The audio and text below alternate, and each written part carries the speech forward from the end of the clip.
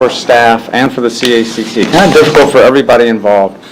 And so we have a proposal to have the CACT play a role in sort of vetting some of these projects with staff, focusing on 2 citizen-initiated projects, and having the city staff focus on executing our capital improvements program, which is extensive, and that's one of the great levers we have for transformation, and through our operating budget and responding to safety needs based on data and experience. So that's the summary of what we'll do, and Amanda, I'll turn it over to you. Sure. Thanks, everyone. Amanda Brain, DPW Director. That's in addition to the City Manager's Office. Yeah, we have Jenna Brummond here, who's our Transportation Planner. Also, Tara Hoff, who's our Deputy Director in DPW on the engineering side, is joining online. So I will get into the slides. Tara's controlling these, yes? Okay, great. You can go to the next one, please. This one, as Wyatt alluded to in the Council's strategic priorities, transportation being a key one, safety strategy specifically calls out, again, stemming from the Council retreat, using crash and other data to drive street safety project priorities and solutions that provide the best results while making efficient use of staff resources. Refine the neighborhood traffic calming program so it delivers a limited number of resident-driven solutions per year with a shorter, faster process. So that's what we've kind of taken as our guide. Next slide, please. So in terms of NTC, what we hear is there is always room for a bottom-up, community-driven, petition-based program. Cities all across the country have them. That is really important. We are going to keep that. There will still be that program. But what we're going to proposing to do is to reduce the number of NTC cases that are worked on in a given year, to allow for more capacity for the data-driven projects, to expand the role of the CACT in evaluating and prioritizing the cases, kind of refocusing residents on identifying problems, and then staff propose the solutions, and then overall a shorter, faster process. So keep NTC, but kind of reframe it. And the next slide, please. As part of this larger safe streets approach, which is something we've talked about broadly, and we'll come back to council again in the fall, I think, to talk more about Vision Zero and complete streets and all the things. Tonight, we're really a little more narrowly focused on NTC and how that fits in. So the proposal is, moving forward, to do 2 neighborhood traffic calming cases per year, which would be like Hillwood, East Columbia Street, all of these petitions that come in through Jenna and go in through the whole process. We'll get to that on the next slide. And also 1 before and after analysis that we've talked about. We're doing the one now on Gundry and Annandale, and there was a lot of value in relooking at some of our work. If we can't spend all of our time relooking at other projects, but doing some of that analysis. And then as this pie chart shows, allowing more capacity and staff for post-incident projects like Grove and the WOD Trail. We've been spending a lot of time on that lately, and there've been a lot of crashes there. That's why we're spending time on it.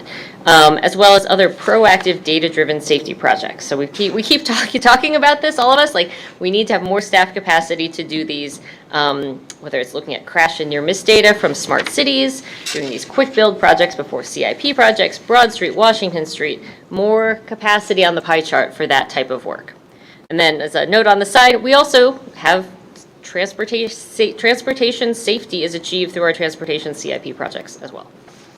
All right, next slide, and this is kind of the heart of the proposal, I guess, this flow chart, because since the council retreat back in January, this was this idea that NTC is on pause, right? And so Jenna and the CACT are like, well, it's on pause. And I was like, what does that mean, right? So we have paused analysis of new requests. Jenna's just sort of holding on to new petitions as they come in a bucket. We are still working on NTC, however, right? We completed the construction of Greenway Downs, which we're planning a little celebration for. We are currently completing the design and soon the construction of East Columbia, which achieved consensus from the working group, for Hillwood Avenue, which achieved consensus, so those are moving forward. Gundry and Annandale, before and after analysis. So these are other NTC projects that are kind of cranking through the system, but we've paused new requests. This proposal would be that in September, October, we kind of reopen that application period, and staff would do a preliminary review of all of these applications that have come in, get a sense of what they are, everything, and then say at the November meeting, bring that to the CACT to discuss those petitions, and using CACT to help vote on which 2 cases to move forward. So having CACT play this role in helping us vet which 2 projects from this bucket should move forward. And then they would move forward following that the next few months to staff to review data, collect data, develop, the issue is speeding, and so we collect some speed data, so we suggest some speed humps, so maybe we need that. Like, what are the solutions that we as planners and engineers recommend for this location, and then bringing that back again to the CACT and using that to invite residents and discussion in CACT about the proposed solutions, light and heavy and all the things. And then in April to June, completing design and constructing them. So I think this kind of gets at things taking a long time. If we can do fewer and focus it a bit tighter, and then advance them to construction and get some of this stuff moving faster. So we'll probably ideally, this is kind of the most time on this later. This is sort of the heart of what we're proposing for NTC. But if you can go to the next slide, I'll kind of share at a high level this kind of Safe Streets project list, which is what we've been kind of working through as staff and plan to post on the website. And we'll go through these in just a minute. But this portfolio of projects, there's some that are complete, in construction, in the planning and engagement and concept design phase, and then in the queue, which is all the projects that keep coming in that our staff is not working on right now, that are just we'll get to that in a moment. Another reminder that this same staff, and so again, Tara Hoff is online, who manages this team more directly, this same staff who are doing a lot of this work on the DPW side, as well as, of course, there are planners and there are DPW operations, but are the same ones who are advancing annual paving and mast arms and ADA transition plan and smart cities initiative and all of these other transportation priorities.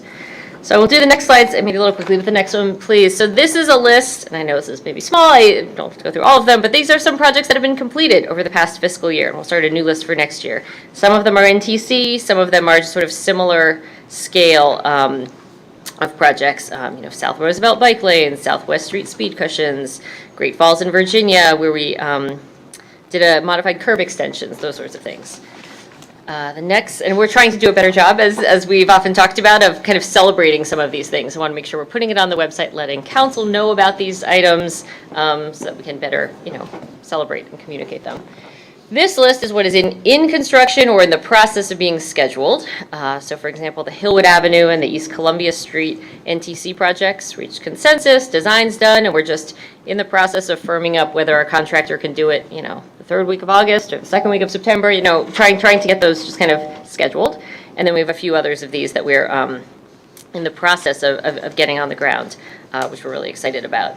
The next slide is, and farther back, in the planning, engagement, and concept design stage, right? So some of this, there's one more NTC here, Great Falls, as well as West Annandale and Gundry, the before and after analysis. We've talked about this mini traffic calming circle that's in concept design.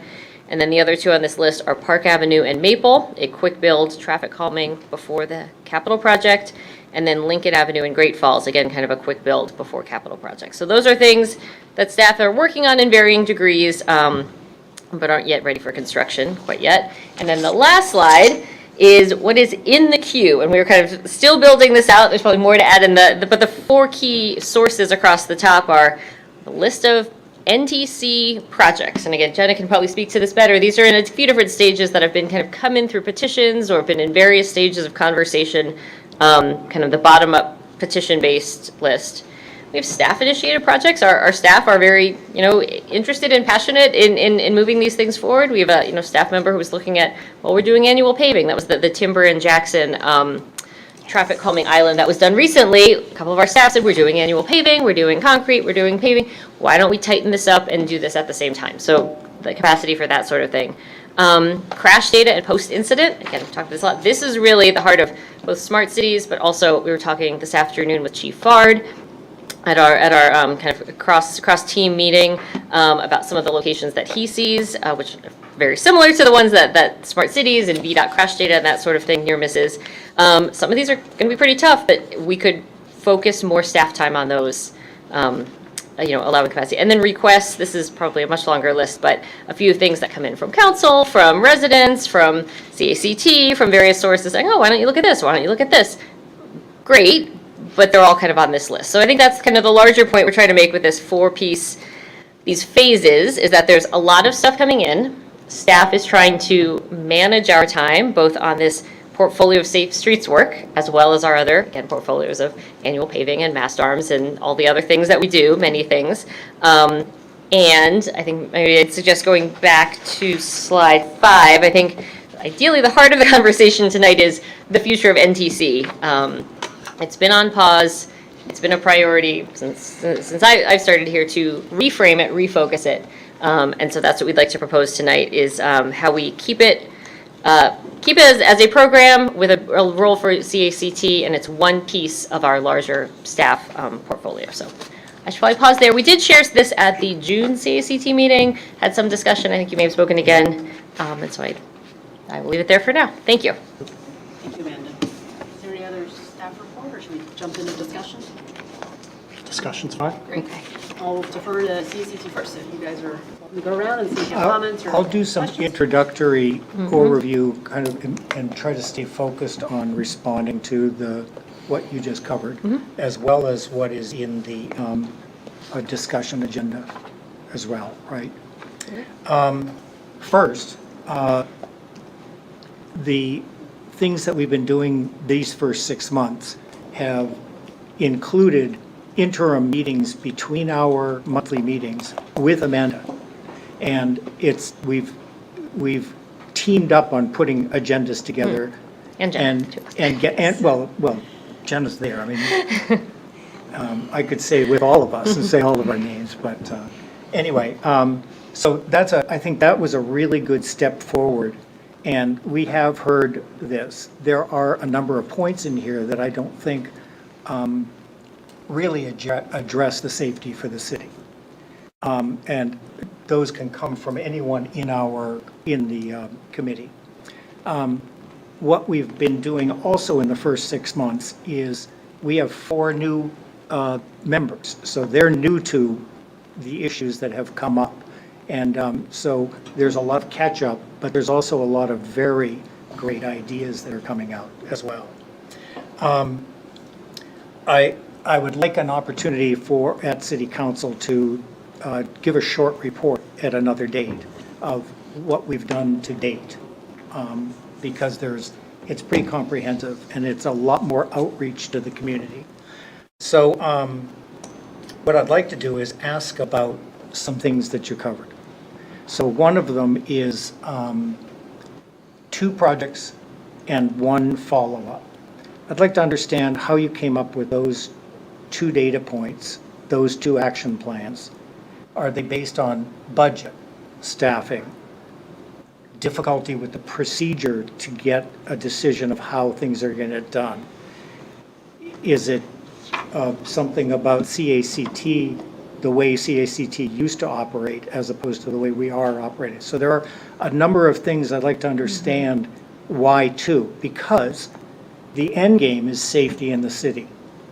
And there are a number of places that are not safe. And if we only did 2 a year, or 2 for the rest of the year, I think that's short-sighted for the city, not for the leader of DPW. I understand, I think, Amanda's presentation, it's 2 bottoms-up requests, and reserving the capacity to do a lot more tops-down based on data. Yes. Because I think ultimately we do share the same goal that we want to be safe for everybody. But if we expend all of our resources on only the bottoms-up requests, we don't get to any of the ones that actually have real crashes or near misses ideally as well. Let me address data then. So data can be, what's the term for it? Analytical or descriptive. There's probably better terms for it, right? Quantitative, qualitative. Quantitative, qualitative. Thank you for helping me. That's why you're vice chair. And we have not seen a lot of data collection. Our speed signs don't collect the data for analysis. We haven't seen many put in additionally. There's no real way to collect analytical, quantitative data on pedestrians. How many cross a crosswalk? How many push the button? I mean, all those kinds of things. So when we say the word data, let's not focus it on one thing, which is everything's quantitative. There's a lot of qualitative as well. I guess it'd be helpful for maybe staff to chime in, because with us not being as experts on transportation data, what are the sources of data that we're using to inform their column? That was going to be my next question, which is describe some of those data collections that are analytical, and I would like to describe some of those that are qualitative. Right, so I can start with the Smart City program, the VTTI folks, and we were just, again, talking with them this afternoon. They joined our Smart Cities Working Group meeting. They have a ton of data, which is honestly, we're still kind of wrapping our heads around. They have a big dashboard. They can look at it in a number of different ways. Now, that is focused to some extent on some of the signalized intersections where they've got some data, but they also do have other ways of, they've talked about some other really innovative sensors. Tara, I don't know if you online want to chime in with anything. If you don't, that's fine. I'll let you just raise your hand. But the Smart Cities folks have come up with some other those other kind of like sensors they could put at the trail. And, Yeah, go ahead, Andy. so a couple of the things Yeah. we've been talking about are, a couple of the systems that the folks have installed with all the Yep. smart cities equipment. Dirk and MyoVision are the two tools that they've talked about. So this data, these tools help track near miss incidents at different locations in the city. So we had, the second set of data that we How have. many locations, may I ask? Off the top of my head, I don't know, I think it's 20 or something like that, but we'd have to get back to you on that Yep. specific answer. So, Thank you. but this is like additional data beyond the data we collect from the police department related to actual incidents, crashes, right? So you have crashes with injuries, yes, crashes involving pedestrians, bicyclists, vehicles. We have Right. data enabled to kind of like map that data out for the city. The smart cities data gets layered on top of that, and okay, you've got data on the actual crashes that you had, but you don't have the near misses. So that's additional information, data that we can look at. And so if you go to the last slide that Amanda had with the big eye chart on it. Slide 10. That pie chart. Pie chart one or No, the no, big no, list? The big list at the end, I'm Slide 10, sorry. that shows the 4 columns of types of projects. Yep. Yes, please. So when you look at the third column on that list, there are intersections that probably are familiar to everybody kind of here, as far as kind of, these are some of the intersections that I think Chief Fard was talking about last week with you all, on where the top accident locations in the city. And then additionally, this has intersections that the Smart Cities folks have identified where we're having the most kind of near misses and where the most risk in the city is for somebody getting hurt. And so I think kind of what we're advocating for, tonight is, have a more kind of judicious process to prioritize the list on the left, right, of all of the different neighborhood traffic calming requests that have come in, and free up our time to be able to kind of spend more staff time on the green column there where we have, all these intersections where crashes are happening, where people, either getting hurt or at risk of getting hurt. But right now, as we're sitting here today, we're spending most of our time on the left side of the screen. And we haven't had time to kind of, the capacity to dig into the green list like I think we would like to. Jess Hagenbart, Vice Chair. I've been on the committee since 2020, 2021, but 2019 is when my son almost got hit by a car in front of my house on West Marshall Street, and I've been obsessed with traffic calming ever since. So a couple questions. I don't think anybody on the CACT disagrees that data should be driving our decision-making process. Something to consider is the NTC program specifically talks about residential streets, which is different from some of our more incident-prone streets, such as South Washington and Broad. I think everybody probably saw the article recently about like a third of our incidents are happening at South Washington and Broad. Thank you. So we're like, the data should drive the staff's time.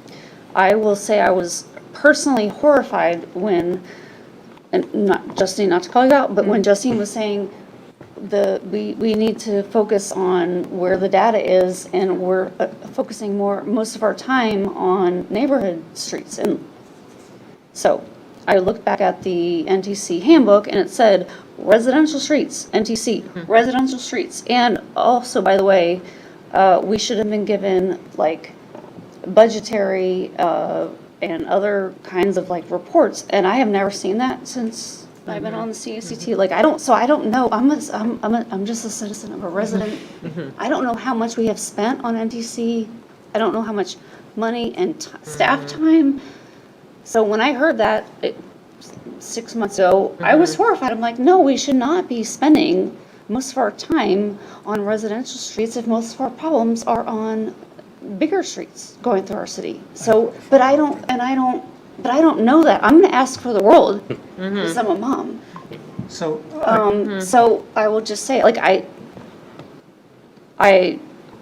I wish that I had seen that data, and I agree with you guys that it should be data focused, and I was entrusting that you guys were like focusing your time and efforts and had like a, like, okay, we're gonna spend this much time on NTC and we're gonna spend this much time on non-NTC, but I didn't know that. I mean, I'm sorry, I'm a little emotional, I but think a follow-up to the data, and I think what you said is focus all the time I was over on the left, want to try to focus on the right. And I don't know that I meant kind of all the time, but that's No, where I no. think we spend kind of a lot of our time. No, but that's a good, I mean, that's a goal. you guys should know Right. that, like, And it's- that should be a, And you it's- should know that, how much time you're spending, and you Well- should not let that dominate your time, right? So that's a Sorry. procedure, right? So one thing that would be helpful, and it doesn't have to be tonight, which is, well, here are 5 most recent NTC projects. Well, how much did we spend on them? How much time did we use, how much staff hours did you spend executing the design of it, everything that has to do with getting to digging holes and blowing out streets and whatnot? It'd be helpful to know that, and I would hope that that's part of the decision process, is knowing how much an individual NTC costs in terms of time and the dollars to put things down on the street. And I think that would be very, very helpful. And I think it has to be done before going, or explained and possibly defended, but explained before I would feel comfortable saying 2's the number and 1's the number. Well, that's arbitrary to me. Me meaning the CACT. It's arbitrary, and I would like to see us have a little bit more. We talk about data. I'd like to see more data for that. Our CACT would like to see that.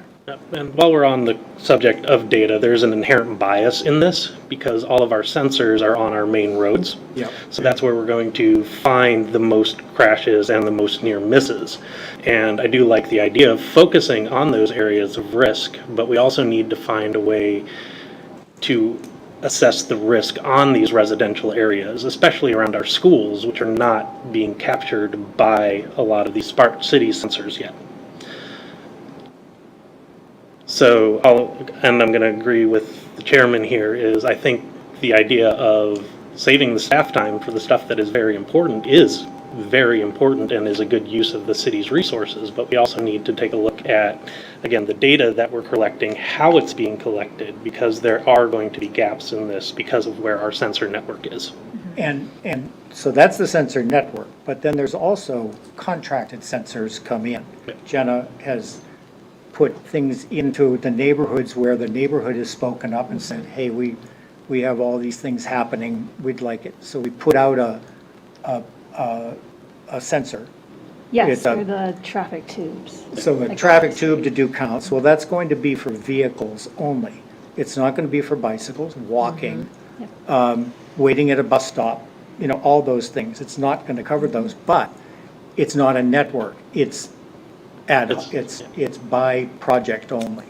And a footnote to that is CACT would love to see way more collection of data. I think we would love to swim in the data. So, Michael, your point on, we don't have sensors in all the neighborhoods, I think is a good one. I think the crash data we do have is holistic for the city. Yes. So that's kind of uniform. The added layer of the smart city stuff, to your point, we don't have that near miss information in other locations. I think from a crash standpoint, we know where kind of the crashes are happening. Yeah. And that's what's pointing us to some of these other major arteries. So we can keep the discussion going. So here's what I've heard. The good news, we're all aligned that we should use data. We're also aligned that we should focus on the areas that have crashes and the data points to where we should use resources. The question is it 2 projects a year? Is it 3 projects a year? What's the right mix of resources? That's probably a question for staff to kind I of would share more argue, on. I would argue that is not the question. And I'd like to jump in. I was waiting, I want CACT to have their. Yes. First off, I'd like to say, David, you make me look bad Why is that? because of everything you've done since you took over your chairmanship. Well, thank you. I think the question is actually, should NTC exist as as separate projects? That is a fundamental question.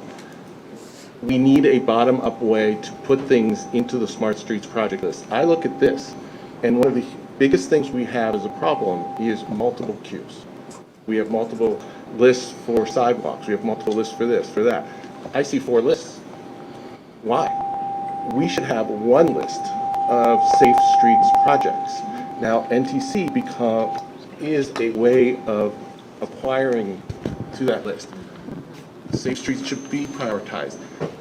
If it makes sense that we have higher priority projects that are based on crash data, staff initiations, requests, or whatever they are, and there are 0 NTC because we have more important, higher priority projects, then it's 0.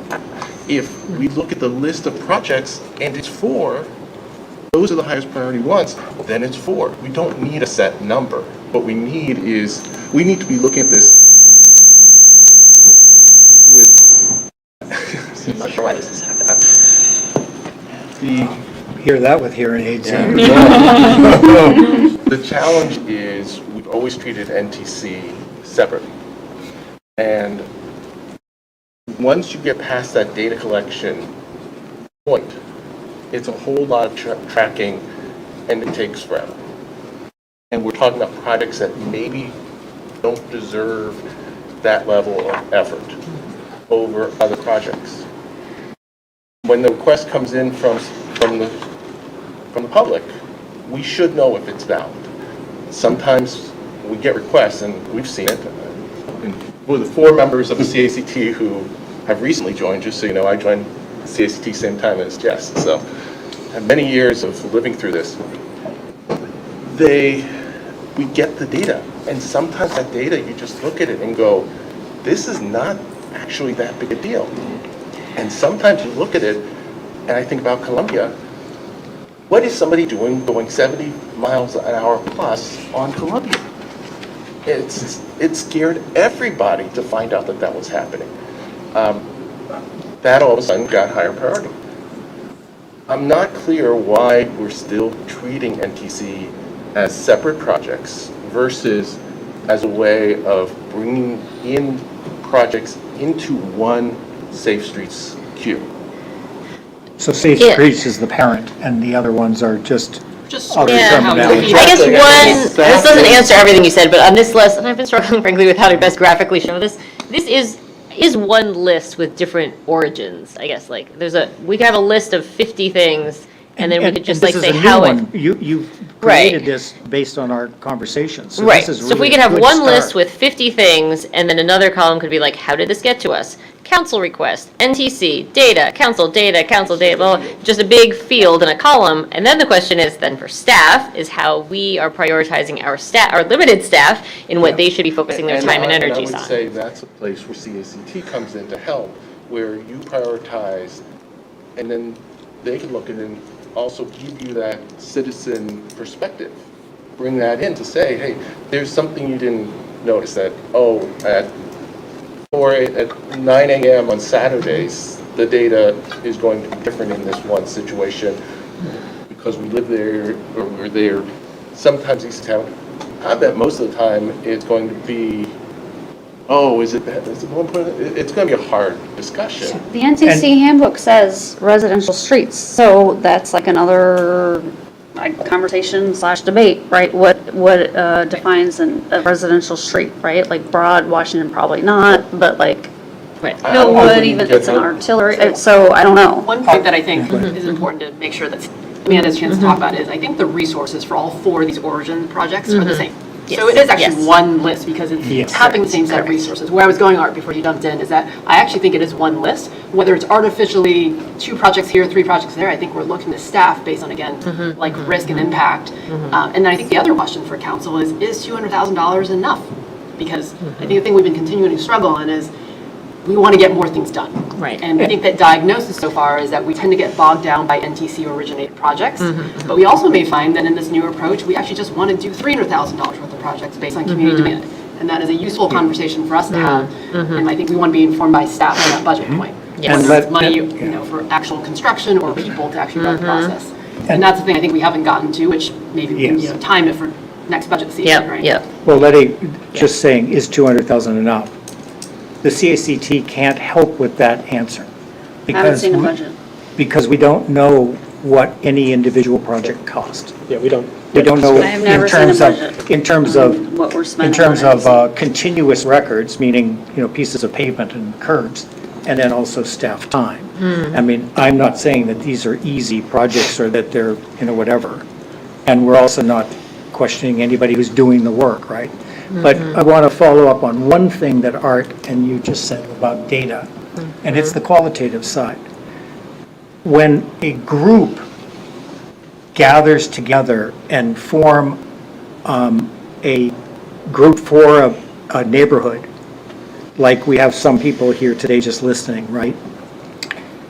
And they say, this has happened, that's happened, this continues to happen, et cetera. That's data. And I have to believe them. I mean, I don't think they're making it up, right? So that's data, and we should be collecting that data even more. That's one of the reasons why we've been doing more communications and outreach to the city, is to gather that. And this whole year, we've had no fewer than 3 extra attendees and sometimes 12 from the community. And That's what we used to, that's a right? big People helpful who live on thing. the streets, experience the conditions, and we want They to know continue it. to have that process, so. Right, and that's data. Can I hop in with Yeah. a reaction, to a couple of reactions? So, yeah, I had a reaction to the presentation in the same way where it felt arbitrary to me to say, we're going to do 2, and then we only have 1 after action report, because it's like, why are we also only doing 2 and then seeing only if 1 succeeded, right? Like, it sort of seems if we're going to do something, then we should be determining if what we did was actually successful or not for like every single project, as opposed to like only choosing one thing to do and then you get more and more behind in knowing if your projects were successful or not and using that information to help inform other things.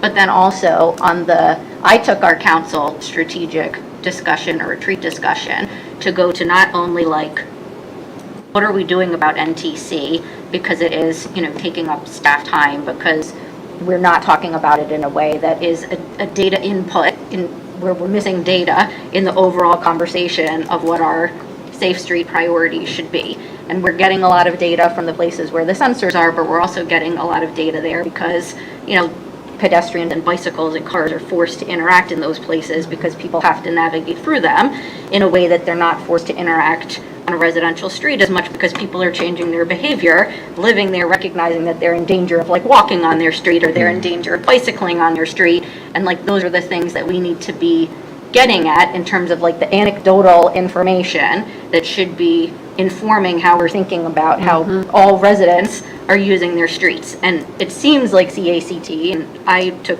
David to be talking more about this in conversations we've sort of had in passing or presentations to the council, that if there's a way to harness CACT, it could be both in giving feedback to staff on the like, here's the data-driven conversation staff is having, this like monthly staff roundtable, and we want to report out and get your reactions to what it is we're doing.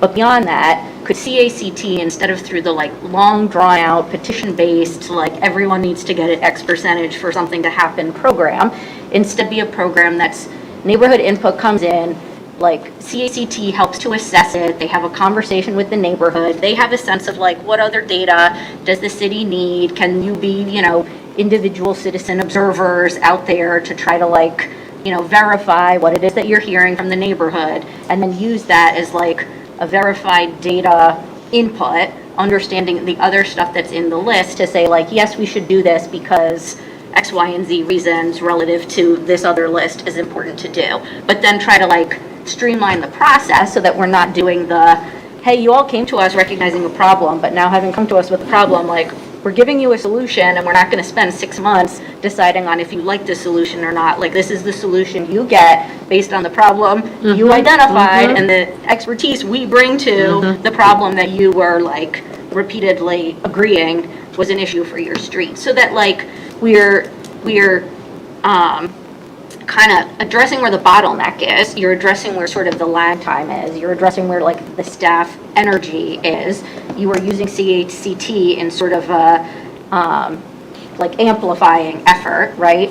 And you are able to think about where they fit in your like prioritization list or like budget overall without just like kind of picking numbers out of the air. I'll comment, Zach, after you. The role of CACT, it feels like this project is talking about NTC, but not talking about the role of CACT. Yeah. Right. And those two are very intertwined. The role of CACT and the scope of it needs to be part of this conversation, needs to be part of it.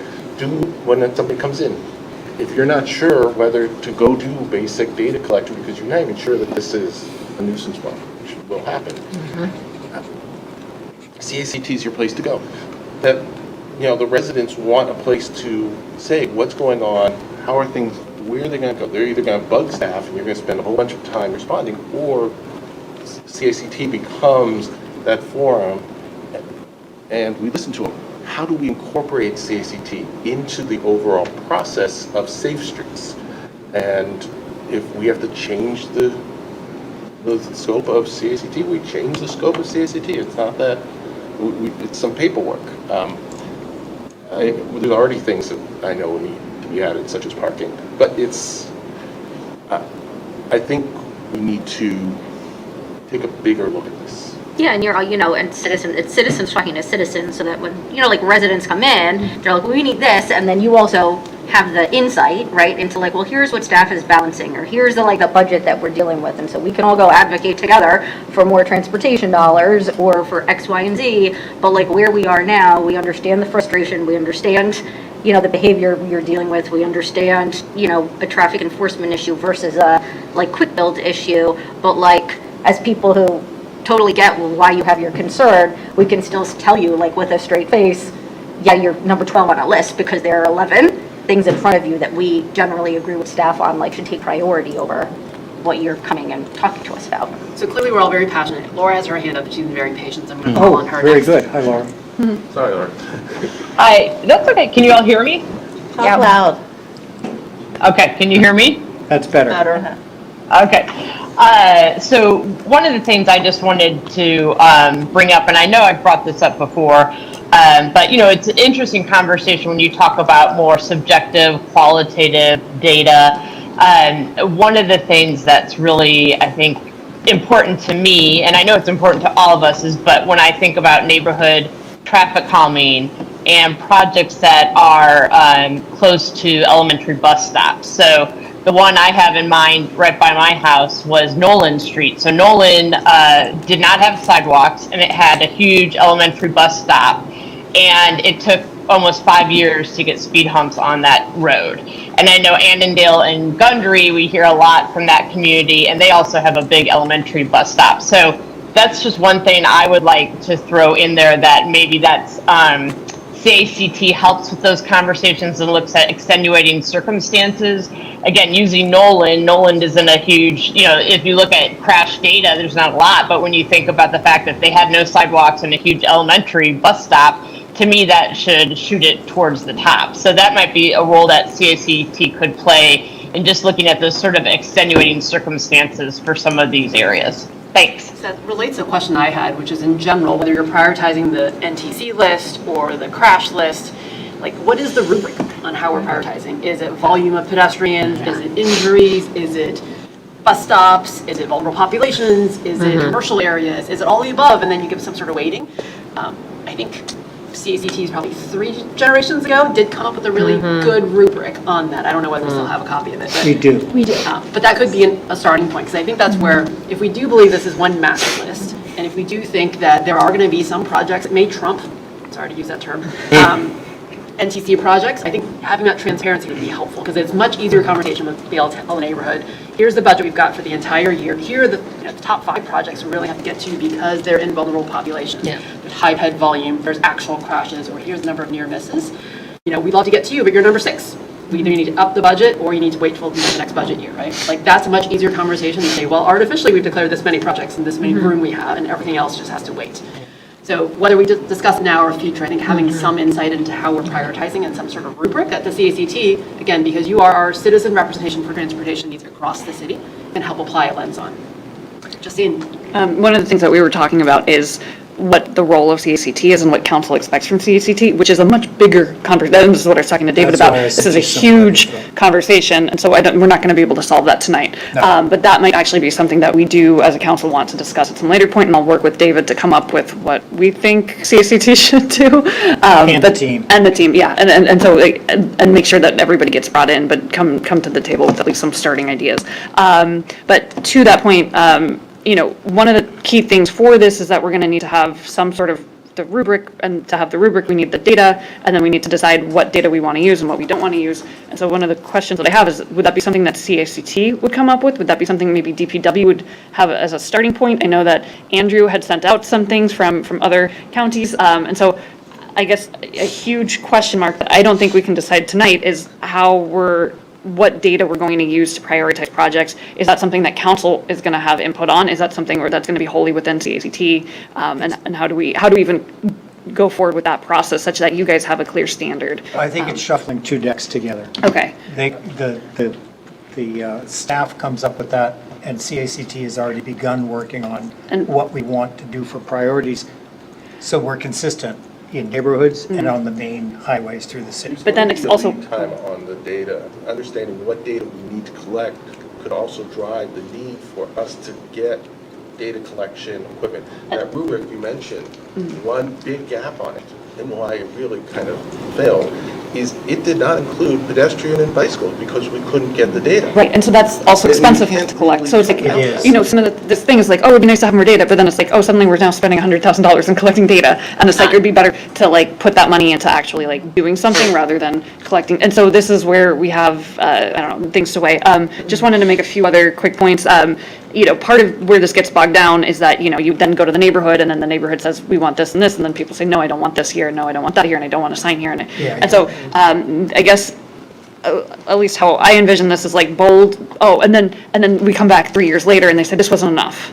And like this didn't do. And so having bold, quick, temporary solutions, I think is sort of, at least in my head, what needs to be done. So it's those flexi posts. And so I just wanted to say to the DPW staff, you guys have been doing really great work with that. And I really have been excited about, whether it was the Timber and Jackson or what you came and presented about, oh my goodness, whatever's near, Gundry, yeah, and Gundry, Annandale, yeah. but also Grove. So just all these things coming together is like really, I'm like, oh my gosh, we can do this.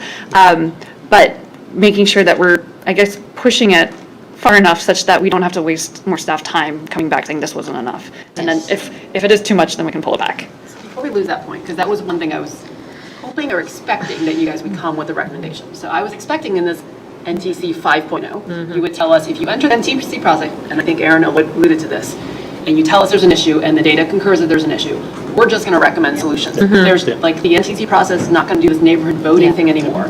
Like, I don't know whether that's part of the plan, but I feel like that needs to be, if that is the staff recommendation, that needs to be a bold change we talk about more openly. Because anecdotally, it sounds like. You're the professionals, right? Yeah. They know. Yeah, having. Sorry to interrupt you, sorry. No, I The didn't know slide whether of that's it. part of the recommendation. I was hoping it would be. Are you all saying it will be? I would hope that there would be discussion on that, having gone through the NTC process and almost having it fail because of one person after the neighborhood had already voted to do it. So as an NTC member and a person who has gone through the NTC process, I would absolutely hope that that would be a discussion point. And I would like to point out that in the past, a project, an NTC request comes in, it's been treated as one project the whole way through, whether it's light, heavy, whatever it is, and it goes the speed of that heavy. We don't have to do that. An NTC request comes in, request comes into NTC, it goes on to the Safe Streets project, staff can look at it and say, we're going to put this on the Safe Streets project as 3 different projects. And so those flexi posts they're one, we're gonna be able to do that really quick. Oh, but we think we may need speed humps here, we'll put it on the list, but it's gonna get prioritized lower. It might take longer, but we've got multiple projects, they're smaller, they can. Amanda wanted to respond to that point before. Well, some of that maybe is buried, is on slide 5 here, in the December to March, which doesn't have to, timeframe, this idea of so after, this proposal was, they come in, CACT helps us triage and vet and decide which ones to move forward, but once staff says, okay, we're gonna work on East Jefferson Street, yep, East Jefferson Street, let's go. Then staff review and/or collect data, and staff develops recommended infrastructure changes.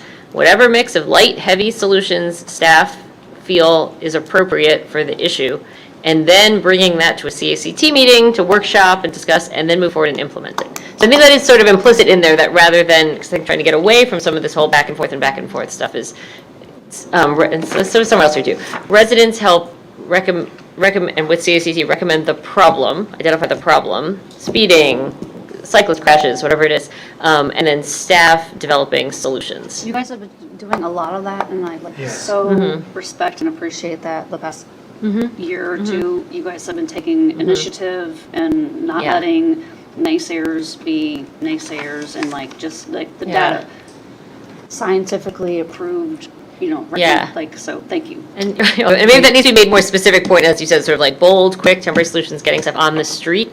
And I guess if there's consensus from council that we can sort of do that, rather than waiting for a 51% majority of a working group.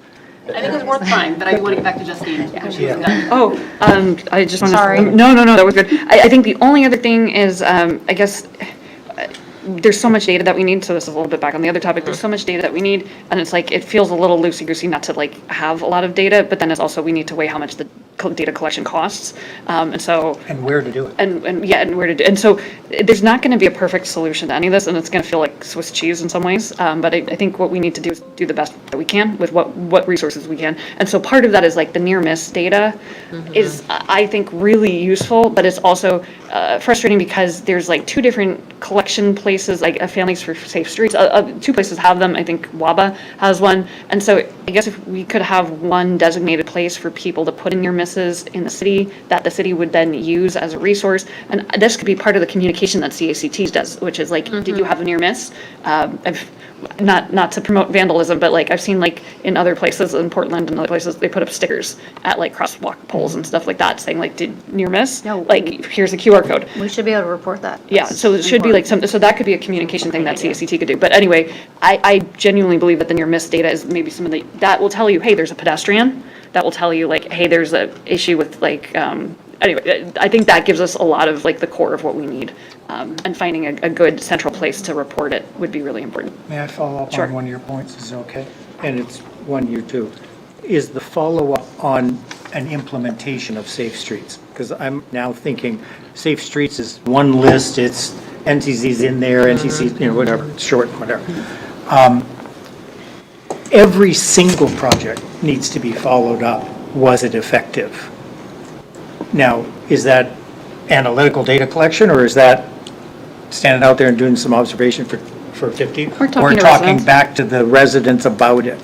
Because we don't want to waste money on a project if we have 2 examples of ones that didn't work, they didn't save it. We've also talked with a number of residents where they say, what are all these speed bumps? They're not doing anything, it just helps me jump over them faster. Or what are all these flexi posts, and what happened over on this street? It's really narrow now. What are you doing to the cars? We need to get through. Well, that's the car centric, right?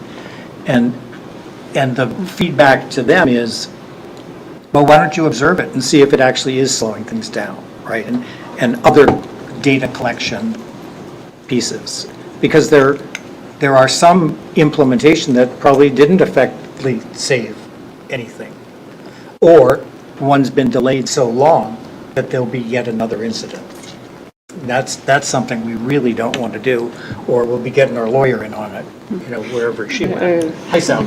Yeah, you know what I mean, that kind of thing. Can I get Mary Beth?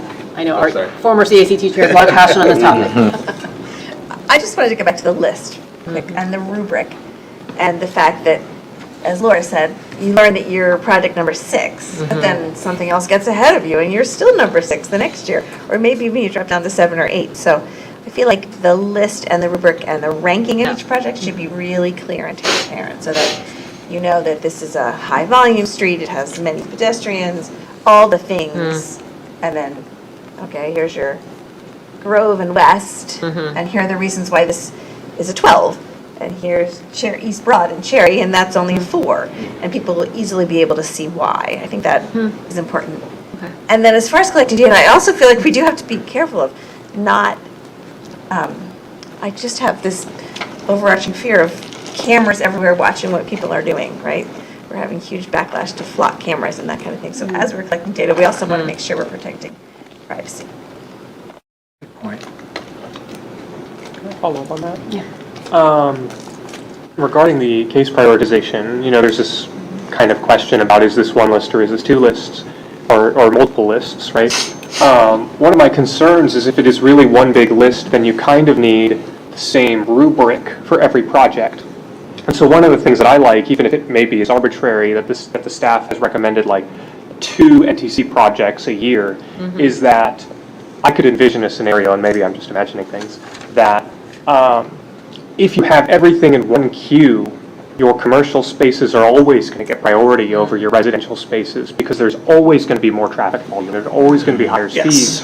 And so I like the idea of reserving some space for residential projects because, again, if you have one rubric for every project, there are so many projects that you'll never get to. Some projects will always be number 6 on the list.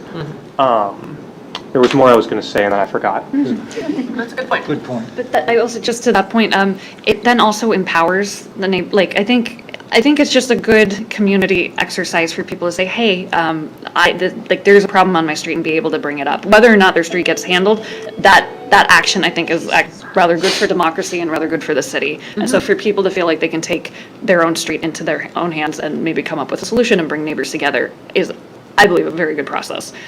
How things get implemented and then how people bicker about where things get implemented and almost killing the project, not so good. But in getting people to come together to bring it to the city, I think is actually a very, very good thing.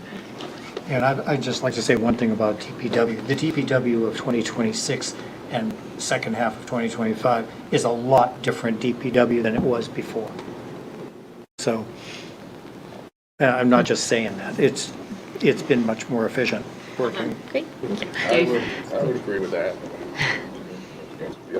Dave? Mark, go ahead. No, go ahead. A couple things. First of all, I like the point at the beginning, what is data? It's going to be closed. Yes. Okay. Yes. The second point is, do we need the CACT and the staff working together in a more seamless way than the past? So I think this very discussion has made some major progress. I would say that we're focused on roadway. Traffic safety experts have said from the beginning it's the driver, the car, and the roadway. And control the design of vehicles. But we can have some influence on enforcement, although we're limited by the state. So hopefully we'll be able to energize our community effectively to get the kind of authority we want from the state for electronic enforcement. And people on the ground or virtually participating in hearings to break through some of the limitations.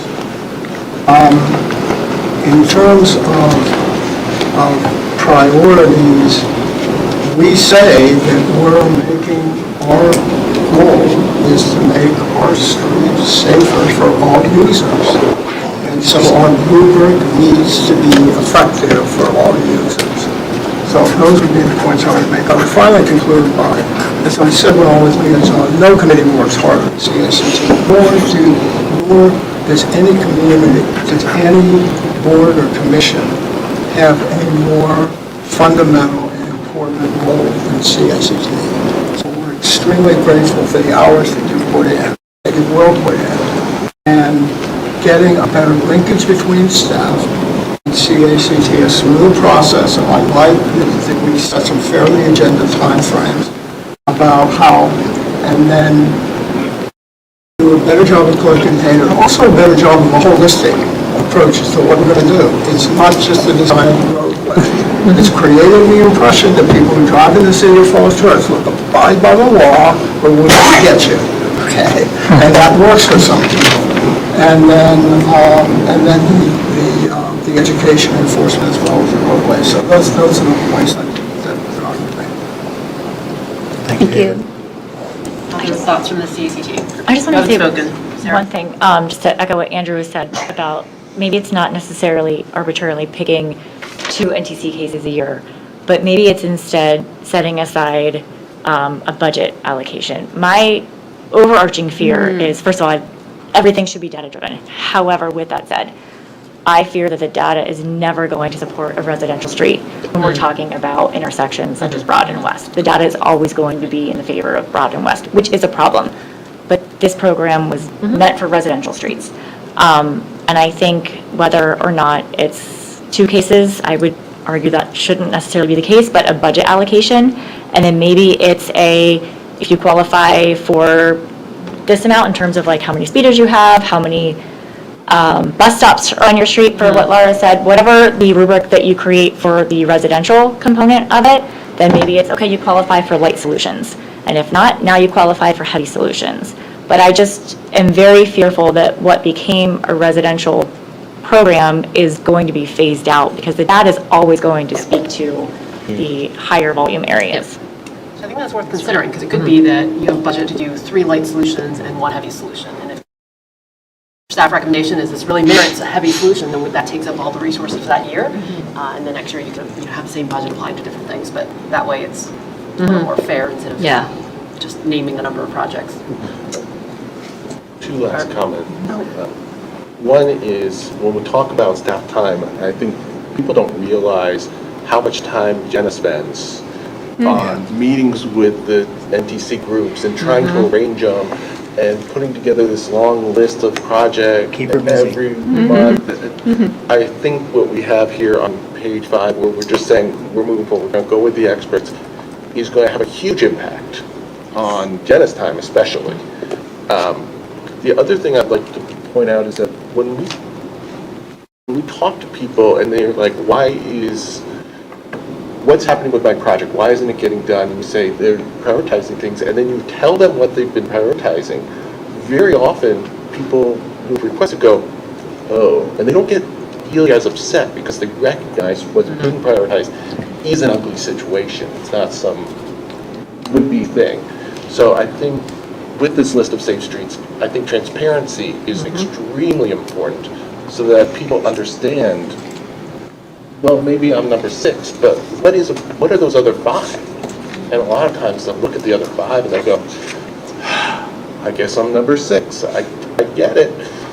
I mean, very quickly you can look at them and see, okay, I get that one. It's when they see one and they look at it and they go, that's above me. And that's where CACT can help to make sure that disconnect on prioritization is avoided. And honestly, that hasn't been happening lately, and so that's good to know. What else?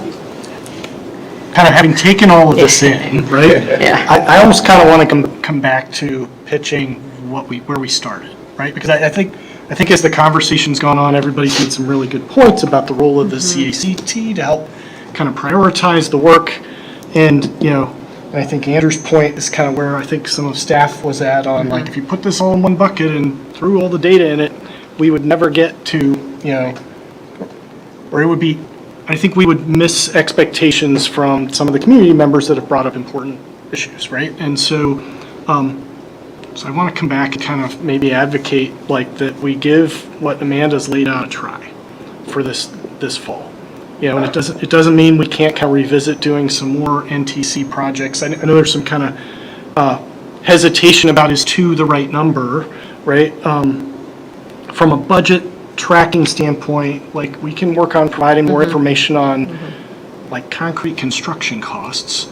We don't track staff hours down at the project level to be able to say, how much we work, we worked 137 hours on Hillwood and, whatever. And so I want to caution expectations on our ability to provide a lot of detail there, but I can imagine a scenario where we kind of go through the flow that the team has laid out here, and we knock out 2 NTC projects from, beginning to end by next summer. And if that works, then maybe we can repeat it. We can kind of decide whether 2 is the right number or not, I'm afraid if we walk out of here and, without a little more clarity, I don't know whether we're supposed to try and kind of figure out 2 or whether we need, like the rubric point is really good, and I think we can work on that both for NTC projects and then the greater list. They might be a little different, but anyway, that's my pitch back to kind of like where we want to go.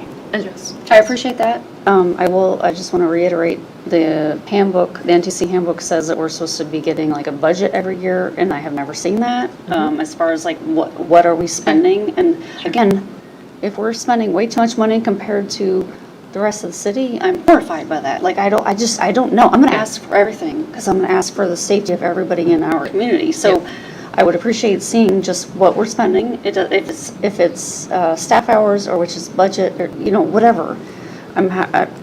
I would appreciate that. And then also, I also would appreciate, as a CACT, being able to have some input on the scope of projects, because sometimes NTC projects, the staff is responsible for, like, okay, it's going to be from this street to this street and that's it. So, but if you ask me about Gundry, I would say, no, Gundry needs to include that whole loop plus Virginia Avenue, because that is all like very, anybody who's driven that knows that the Virginia Gundry, but unfortunately sometimes I see that the city like is very narrow in its scope, and so I would appreciate that as something that we could have some input into.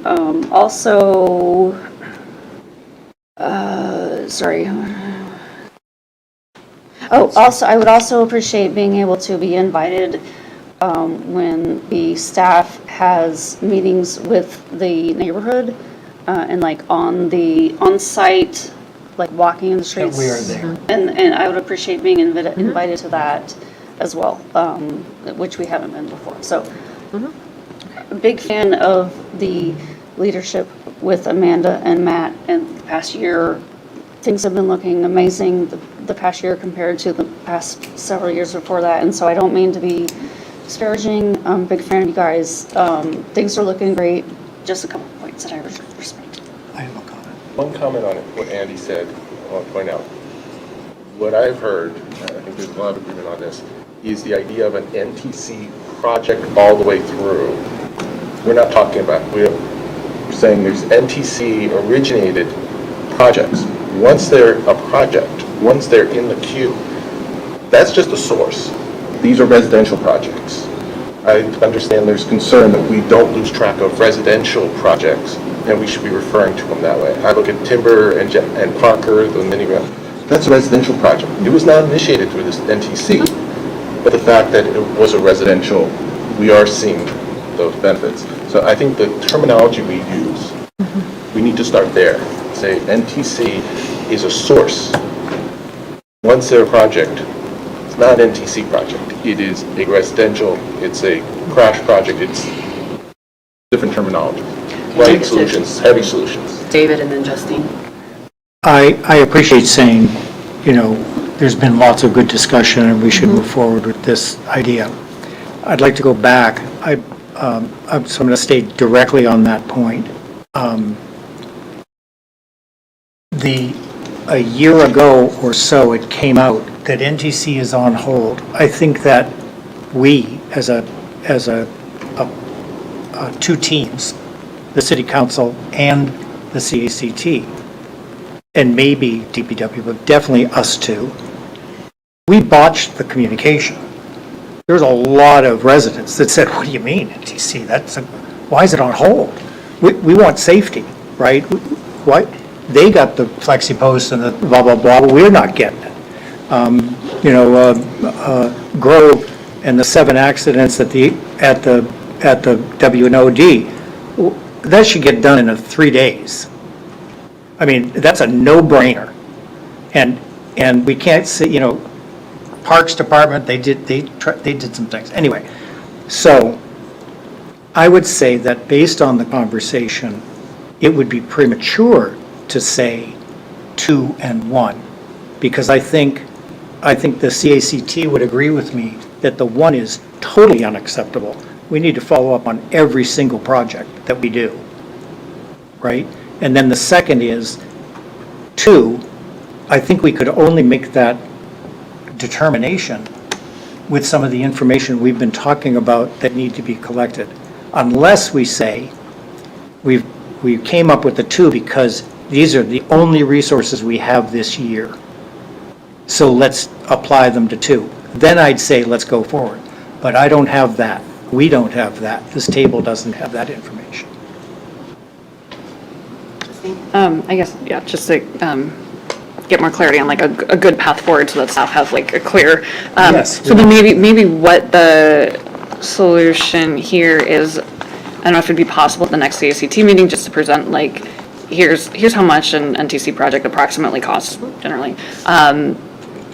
I do like the idea of being able to like, you know, time is like, you know, the time is running out. And so like, if we want to have like 2 projects by the end of the year or whatever else, it's like, we should get moving on that. Or, Right. So like, we want something rather than nothing. So I do think it's worth pushing forward to some degree. And so maybe the only delay we have is maybe just getting some numbers for the next CACT meeting, but otherwise generally moving forward. And then what would be great would be for the next budget cycle, we have those numbers, we can say, hey, with that we can do, like, present it to city council, and then obviously CACT would be informed.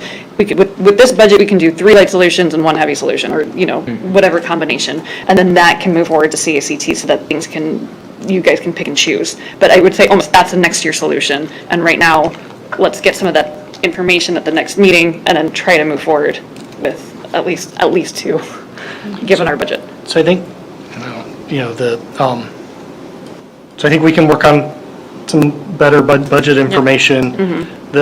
I would say that over the last 3 years, or at least however long I've been along, the limiting factor on the NTC program is not the budget. It's not the $200,000 that gets allocated every year. We're sitting on a surplus of money in that account right now, right? Like it is the getting it through the system, right? And so the budget information is probably not going to give you the clarity that you're looking for with this. You know, I think we've taken a judgment to say, I think if we can focus on like banging out 2 NTC projects, that gives us some capacity to evaluate and work on some of these other areas of work that we've identified, mainly along the commercial corridors. And so, so if we want to pick a different number, I think that's okay, right? Like, but Given where we But are, it's better than 0. Yeah, right? given where we are, like status quo doesn't work, right? Like we want to unpause the NTCQ. We want to get some projects done. We want to focus on the commercial. I think it's worth giving it a try, and we can assess how it goes in a year. Okay. Like next July, we can say, how did this go? Do we get enough NTC projects done? Do we get enough throughput in the other buckets? Were our assumptions correct? That How we about by really the think end it's of a the year process. instead of a year? I do think, though, that, I do think we need to figure out what is NTC, right? Like, what is the citizen, the residential resident data input source, right? And so regardless of if it's, oh, we're committed to 2 residential projects, or like we're not doing NTC in terms of the voted petition process and like everything else, there still needs to be something so that people say, well, you chose 2, and that's what's coming through next summer, but like I have a really significant problem on my street, and someone needs to understand that, and I need to get in someone's ear about it, and that committee needs to get in staff's ear about it, so that they understand that like this is a problem. And so there still has to be, regardless of if it's, oh, the NTC petition project and the project, and where are you in the queue and whatever else, there has to be the like, where's the platform for that conversation to take place, so that if something needs to get accelerated or something needs to get bumped, because you know, you have a committee that understands the priorities, but also understands the significance of like the collective that's coming together with this voice to say we have a significant problem, that lives somewhere, that isn't like a staff member getting 80 emails from the same neighborhood.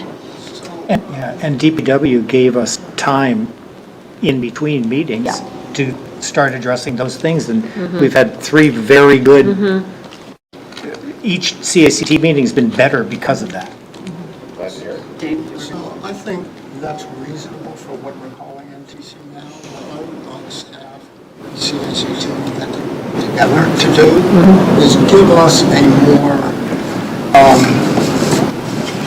systemic approach to both residential and commercial seasons, given the knowledge that we have from the NTC, good, bad, and indifferent, and this issue that it's not commercial or residential, it's really both under the using both quantitative and qualitative data. So how do we pull these things together so that our citizens know where to go, and then what rubric eventually will be applied, and whether you call it NTC or you call it a soft solution that's staff-based or whatever, how are we going to address the issues? Where does it come in? How is it processed? What are the criteria and what comes out? And that's a good beginning, but I think it's only,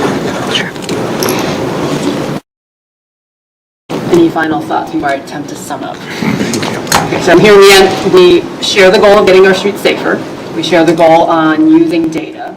I think I'm hearing general consensus or agreement that both bodies are willing to try out the staff recommended process for the coming year. TBD, whether it's 2 residential projects, whether it's budget, whether there's a third project that might actually be higher priority than a commercial need. Maybe the CCT meeting is the right forum for that discussion. Before we lose the point about how many projects we monitor, I'm kind of with Erin. I feel like we actually need to monitor all of them. The level of effort we apply on monitoring doesn't need to be the same. But I think that I want to get in the mindset that it's important to know whether stuff we do works. And if it doesn't work, we should stop doing it. And it doesn't feel appropriate to just say we're only going to limit to once. That's just my vote, is that I would like to make sure we apply some sort of like loop back process to make sure your outcomes match what you intended to do. So we tried for 2, or tried with the 2 NTC projects. I think the 2 things that I think are important as we roll out these changes is, 1, we need to be very clear with the community on what the changes are. The new handbook or whatever the new NTC process communication is, there's no more voting on whether you like these solutions. And so we need to set those expectations very clearly for the community. I think the other big takeaway I heard is that we need to be very transparent on the prioritization of the projects, as well as all the other things that are taking up the same set of resources, whether it's an online list that Mary Beth talked about, whether it's discussion in CACT. When we come up with the rubric and then the prioritization list, I think that's important for the community to get bought in on the new process. And I think the third is, it'd be helpful if staff were more explicit in the asks that you have. What I heard you say is, you were asking the CACT to help prioritize. You were helping residents identify problems and not solutions. You're asking council to give you air cover so you can get to projects that actually have like higher risk and data that says these are dangerous areas. That is what I heard as the ask. And so I think that needs to be part of the rollout as well, is how is this going to feel different, right? Because now we're in the 5th version of trying to do this. And if you've diagnosed the problem as we get bogged down in the process, I would like staff to be more explicit on how this is going to feel different, both to the community as well as what you need us, and to hold us accountable to how this is going to be different this coming year. So, because I know we have a tendency as council to often like get into solutions, and we often will then jump onto, oh my gosh, the room filled up with people who really want to work on this thing. And to hold us accountable that if we are then like, well, why can't you work on, or new Wyatt, why can't we work on this project? Hold us accountable and say like, hey, this is the recommended list based on the prioritization, based on the rubric, based on the CACT discussion. We can't get to this unless X, Y, and Z happens, or you make that trade-off. Like, say no to us, because we are the face to the community, but we know that by feeding those things, we are then distracting staff from getting more things done. And then clarity on the limitations. So I think if it wasn't the $200,000, but really Jenna's time, like, then I think we need to know, so then maybe it's not even fully a budget thing, then we need another Jenna, or, and then that's a lot more money. So then figuring out what the exact limitations are and communicating that. And I do think no voting is really an important thing that the community needs to hear. So when they start the process, they understand, gosh, you're entering a process that you are giving up some authority here, that you want city to work on fixing it, you're not going to get to vote. But the form shifts from dedicated to CACT. And that will create other challenges that we'll need to work through, right? Which again, that's the council asks, right? Like, you need air cover if we're going to try this out. Okay. So, okay. We're about a half hour behind, but it was a good discussion, so thank you all for the. Thanks for giving that topic your time. Thank you. You know when the 3 down celebration is. Okay. 2 tactical things, because they were kind of like, the lead was buried. Is Gresham getting a new signal? Yes, it is. That's not, the note that was in here about Gresham is some marking that was done last year. Yes, we're coordinating with the Smart Cities program in Arlington County on a new signal at Gresham. and North Second for the Washington. Gresham neighborhood. That's- yeah. I've been asking for. Yes, that's in the design process, yeah. And it's going to come this fall? Because it's fall 2026. Is it? I don't think so. We can get the updated timeline. Sometimes that gets, we can talk about that sometimes in the CIP quarterly updates occasionally. We can get you the timeline on the Gresham signal. I think, I'm sorry. Oh, the Grove and the WND Trail? Right, so there were so the Nova Parks folks did some things. There were 3 things that we've talked about with the public in a CACT meeting. Moving the no parking signs to improve sight lines. I believe the signs were moved. They might still be adjusting those. I talked to our operations team earlier today. Second item is about there's a painted curb extension at West and Grove right now. We're going to be putting some hatching and some flex posts in that, and our operations team is going to be doing that hopefully this week. And then the third thing, which we're going to require a contractor, is at Grove in the Trail and West in the Trail doing repaving and the red high visibility crosswalks at those 2 crossings to improve kind of consistency. And those we have that we're going to use a contractor. We're going to use some of our NTC funds and do that sort of late August, early September. there was a fourth too, which was a no parking sign that we got put up to remove the 2 vans that block Yes, the that was the first one the bicyclist view. Yes, and we're moving that one, yes. That's a no park. Not stop, Honestly, no park. walking through, I haven't seen any change. They're doing rumble strips They and were at, paintings? they said they were Yes. doing, yes. Yes. I've not checked it lately. There were rumble strips coming from the bridge down to the Grove, that downhill area, and then there was some markings on the path as well. Letty, I really appreciate your summary. I think it really did capture it. Everything went to staff. I think CACT has to do a number of things too, and we're going to discuss that, like setting what we think the priorities should be for the project, that sort of thing. How we're going to communicate this to our residents and how we're going to engage our residents. I think we have at least those 3 big things to do. Yeah, we'd love to rely on you and partner with you on that communication to residents, right? Especially if, again, there's not going to be a voting process anymore at NTC. That's a big change. Yes. You guys will probably be the first line of defense Okay. for some of that. So we'll need partnership there. So thank you. I'm gonna, sorry, these topics are the topics I care about the most, and I feel heartbroken. I have to leave. My sister is in critical condition, and so I will not be joining for the next session, but what I would like to do is I will send notes afterwards if there's anything that I have comments on. So thank you. Thank you. Good luck with that. Ready to move on to the next topic. Okay, there's some shifting staff. Make room. So we'll have Herb Holmes, our Director of Operations, and we also have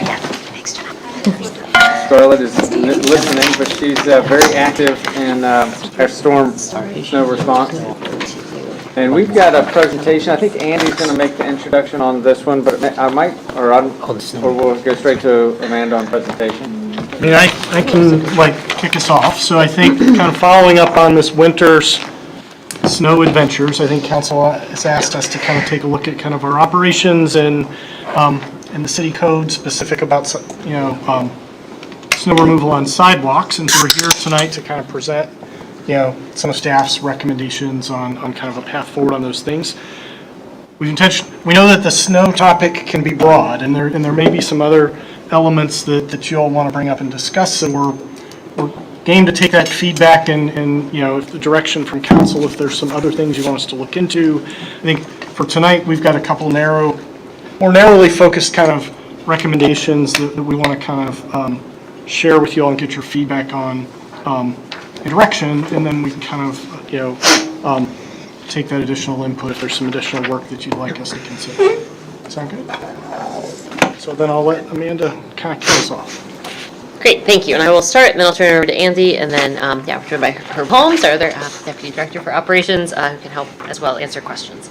Okay, so the next slide, please. So we're focused kind of on snow removal on commercial sidewalks and other sidewalks. So this map and list, we have 37 linear miles of sidewalk in the city.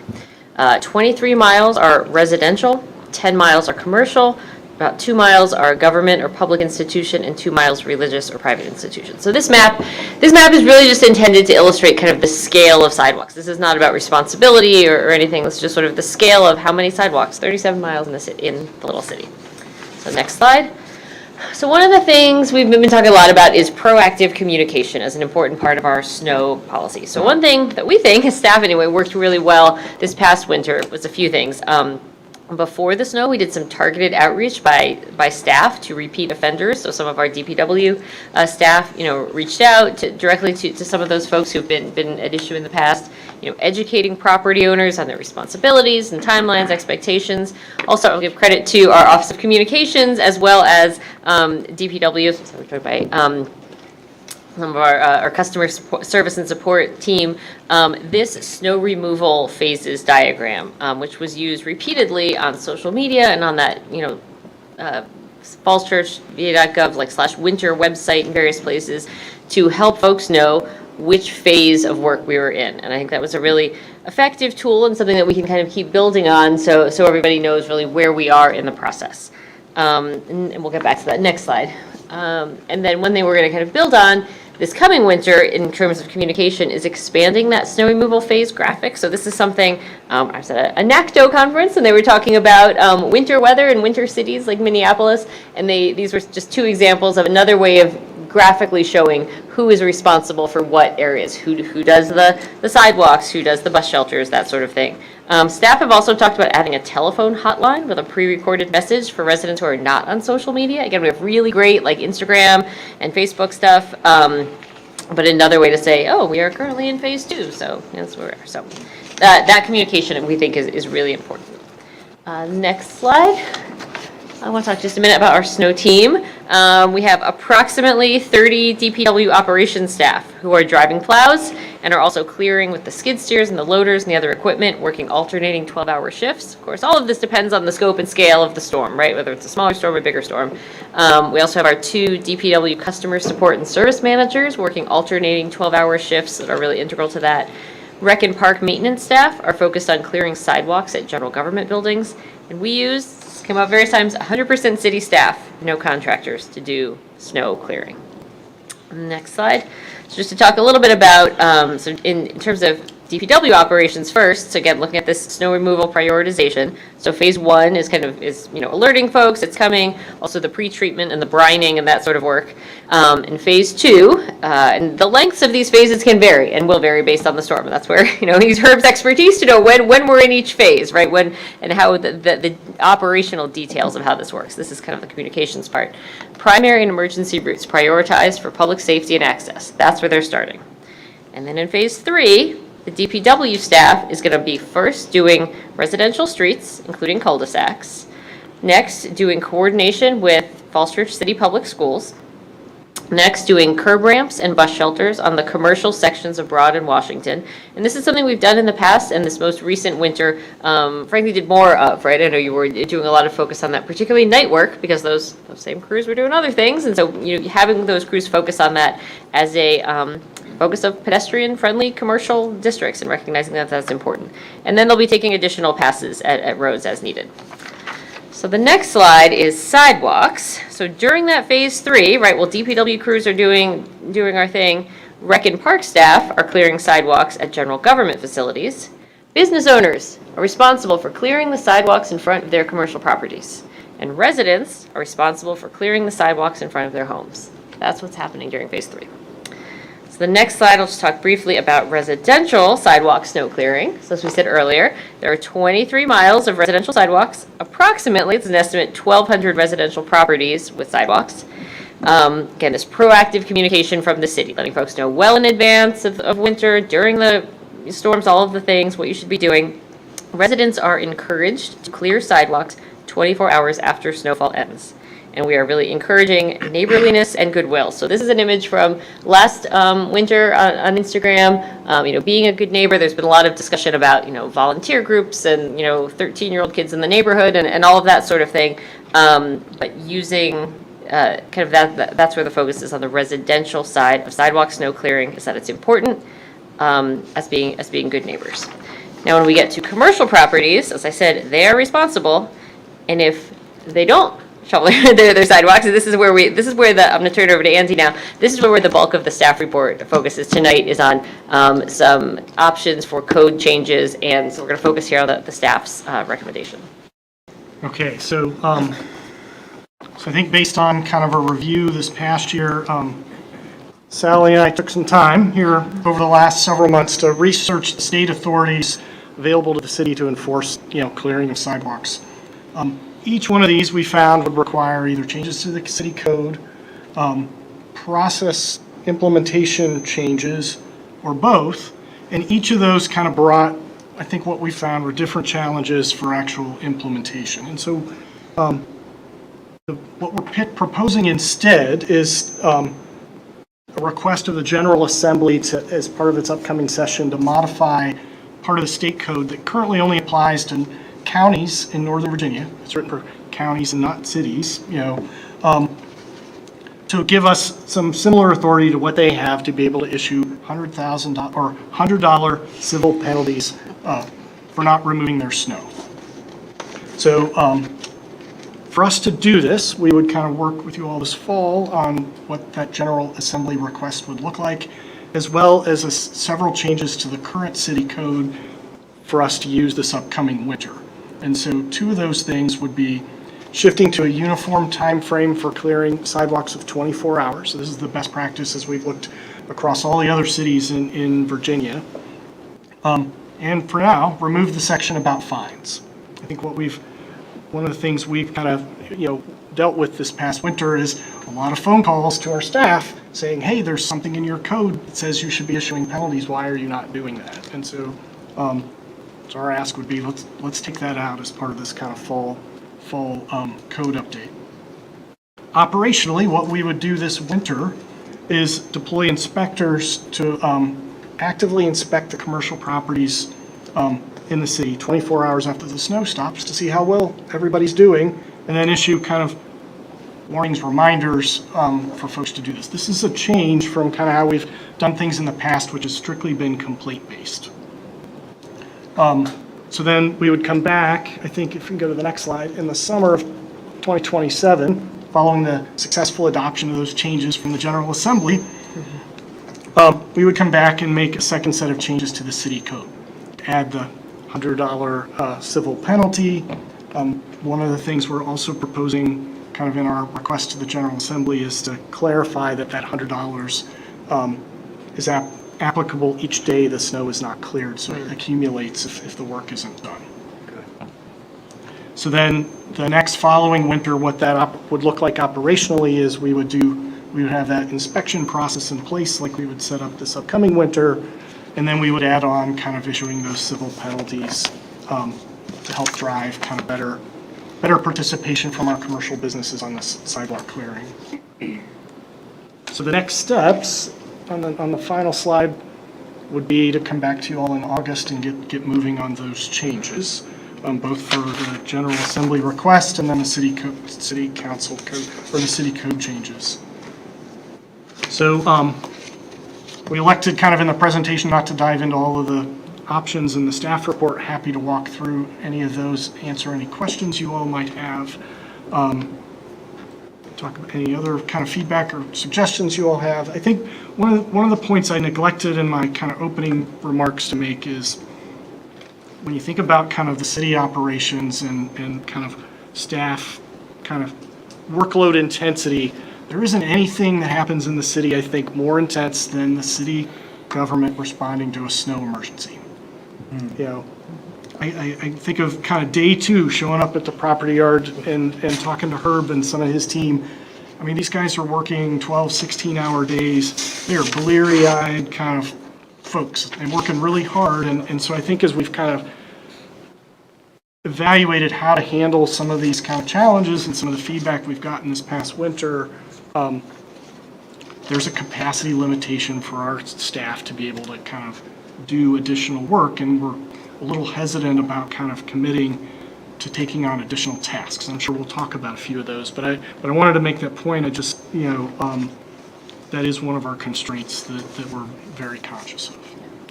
So to preface before I open up for discussion, I think clearly we had really unique circumstances this year, but also very clearly when you go around the region, like Herb, your team, did an amazing job, by far Falls Church. And I think the pride that I think the city residents have and how quickly our streets were cleared compared to the region is very evident. So kudos, especially in a very difficult situation. the discussion here is not a like, oh my God, we did a bad job. It's like, hey, we really care about our sidewalks. Like, as the city evolves, like, how do we get to a place where our sidewalks are just as accessible as our streets? So hopefully we will talk about it in that vein. We'll open up to CACT first as our guest. I think the idea of clearing snow on the commercial, on the commercial sidewalks, one is the commercial sidewalks need to be defined, right? Which is it that's going to help business if we, the city, plow them, right? Is that part of the proposal? We're not proposing the city No. to do any commercial sidewalk clearing at all. Okay, I read that incorrectly. Okay. I think this is phenomenal. I also think your team did a phenomenal job, so just kudos. Nice. Not wanting to create extra work, but I'm curious, so thinking that some of the small business owners in the city might not live in the city. And so if there is a big snowstorm and somebody's coming in from, like, let's say outside Fairfax, and they can't get to their business to shovel a sidewalk, I personally like the idea of the $100 fine, right? There needs to be some, like, accountability. However, is there an opportunity if, however that business gets notified, it's been 36 hours and you haven't shoveled, is there an opportunity to have, like, a link in the email of here's a Google Doc of local residents that can shovel, or whatever it is? Meaning, like, it could be 7 days until somebody can shovel, only because they can't get into the city. Like, is there a way to help connect them to local residents, teenagers, who would shovel? Does that make sense? So we've, I have to go real quick, I'm sorry. I'm sorry to interrupt her thought, but that's important, but also the Oak Street Elementary School, a big part of our memo that we submitted to you guys, just think that could have been handled better. But I'm a big fan of all of your work, I'm sorry, I'm not complaining. Sorry, good night, everybody, thank you. so we've talked about ways to, encourage or connect kind of, neighborhood, kind of neighborly support for residential, sidewalks. The elderly woman next door needs some help, kind of thing. And I think there was a lot of good mojo in the city this past winter, kind of along those lines. I think making that connection to maybe some of the small businesses in the city is a good suggestion. I think trying to find the fine line where the city kind of helps make those connections, but we don't want the legal liabilities associated with some, there's some, my lawyer would advise on some of those things. So that's some of what we've talked about, but it's a good suggestion. Other thoughts from the CACT? My main thing, looking at this, and I've gone back and reread a couple of the things, and my ideas have changed since we discussed it earlier, but one of my main things here is we open the schools really early, which as a parent I appreciate, but again, focusing on the schools and the school routes as part of your residential program. We had bus stops that were hard to get to because the residential streets weren't. Herb did a good job doing the streets, but kids were walking in the street to get to the school because the sidewalks weren't clear yet. So I think there should be some thought given to school routes as part of this document and ordinance, as well as the commercial stuff, if we're going to keep the city open and the schools open at the same time. Council? All the buildings that are commercial buildings, whether it's a small business or not, like they have someone who's taking their trash, they have someone who's doing their landscaping, so it would seem that it shouldn't be that hard for a commercial business to also contract with someone who could plow their streets. So the pre-work is really good, and maybe that's the list we can provide of businesses that would love to be hired to clear sidewalks, just like we have a list of who's a tree contractor in the city. You can have that kind of list. But I think this is a really good start. And then one question, if we back up to the inspectors, they're the same people who are they the same people who are shoveling, plowing, or a different group of people would come out and be inspectors, or you just figure it Different out people. depending upon the storm? Usually different people within Okay. DPW. Okay. Just thank you again for all the work. We have a firsthand view of everything happening at the community center and the sort of, government facilities, and then hearing, the trucks overhead and doing the intersections, and, as we said, this was hopefully an anomaly, but, seeing how dedicated people were, for how long kind of they were putting in for the days on end. Really appreciate the work. I think one of the things that was in the presentation that we did differently this year, and we maybe are committing to going forward, is like the business sidewalk intersections, or, making sure that we are able to actually clear out the crosswalks, right? At the corners. Crosswalks, yep. And that if we are taking that on, that goes such a huge way to being able to actually make things more accessible, or like where businesses are like, okay, I finally cleared out, and now I have to go deal with like the snow mound on the corner again, just like the snow fatigue, and your team feels it more than everyone else and keeps clearing, but like everyone else feels it and then they go inside. And so seeing that, or an expectation of like, yeah, we're gonna try to get the, business district or commercial district or, city center district cleared off with the corners, I think will go a long way. And the same way, I know Mr. Snyder often raises the people are trying to clear their sidewalks, and then, because of the volume of snow, it gets like dumped back into the sidewalk again. And so I think, how, I don't know, maybe you've done it before, but this year it was like immediately apparent like how much we used Larry Graves and the parking lot there as like a snow dump overload space. And so being able to like continue to incorporate that into the city's snow plan as an overflow space, so that if there are like big volumes of snow and we know, okay, are we able to actually move things there so that we don't end up with this constant cycle of like, we're just pushing back into the same place and revisiting the same place, but actually able to bring like the snow volume down in some places, like phase permitting, right? And staff, right, bandwidth permitting, that like we incorporate that as an ongoing, solution to that aspect of the problem. And then I think, the reminders or like the outreach is great, but just like you say to people, come up with a voting plan, like you should be coming up with your personal snow plans. Like if we're going into the winter and you go away on vacation, like what is your snow plan? Are your neighbors, Do they like you? coming and doing your driveway and your sidewalk? Or have you hired your contractor in order to do that? Has your HOA hired someone as your business? If you live outside of town, are you not going to be able to get there? Like, what is your clearing plan? And kind of just constantly reminding people, right, that they have to be accountable for, clearing their space.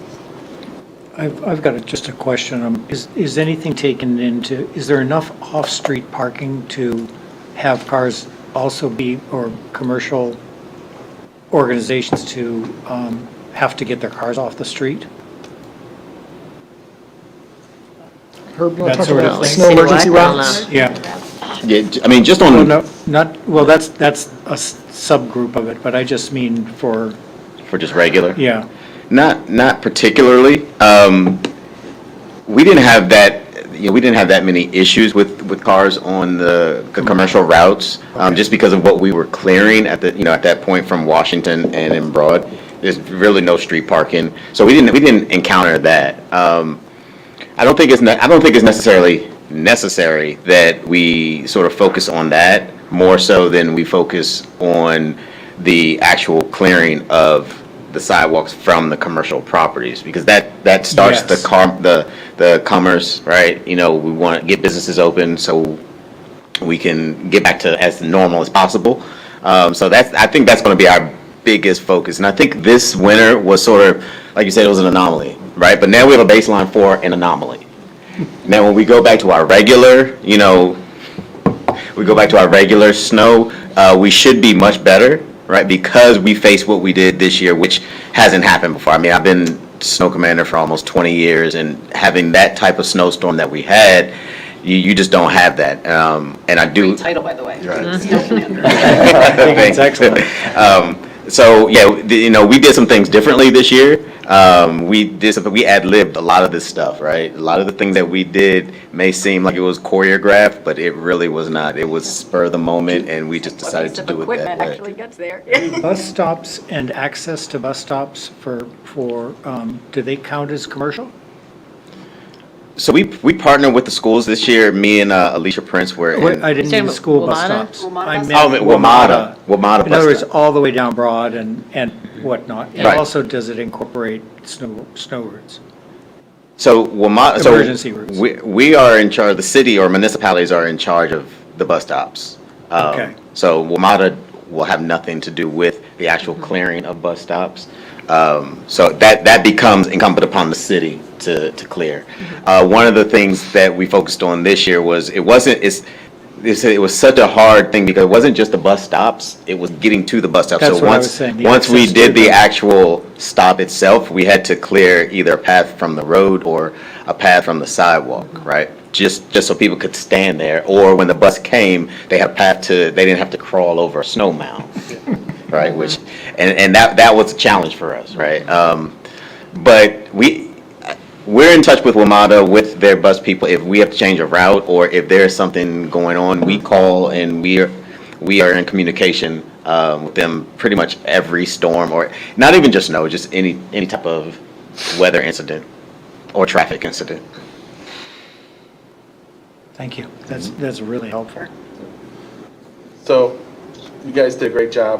The only complaint is that, our stuff is clear, and then you turn right and go a little bit, and it's not so clear. Because you hit Arlington. No. But like many things, what gets you is the details. And I think it's the details where we need to be very careful with this. And some of the details, I think we need to pay attention to. For instance,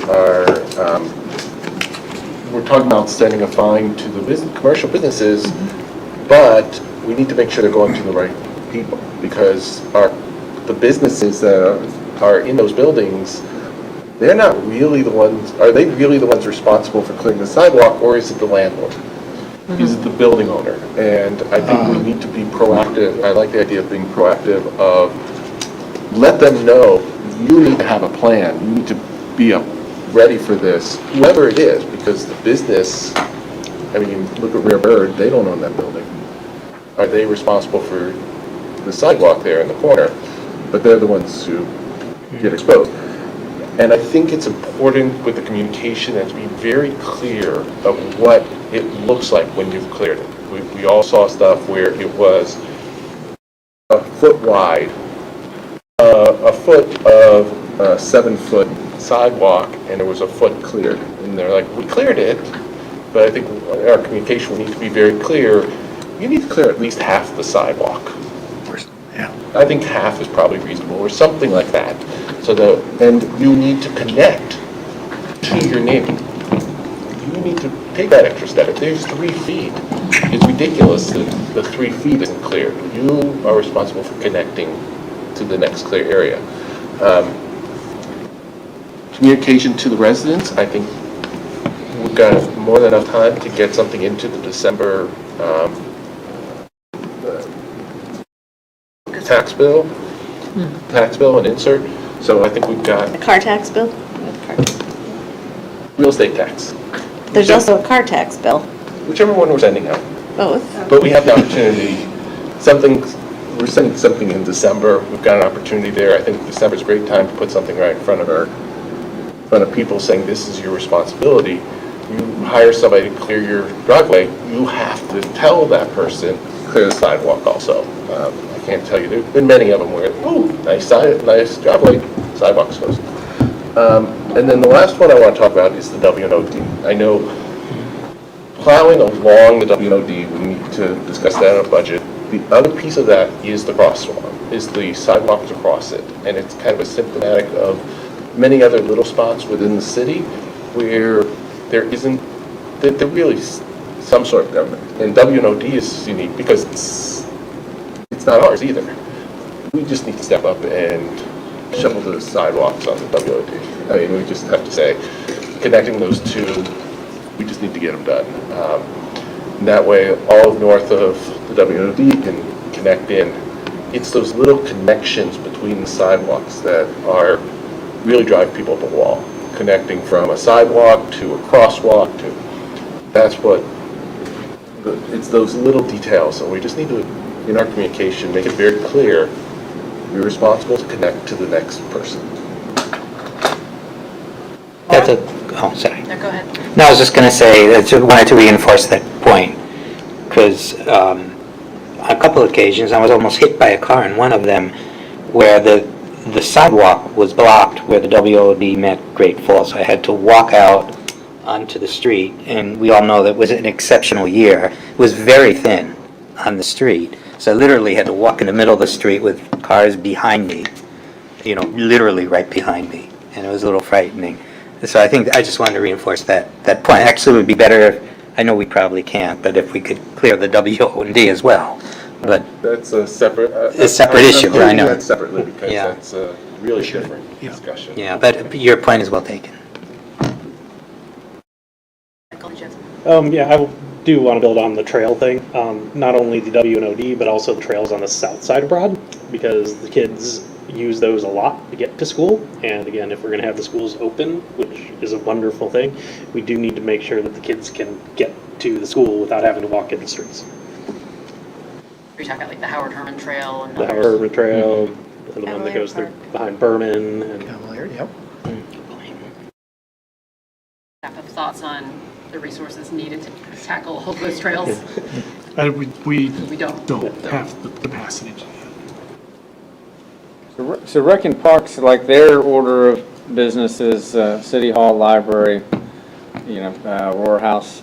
And then from there, they try to tackle the parks. And, oftentimes by the time we get to the parks, in this instance, it was all concrete and we just couldn't do it. But in, other snows, if it's still manageable 2 days later, then they will, their next thing is to go to the parks. But that is a crew of 3, and so they tend to get pretty wiped out by the time they've taken care of the city buildings.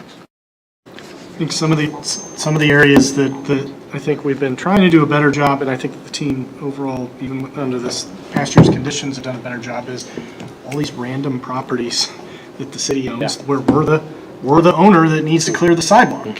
Some of the Virginia Village properties, the 2 properties we bought by Oak Street Elementary, and so I think the WNODD trail crossings and these things are just more added to that list, and we can kind of add them to the list to try and tackle them, just trying to manage expectations on, I think we're kind of Wyatt was talking, it might be day 3 before we get to that.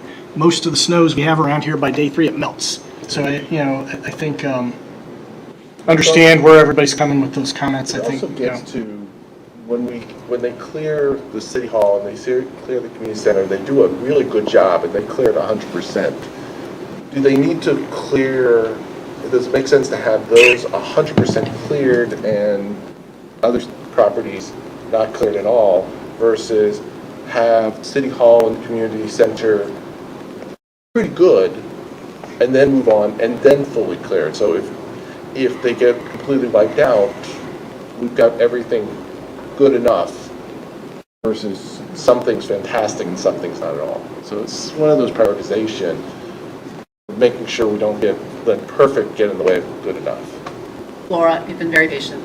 You had your hand up. Again. Thank you. Well, first I want to thank Herb, our snow commander, for an amazing job. Yes, and to your team, Herb, my husband and I think probably about 5 days after the storm, went downtown for dinner, and we felt like we were in a different country. It was so terrible. Those streets were like, what the heck? So we were really spoiled with the amazing job, Herb, you and your team did. So thank you so much. I have a question. I don't know who this would be for, but what are churches considered? Are they considered commercial? So the distinction, we have, under existing rules, churches are treated, because the ordinance addresses residential and commercial properties. That is something we're going to need to clarify, because we're proposing to address commercial properties with enforcement. That's what the proposal is before you. We might need to circle back and think about the faith community. But I think I would tend to treat them as residential. Okay. So The reason if I I can asked- add to that. Water, like tax exempt. Okay, the reason I ask is, in particular, well, if you think about it, there are 3 huge churches on Broad, and there are 2 large churches on North Washington Street. So they're on very heavily used corridors. And in particular, I remember, I won't call this church out, but the one of them on Broad had not shoveled, and I think it was 5 or 6 days after the storm, and I saw people trying to walk from the east side towards trying to go to Whole Foods, and the sidewalks were not shoveled, so they were in the middle of the street trying to get to Whole Foods to get groceries. And so it was definitely, I remember driving by thinking, wow, we're in day 5 or 6. And so, I know that churches don't have, probably the financial resources maybe some businesses do, but it might be worth to reach out to the church community and to let them know, kind of give them some ideas that you need to have a list of volunteers on call or something. But they've got to be held accountable in some sense, because they are on very, we've got 5 large churches on very heavily used corridors. So that's just one thing I wanted to point out. And then the second one would be to really utilize our Chamber of Commerce. I might suggest that the staff in the fall make a presentation. The Chamber of Commerce on the liaison, it meets once a month, and maybe the city staff comes in the fall and just does, a quick info to remind the businesses what their responsibilities are. And that might be a nice proactive, approach. Thank you. I think those are both good ideas. I think we generally would agree, I think from hearing nods, that should treat churches like commercial, especially because of where they are on those major commercial. We would like to do proactive communications. And other institutions. Right, I was going to add the standard, maybe a better standard than commercial is any place that invites the public to enter is required to clear the snow, and that should be the distinction. So, Madam Mayor, just a couple of points. I do favor a fine, but somebody needs to keep a list of available contractors, both residential and commercial. I don't think it's beyond the city's capability to do that from a legal standpoint or any other standpoint. If we're going to tell people they got to do it, then we got to give them a way that they can do it besides getting fined if they don't. That's pure, basically, number one. Number two, when we have a high volume of snow like we did now, what I saw repeatedly was the streets were great, but it was all dumped on the sidewalks. You clear the sidewalk, the next day it's dumped right back on the sidewalk. It's utterly unfair to require residential owners to deal with that kind of circumstance, or commercial owners be penalized under those circumstances. So I'm suggesting we look at the way we plow when there's a high amount of snow. Maybe we don't need curb-to-curb open streets if the effect of that is to constantly keep the sidewalks closed. And that's in essence what happened. And then when you shoveled a walk, you went right up to the corner and there was 6 foot of snow piled up at the corner. So all I'm trying to do is share a realistic response from someone who actually had to do the shoveling and how it just wasn't the right priority. We had great streets, but God help you if you're trying to walk somewhere, or God help you if you're trying to abide by what you wanted to do, because you shovel the thing, and the next morning you had to do it all over again. So all I'm saying is when we have high volumes of snow, we need to look seriously at where we're putting it, and do we really need to put the sole priority on the streets? A follow to that is snow removal versus snow plowing.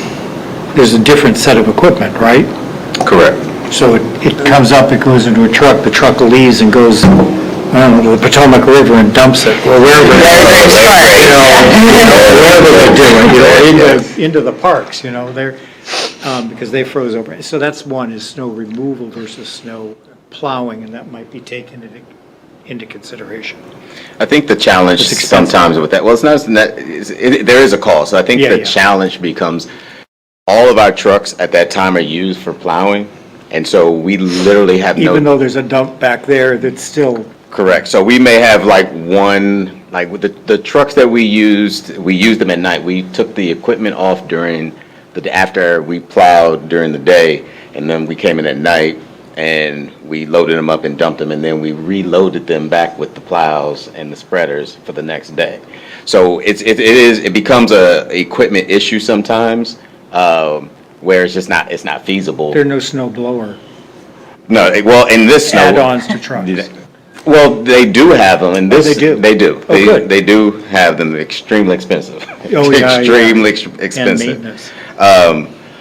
But in the snow that we had, this, I mean, it still wouldn't have helped. I mean, this was basically all concrete. I mean, it was solid, right? So, and that's why I say this was an anomaly. And to your point, yeah, it was hard because we faced that as we were plowing or as someone was clearing a sidewalk, and we would come through, and even if we weren't at the curb, there was so much snow almost in the middle where it's just dumping it back on. And so that is a challenge. That is a real challenge. And especially as the weather turned and it got colder and the snow got harder, right? It was very, very, and I know it was frustrating for a lot of residents. And it's something that we're looking at, how we do our operation during those times, and whether we communicate going forward. And sometimes it's almost telling residents, we're going to come through, don't shovel your sidewalk. And I'm not sure that that's necessarily the answer, but I think there could be a better way to communicate when we have these type of anomalies.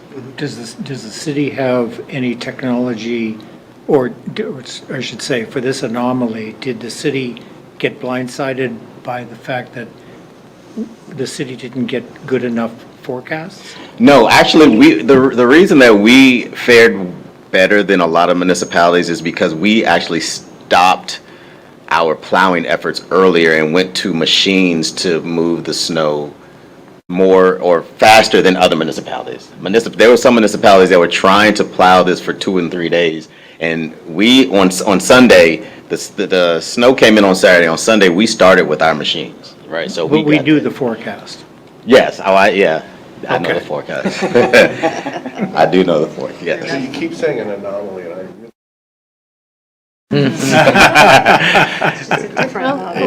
Prepared for the next time. We are better prepared. Mary Beth? Just a thought about outreach to businesses too. You know, Art mentioned tax bills for residential, but, you know, Tom Clinton has every single business license, and Jody Acosta and others have those kind of communications. So, and then the Economic Development Office also has those kind of communications. So I think it should be sort of an all hands on deck when you're reaching out to businesses to make sure that all those, and then the assessor even knows who owns the commercial properties. Yeah. Because they're the one that pay taxes and probably Right. has the contracts for Right, trash right. and snow removal and everything else. So Right, I do right. like the idea of the proactive communication. I mean, communication to the people living in all the apartments isn't really going to help with snow removal. Yeah.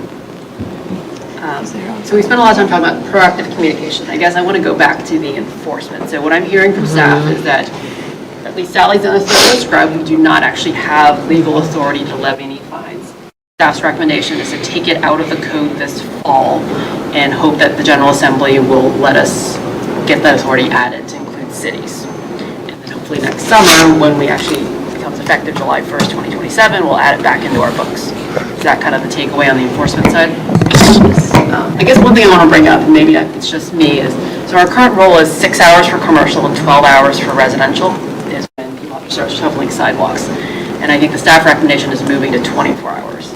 I guess I'd like to see us hold a high bar and actually keep it at 6 and 12.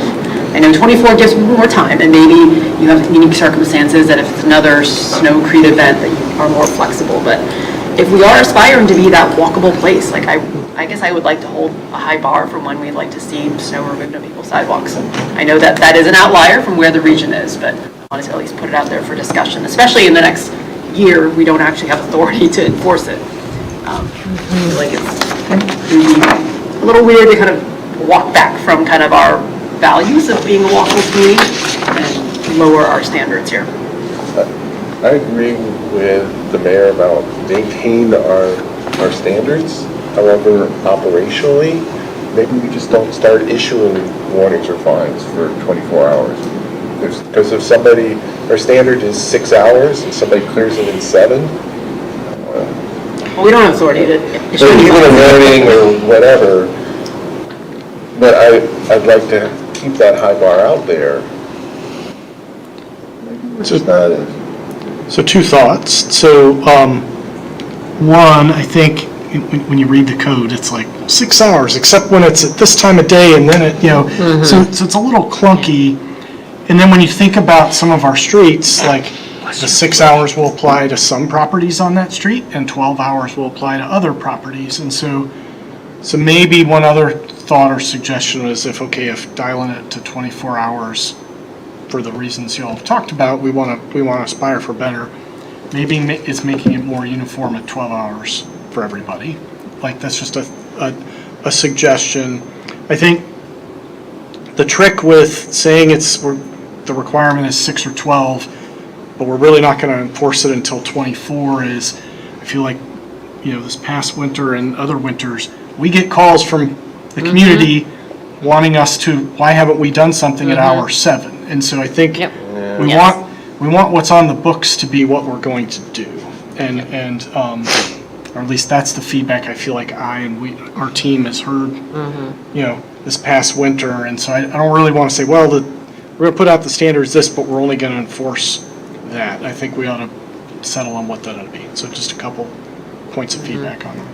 Can I go back to two things? First of all, this list of contractors, I continue to believe, whether it's the shorter time period or the longer time period, don't make people do what they can't do.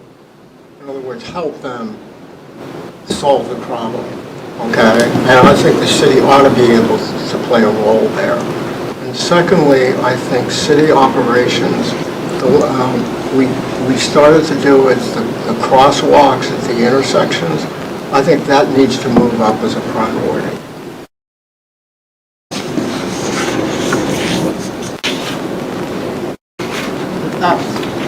I have one final question. I thought the issue we had was with the fines, but that we had the clear and bill authority. And I guess we don't, I understand not wanting to use the clear and bill authority if the clear falls on us, right? It's another administrative piece to the things, even if we outsource it and we say, well, we're going to go to our list of contractors and then we're just going to bill you. But it's not as though there's no enforcement mechanism. And it does seem to me that if we are really dealing with just total businesses that are just completely ignoring what we're trying to do and achieve, that we could clear and bill those businesses. So just it's not as though there's no enforcement mechanism. That's right. Right now, that is the enforcement mechanism available to us under law, is we clear it ourselves and we bill the property owner for the work. But we can contract. And we can, right, that's right. We do it or we cause it to be done somehow, yeah. So the challenge we've discussed with that is having confidence in our ability to deliver on that, right? And so Herb, the last couple winters, has attempted to get a contract for supplemental snow clearing services for the city and got no bidders both times. And so back to kind of setting an expectation to the public of something we're going to do and then not being able to do it is the concern. I think we talked, it's rather than a legal concern, it's a service delivery concern. to what David said, though, I think looking at the Phase 3 curb ramps, we only talked about Broad and Washington. Before we're looking at additional passes, I would say it's connecting the links. We should, if we've got Phase 2, we've already got the roads cleared. Phase 3, we've got the residential streets cleared. Before we start doing additional passes on residential streets, we should be connecting those links, make sure we have sidewalks that are contiguous. Just what's in Phase 3, I think those corners. I think that's what we've talked about, right? Yeah. Well, it's not on the list, though. It's on slide 6, yeah. It's on Broad in Washington. Correct. Beyond that. The rest of the city? Or at least the bigger streets, at least.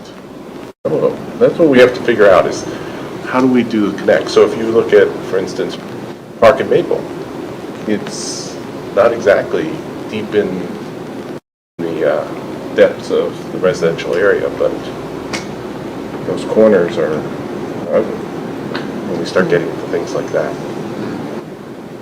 A lot of times those connections occur where there is governments like Virginia and Park libraries there, so we're doing that corner anyway. I think too, sometimes you just have to go around. If it's not Broad Street or Washington Street, that there are times when it's not going to last forever and we can't possibly clear every single solitary corner. Yeah, most of the time, by the time you get to that point, it's Can I just clarify one thing, because I've heard this comment being made? I support and I'm okay with providing a list of commercial businesses that, are available to clear snow. The objection I had was to a list of volunteers or engaging volunteers or somehow organizing volunteers. And I just wanted to put that out there for tonight. Thank you.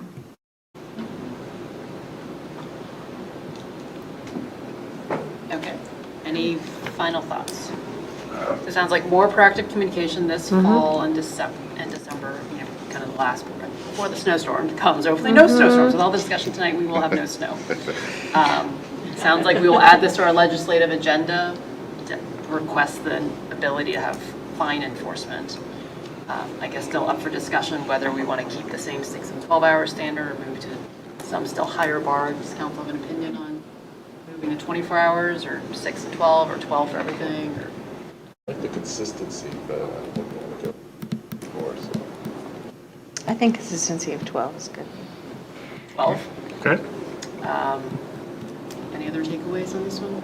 I think Sally's point about public spaces where public are invited to participate instead of using the term commercial might be much more accurate.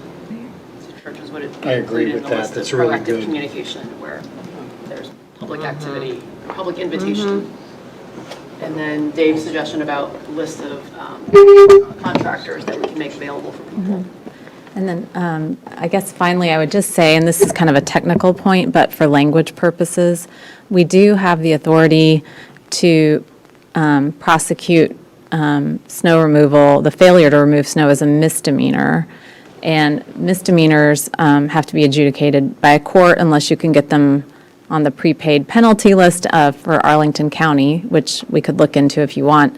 But my point is, when you say the word fine, that is really a criminal term, and the authority we're seeking is for a civil penalty, not a criminal penalty. So if, it's just for clarity, if we refer to it as civil penalty, that would be just more precise. How do you charge a commercial property with a misdemeanor? It doesn't make sense to me.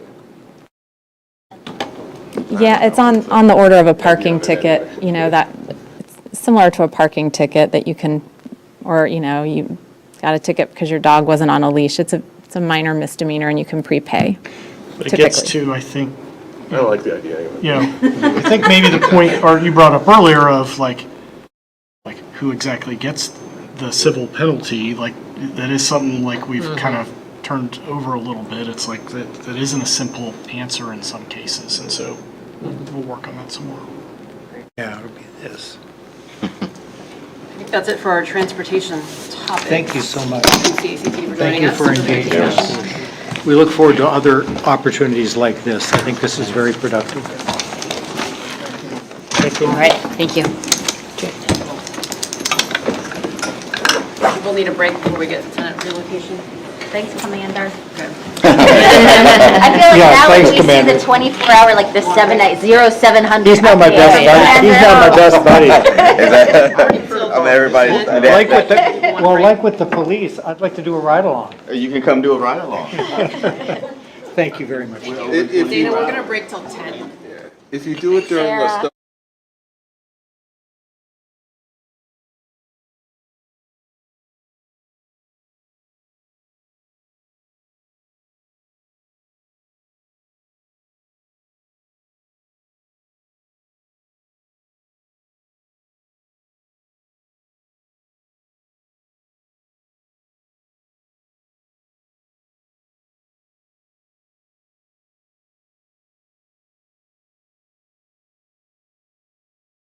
You're going to introduce Kayleen. She's going to do the presentation. I'm just going to talk about how the policy's been applied in the past. Just a couple of examples. So the next item, the Arlington County Community Services, this is really a consent preview. Yeah. So we don't need a big staff presentation on it. Maybe just note that it's there. Are there any questions? But I don't think we Okay. need a presentation. I don't think so either. And plus, we're getting Fairfax's next month. Yeah, so there'll be another one. Yeah. Oh, hey. You sent out the press release, you forwarded the press release. Yeah. One thing, I looked at it and I was like, and I had seen the press release because you did. Hey. Yeah. Okay, I was cold, now I'm hot.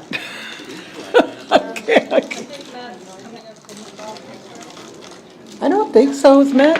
Yeah, I hear you. I don't think he has to be here for this one. Like,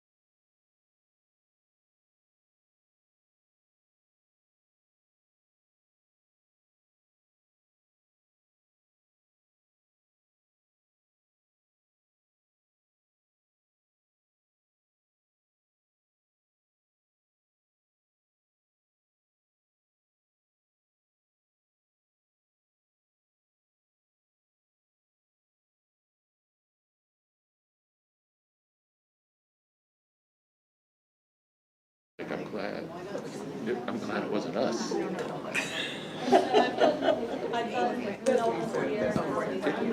You guys may hear the speakers for a second, but we're not live. That was weird that they put it. They're crazy people out there. Video out there. We're paying whatever. Into the merge lane, coming off of Route 1, slammed into a car, keeps on going. Yeah, I mean, there's full video, it was like. Police have to encounter every day. That's just me. Oh, this is just the speakers in the room. I even have it muted on the channel to go back there. It's just here. This one's just more sensitive, it seems like. And then we had everyone with the louder voices. That guy could have been hurt. She said it was okay. She could hear everybody.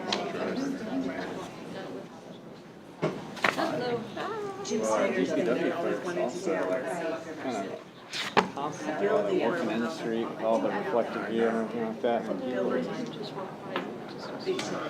Yeah. dangerous. About right. Yeah, the Trying to work. I know. It's, because people are shuffling over there. Yep. This car behind me, or no, went around me in the meeting. Andy's coming back. I don't know. He didn't look like he was coming back. Okay, that's perfect for me. Matt's coming, but I don't think Andy's coming. I think I'll ask anyone that's coming up, direct them towards the center here. Oh, do you want me here? No, that's good, that's, you're okay. perfect. This one's just a bit hot. And Kayleen's gonna be talking, but she's she kind of wanted you to flip. You're welcome. Yep. But you always seem to be able to figure out. Kind of like a sixth But you sense. told me it was gonna be the hardest part. Special talent. talent. Before we started this. Remember, we had a bunch But of then they'll dogs. see my head. The problem is not Winter Hill. I don't know what the problem is, making sure we're taking care of. Yeah, nobody wants You can see the whole table. The camera is over there. it's an unusual case. Yeah. It is.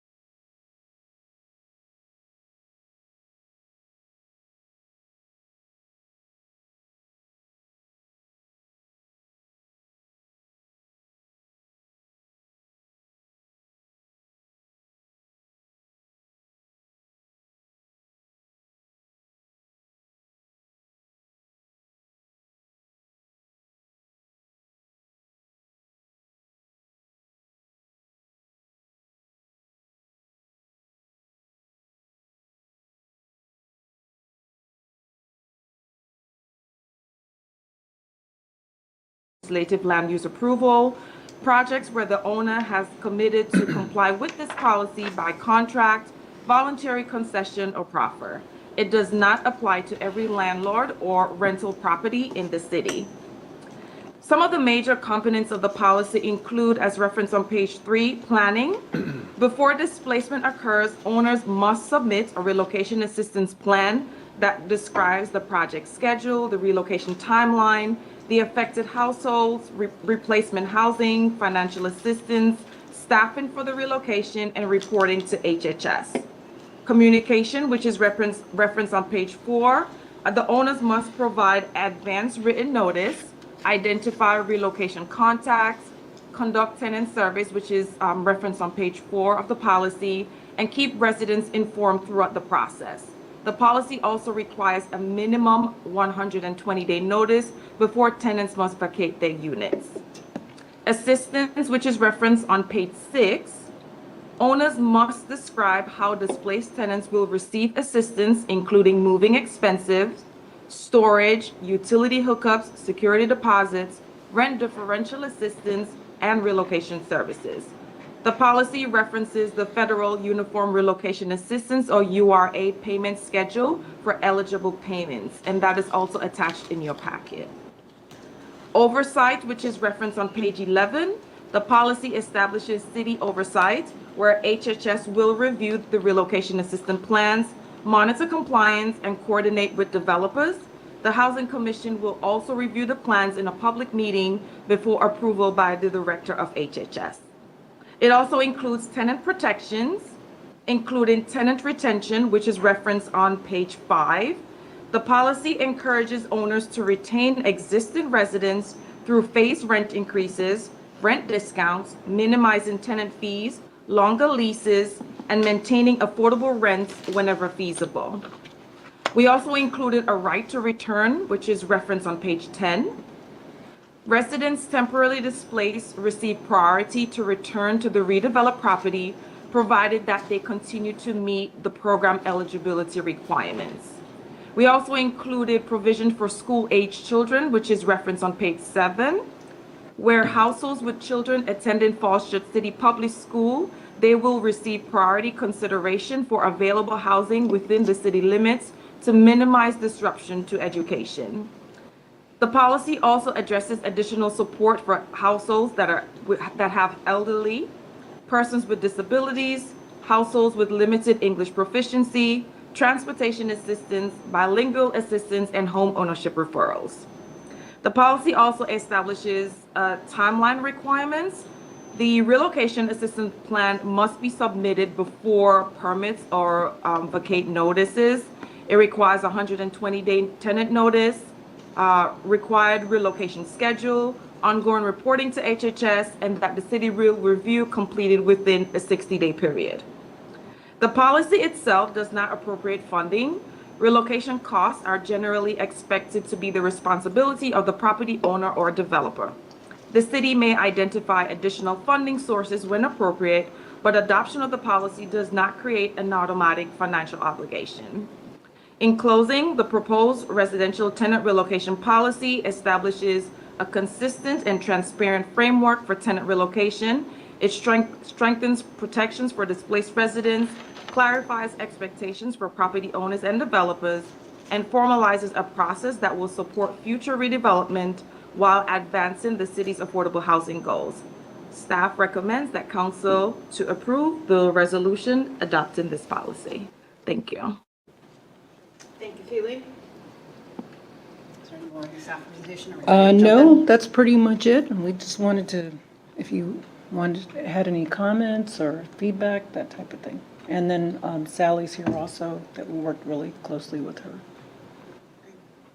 I have several questions. Okay.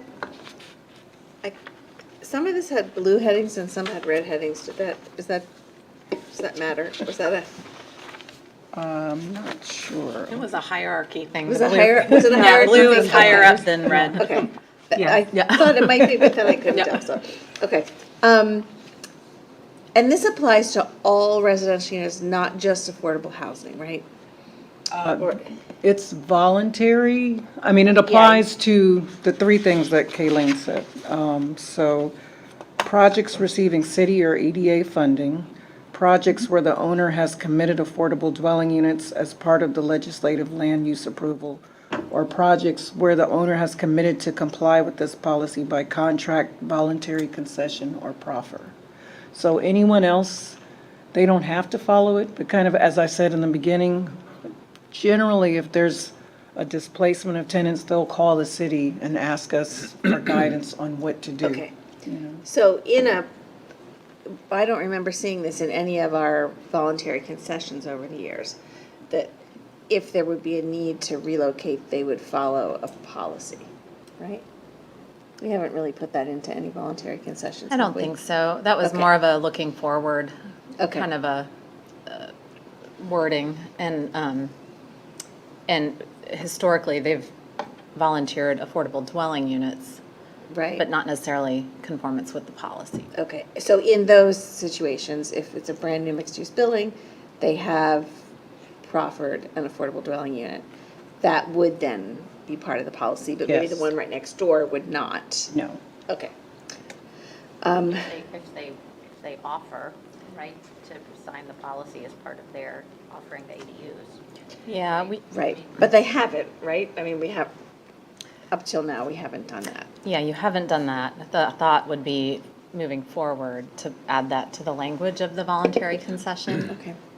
Okay. And also, this is very similar to the state and federal, the codes, so they're gonna have to follow a policy, even for the units that are not ADUs, they just wouldn't have to follow our policy. That's what I was gonna ask, is the state and Yeah. federal voluntary, or is it mandatory? It's mandatory. So even if they didn't volunteer to be part of the city one up until now, they would have been governed still by a state and federal Yes, policy? yes. Only if they're receiving federal or state money. Federal funds, Yeah, yes. that's right. Not every single housing unit would be affected. And now I have a specific concern about Virginia Village, which isn't referenced in here, and that is, and we talked about this a while back as well. If someone is living in one of the non-city owned units, paying a low rent simply because they're frugal, or because they're sending money to their family, but they do have a higher income, I'm quite concerned that we're gonna end up bumping those people at some point in the process. And is there a way we can have some sort of, clawback or carve out to say, if you reside in Virginia Village, or you will still be able to reside in Virginia Village?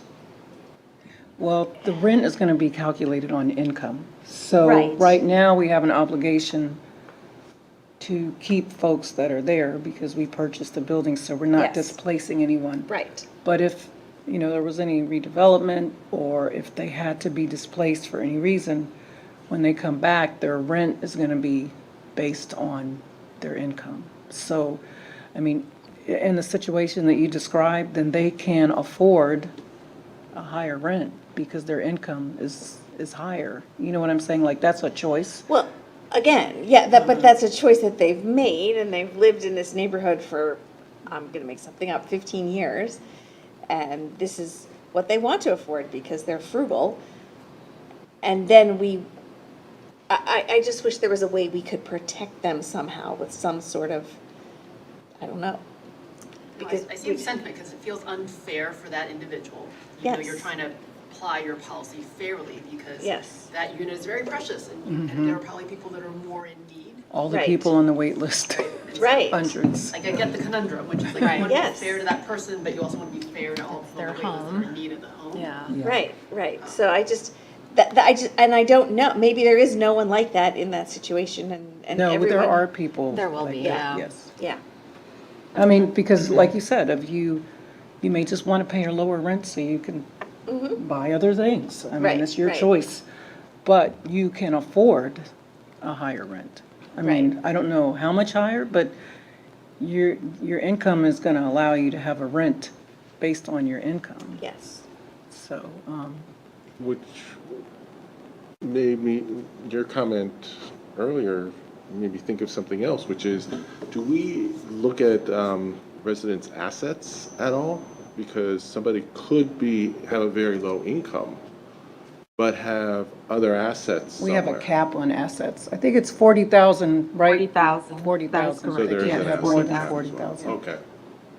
It does seem, I don't know, I kind of have the concern of Mary Beth here that, all along we've said, well, we've bought this property and like, if it gets redeveloped, we're gonna relocate people and you're gonna be able to come back. And we haven't done it with the caveat, or we haven't been as maybe diligent every time we've talked about it to say, and you're gonna come back so long as you meet the income eligibility requirements of the program, that's instituted at the building. Well, I mean, it is, Staff's actually, because I picked up on it, because it actually first came up in Housing Commission. So staff has caught We've us a few said times it. and have said that they have to come because back under the new income. it's affordable housing, Yeah. so if But I mean, they, but is there a way, like to Mary Beth's point, right? If there are, I don't even know, but like what the proportions are, right? But if the breakdown were like, you have 10% of people who wouldn't be income eligible, but is there the potential that they come back to an apartment,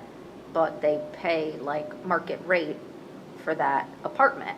So they have like a unit, but the unit is not an income eligible unit. The unit is a unit that we recognize that they can pay more for than a person who would be there as part of the affordable program, and maybe they don't decide to come back. But it's like a policy in terms of how we're applying the policy, given the situation that given the reality that we're the people dislocating. well, the only, That's the part, that's the Yeah. tricky part. yeah, the is problem we're is doing it. that, I mean, what you're describing, we would lose that unit. It wouldn't be affordable No, I anymore. know that, but it's like the Yeah. person also would like technically be evicted from the city probably. Like maybe they could find a place at above the Harris Teeter, but maybe there are no units there. And so we say like, okay, well, 10 miles away, if we were to do a 10-mile radius, which maybe needs to be smaller given our size, we're like, great, you've lived as part of our community for 15 years, go live in Wolf Trap, which is 10 miles away, and like, you may not be able to come back because there isn't. I think your idea is provided for in the relocation, because the relocation policy says you get priority to come back.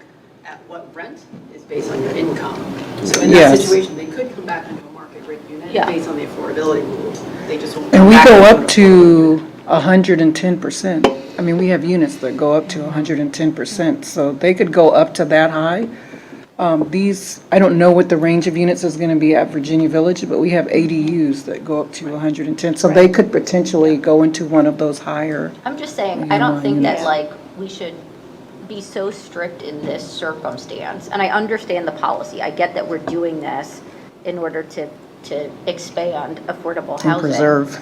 Yeah, preserve and expand, but at the same time, it's like, but we don't normally say like, well, you could afford a higher apartment, so you should go live somewhere else, and we're gonna like forcibly remove you from the unit you have been opting to live in this entire time. And so it does seem like, to the extent that they have a option to return, but they can pay a higher rent than someone else would pay, then like we should be open to them paying that instead of saying, you're not income eligible and therefore you can't Well, return. and that may be an option. I mean, we don't know what is going to be developed. There may be units up to 110% at Virginia Village. I mean, it depends on what is proposed and what is going to be built there. I mean, they may have options there, but we also have other options within the city. So, I mean, all of those options would be presented. But doesn't the policy say they have priority to return?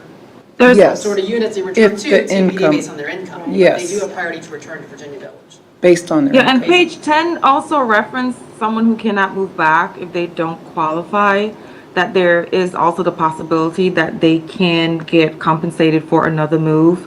I guess that would determine based on at that time what exactly that means, what type of move they would need to do. So if they do not qualify to return back in reference, as we mentioned in Virginia Village, then there is also assistance to get them relocated somewhere else. Yeah, see, that was my question, because I thought on 10, we were excluding this set. So tenants that are no longer qualified to move back to the property after the project is completed, for example, due to a change in income, household size, or composition, may receive relocation or assistance payments for 2 moves. I don't know that I read the earlier section that they get dibs on the new property. Again, They the rent is do. TBD. Yes, right? depending on the And rent. so if they can qualify for 110%, AMI, then they could go into that and have priority. on If that. we have units If we at have that, units. yeah. Yeah, so if there's a place for them to move back to. Yes, we'll assist them, either here or at one of our other You wouldn't open that 110%. 110% unit to the market before you open it to. No, yeah, So exactly, they would get priority in So the they do building. get a priority. They yes. just don't get it at the same cheap rent. Sure. No, But it if would be they're, based on their income, Up to so it's if they yeah. could move back but decline to move back, let's say they found lower, would they Yeah, receive people have the the option second to not move? move back. the- Yeah.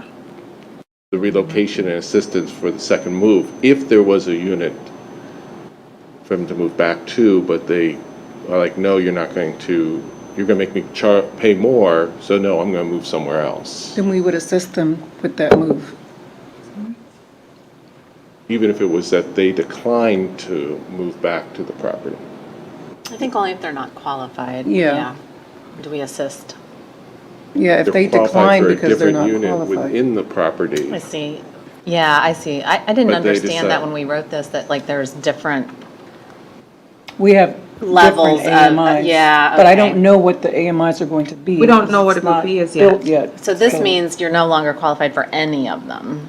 Yeah. Unless your income qualifies you for one that we have there, that's a higher level of AMI. Yeah, but I mean, If it's a higher level of AMI, their rent would go up. Yes. But then they choose not to move back. Right. Would we? There's no assistance for that. There's no assistance for that.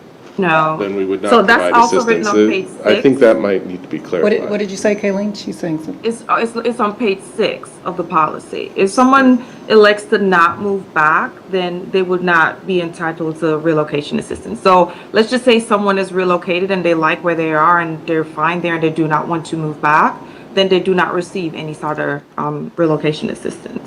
Or if they choose to move somewhere else. Okay, voluntary elects not to, okay. Aaron, did you get your concern? No, not really, because I mean, I'm reading K and it says like, the best opportunity to lease the affordable units, and they'll be offered the opportunity to lease the units before being marketed to the public, provided the tenants satisfy the program's then current eligibility requirements. So I think if you had, like, let's say you have 100% affordable building, and it goes from 30% AMI to 110% AMI, and person X was living in Virginia Village, they were relocated outside of Virginia Village. Virginia Village reopens, it's 100%, 30% to 110%. And person, I don't know what I call them, X, is 120%. Does person X get to say, sure, that's a 30% AMI unit or a 110% AMI unit, but I'll pay market rate, recognizing I don't qualify to be in a 30% or 100% AMI unit as you've defined that unit? So do you say to that person X, you need to go find somewhere else in the city? Or do you say to them, sure, you don't qualify, but given that you were a pre-existing tenant, we're going to let you come back into the building, which was 100%, 30 to 110%, but you're going to have to pay a market rate rent. Like, I don't understand this. That's not our policy to apply intent to this because we individual. wouldn't have, I mean, our intent is not to have market rate units in this building. No, I know I that, mean, but I that mean, we're- it's that like we're for the working person with. who's the, yeah, but I guess it's the question of like, is there something to do to accommodate pre-existing tenants who get bumped because of redevelopment and then like can't return to Virginia Village? Because of the if council city's wants actions. to do that, we would have to, it's an idea that's not in this Yeah, policy. yeah, that's what I mean. Yeah, So and we is would just there- have to introduce it as a new Also, this policy. applies to more than just our building, so. No, no, it might be, throughout I the city. understand the policy, but it might be for purposes of like our redevelopment or Right, our oh, right. RFP process. Right. Right. That's what I'm trying to understand. There are people who are currently living in city-owned properties that may be redeveloped that would not be covered by this policy. And I get that, like, if they're in a CCAU, current eligibility unit now, and it were like a CCAU program, and it was like, oh, you know, you have mold all over your apartment, we need to relocate you, we want the person to come back in, like, I get that you're having people do this in the context of like starting in affordable units and returning to affordable units, but we are just in like the odd posture of basically potentially redeveloping units that have been people's homes and then just kind of like shrugging our shoulders to them if they don't qualify for income eligibility. Well, I mean, we would also assist them. I mean, we have a list of every apartment in the city and all the rents. I mean, we would provide that to, I mean, we wouldn't just, you know, leave people out in the cold. I mean, Kayleen is very good at working with every tenant, and we do everything that we could to help them find housing. But at the same time, we have like, you know, over 300 people on our waiting list that have been waiting for years to have the opportunity. You know what I mean? They don't have the opportunity to pay an extra amount for rent. I get So it. it's a I'm just trying fairness to issue understand too. the, like, you know, yeah, this subset, right, of individuals. Right. And the subset is, so all the people that are living in the city-owned units now qualified for affordable housing? No. No. No, They they're have not, No, because some of them were there already. yes, and we're not displacing them. When we bought, Yeah. yeah. Because when we bought it, be a lot we of agreed not to. We don't have, do you have any idea, Kayleen, about how many people we might be talking about? Of the people you It know? would just be currently just one household. If we're thinking of anyone that's going to be over 80% AMI, it's only one household. Well, then it wouldn't be as much. I mean, if it's one household, we could definitely assist them with finding somewhere or, you know, have that higher income AMI. Yes. Okay, so given those concerns, can we leave this and do something specific when we get to the Virginia Village moment? Or should it be in the policy? This policy applies to everyone, so it's not just So we don't want to Virginia do Village. something No, specific in there, we no. just need This to is be the city's. aware of it as we are Yes, yes. working with our. Yes, and properties are RFPs. already using this policy. Yeah. So yeah, we just want to have one adopted policy that applies everywhere. Okay. So I think this policy is very good. Thank Other you. than that one concern about that one. Luckily, it's one person. It's good to know. Yeah. It's good to know. Yeah. And for the return, we can also, instead of making it as a policy, as we mentioned, since this is a policy for the whole city, if we are concerned about that one household that is over 80% AMI, and we're adamant on them, you know, returning back to the redeveloped property, if there is nowhere else for us to find them, we could have it where they're in the units, even though it's a affordable unit, that they will pay rent based on what their AMI is until we actually find something that's better suitable for them. So the unit, although it would not be considered to be a market rate unit, but it would still consider to be an affordable unit, but the person will be paying the market rate rent until we find somewhere else to move them to. That could be something that can be considered once the person come in. It would be out of compliance for that specific unit, but it would be until that specific household moves out, and then it goes back to being an affordable unit. Especially if we're only talking to one person, so would that work? Mm-hmm. Do you all have any other comments? I had a few questions. Okay. So on the, I understand, right, there was the 120-day notice to the tenant, and then there had to be the 60-day notice to the city prior to the issuance of a notice to vacate letter, which would be at the 120 days.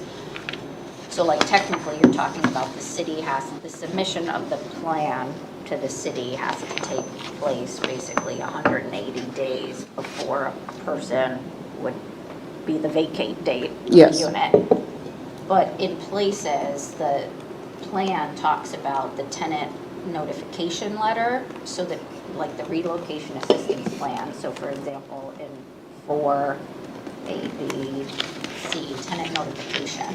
The relocation assistance plan shall include a copy of the tenant notification letter notifying the tenant of the required vacation of the premises, blah, blah, blah. Are we talking about the draft letter that they plan to give someone? Are we talking about, like, I looked at Fairfax's recently adopted plan for comparison, and they seem to say, like, they want a copy of, like, the letter that is the notice of intent to, like, redevelop or rehabilitate or whatever it is, but that letter isn't the notice to vacate. So it's like, this is the notice that this is happening. As part of this, we're gonna Multiple need to do a notices. tenant survey. We're gonna need to do X, Y, and Z, so that like, because here, you know, you wouldn't be issuing the tenant notification letter as to like the notice to vacate, because the plan would have to be submitted prior to the So it'd be like for the plan. letter to vacate, yeah. And so that discrepancy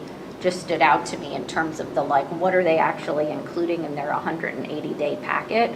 Is it their draft letter so that we can review what it is they plan to give to tenants? Or is it a letter that's like a notice of intent to be followed by a, here's your actual notice to vacate? So it'd be kind of like the B above that, the displacing activity, like what is the displacing activity and what's going to be happening? Yeah, I mean, that's what I'm asking. I don't know what the tenant notification actually is. So I think that Fairfax adopted their updated policy on September 9th of 2025. And in looking at that one, it looks like Arlington also was undertaking, like updating their policy, because everyone's kind of fallen out with their local policies, even though they recognize, you know, the federal and state requirements, but they're all doing, like, if you have county funding, like, we want to make sure that we have this mandatory policy that you're having to follow.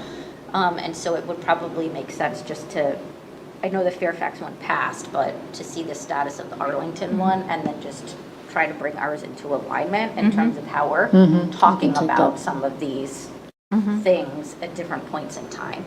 And then I think in other places, they've talked about, you know, the duration of rental assistance. So like the URA, for example, it was like rental assistance up to 42 months. I think in ours, I don't know if it has the kind of duration or if there's a cap on the duration of rental assistance. It was either here or maybe the Fairfax one went up to like 24 months, right? So there might be something on like how long is this potentially lasting for? And then on G, I would be more comfortable if the city attorney just gave a closer look to the like priority return status and making sure we don't have fair housing issues just in aspects of that. So again, maybe checking with other jurisdictions and how they've handled like priority return frameworks. And then on L, it seems that given the housing market for permanent relocations, I don't know whether we're able to do it or not, but like this says bi-weekly listings of vacant units. And I don't know if we're talking about like a listing every 2 weeks. Bi-weekly, so page 10 under the permanent relocations, the owner should provide for relocation assistance.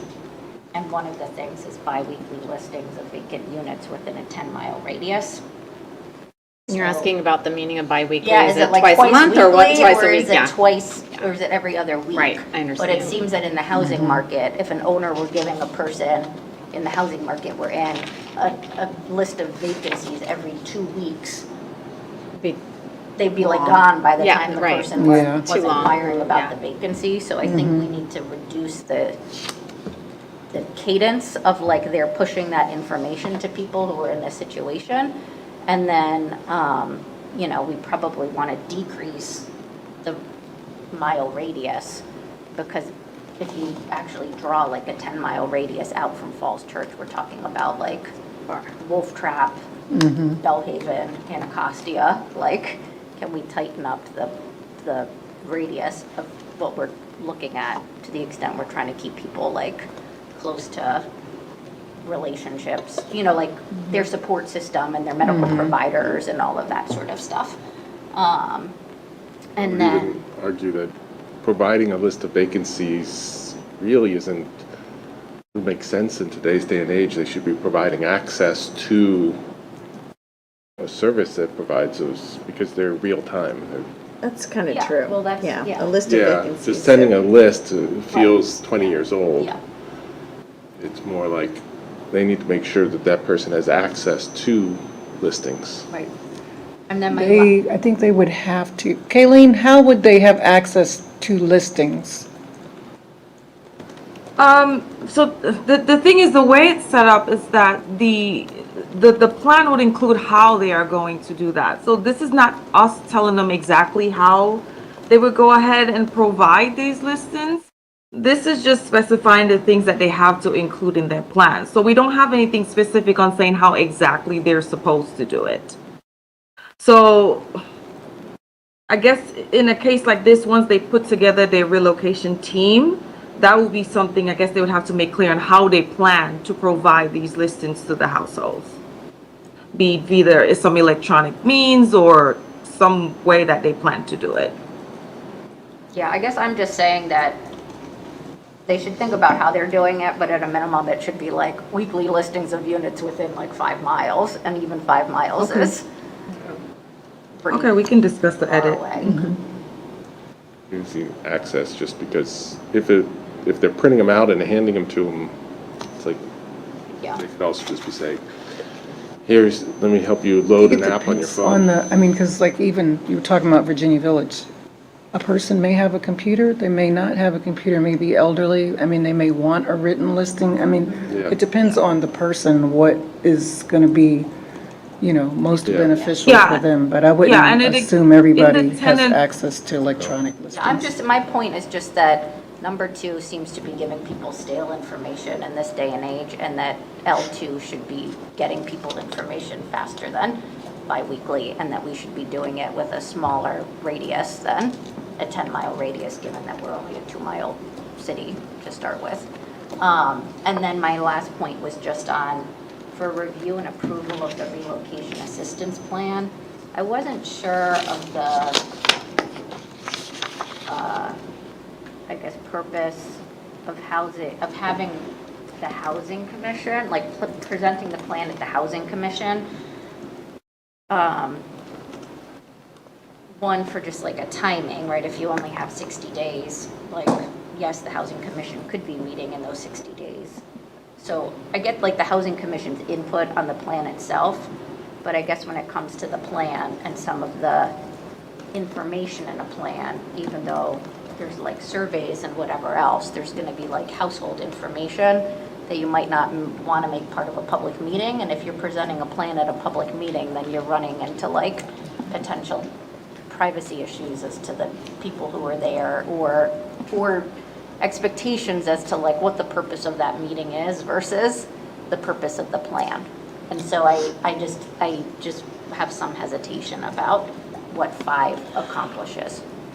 Yeah, and I think they would just be the vehicle to hold the public meeting. I mean, like, for example, some of the properties don't have community rooms, or a place to meet, like at Virginia Village, there's no location, you know what I mean, if they were going to all come together.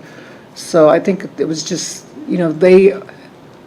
that's part of their mission, is to, get community input on plans and that type of thing. So I think that's what they were looking at, them hosting the meeting. I guess the flip side is it's just like, I take the purpose is that it's the city reviewing the owner's plan and giving feedback as to whether they've met like the criteria of the plan, and that the city can do whatever outreach they're like doing to the affected residents, but that it may not be prudent for a variety of reasons, including privacy considerations, to have a Plan may be public, just fine. to have a public meeting.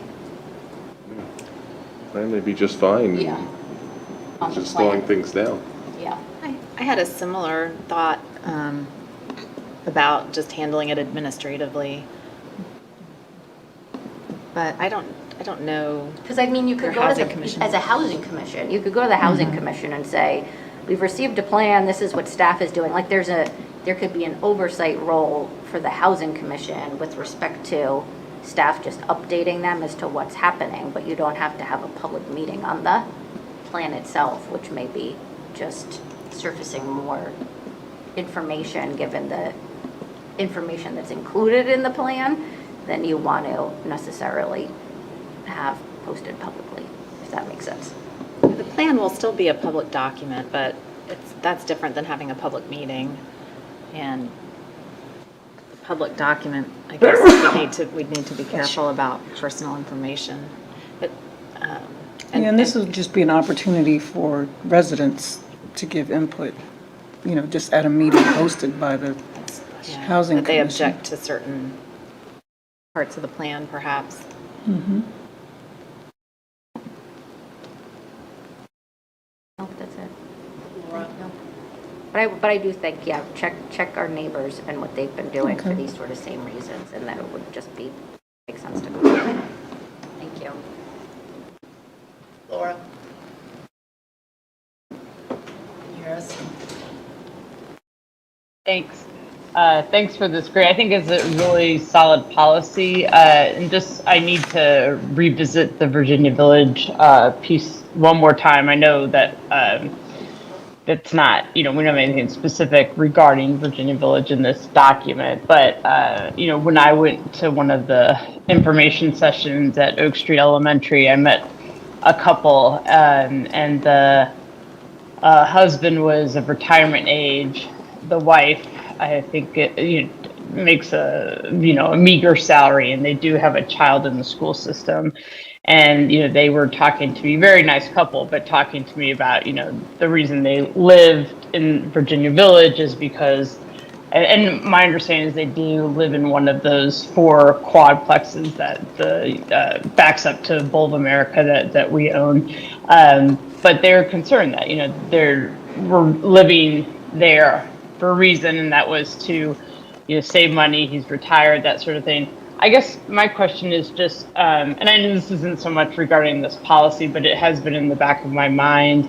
Do we have any sense of how the numbers of people that might be affected coming back and now having to pay a higher rent once or I guess we wouldn't really know that until we have the RFP selected and really know what the developer would be charged, so I guess if you could just talk me through that a little bit so I understand how that's all going to work, I know I had used the term, can we grandfather these people in who had been in there originally, choosing to live there on purpose because they were naturally affordable, because they weren't in the greatest shape, and now knowing obviously they'll be in places that are in better shape because they'll be brand new. But again, just wondering how we're going to work with these residents, who had to leave because of this development and now are coming back and might have to be paying more. And I understand what you're saying, Dana, about,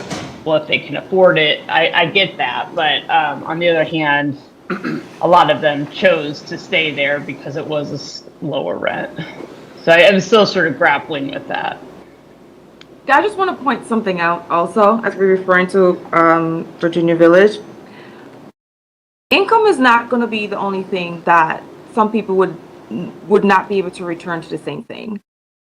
As all leases in Virginia and properties, there are also occupancy standards, which goes against or would be considered lease violations. And there are units or households at Virginia Village that are within lease violations. And they would not be able to return, if we're being specific. Income is not going to be the only issue or thing that we have to think about. They would have to follow a lease, they would have to follow occupancy standards, and a lot of that is currently not happening at Virginia Village.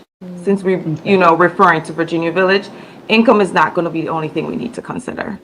So a lot of households would not be able to return the way they left, even if they meet the income requirements. A lot of that will change. Okay.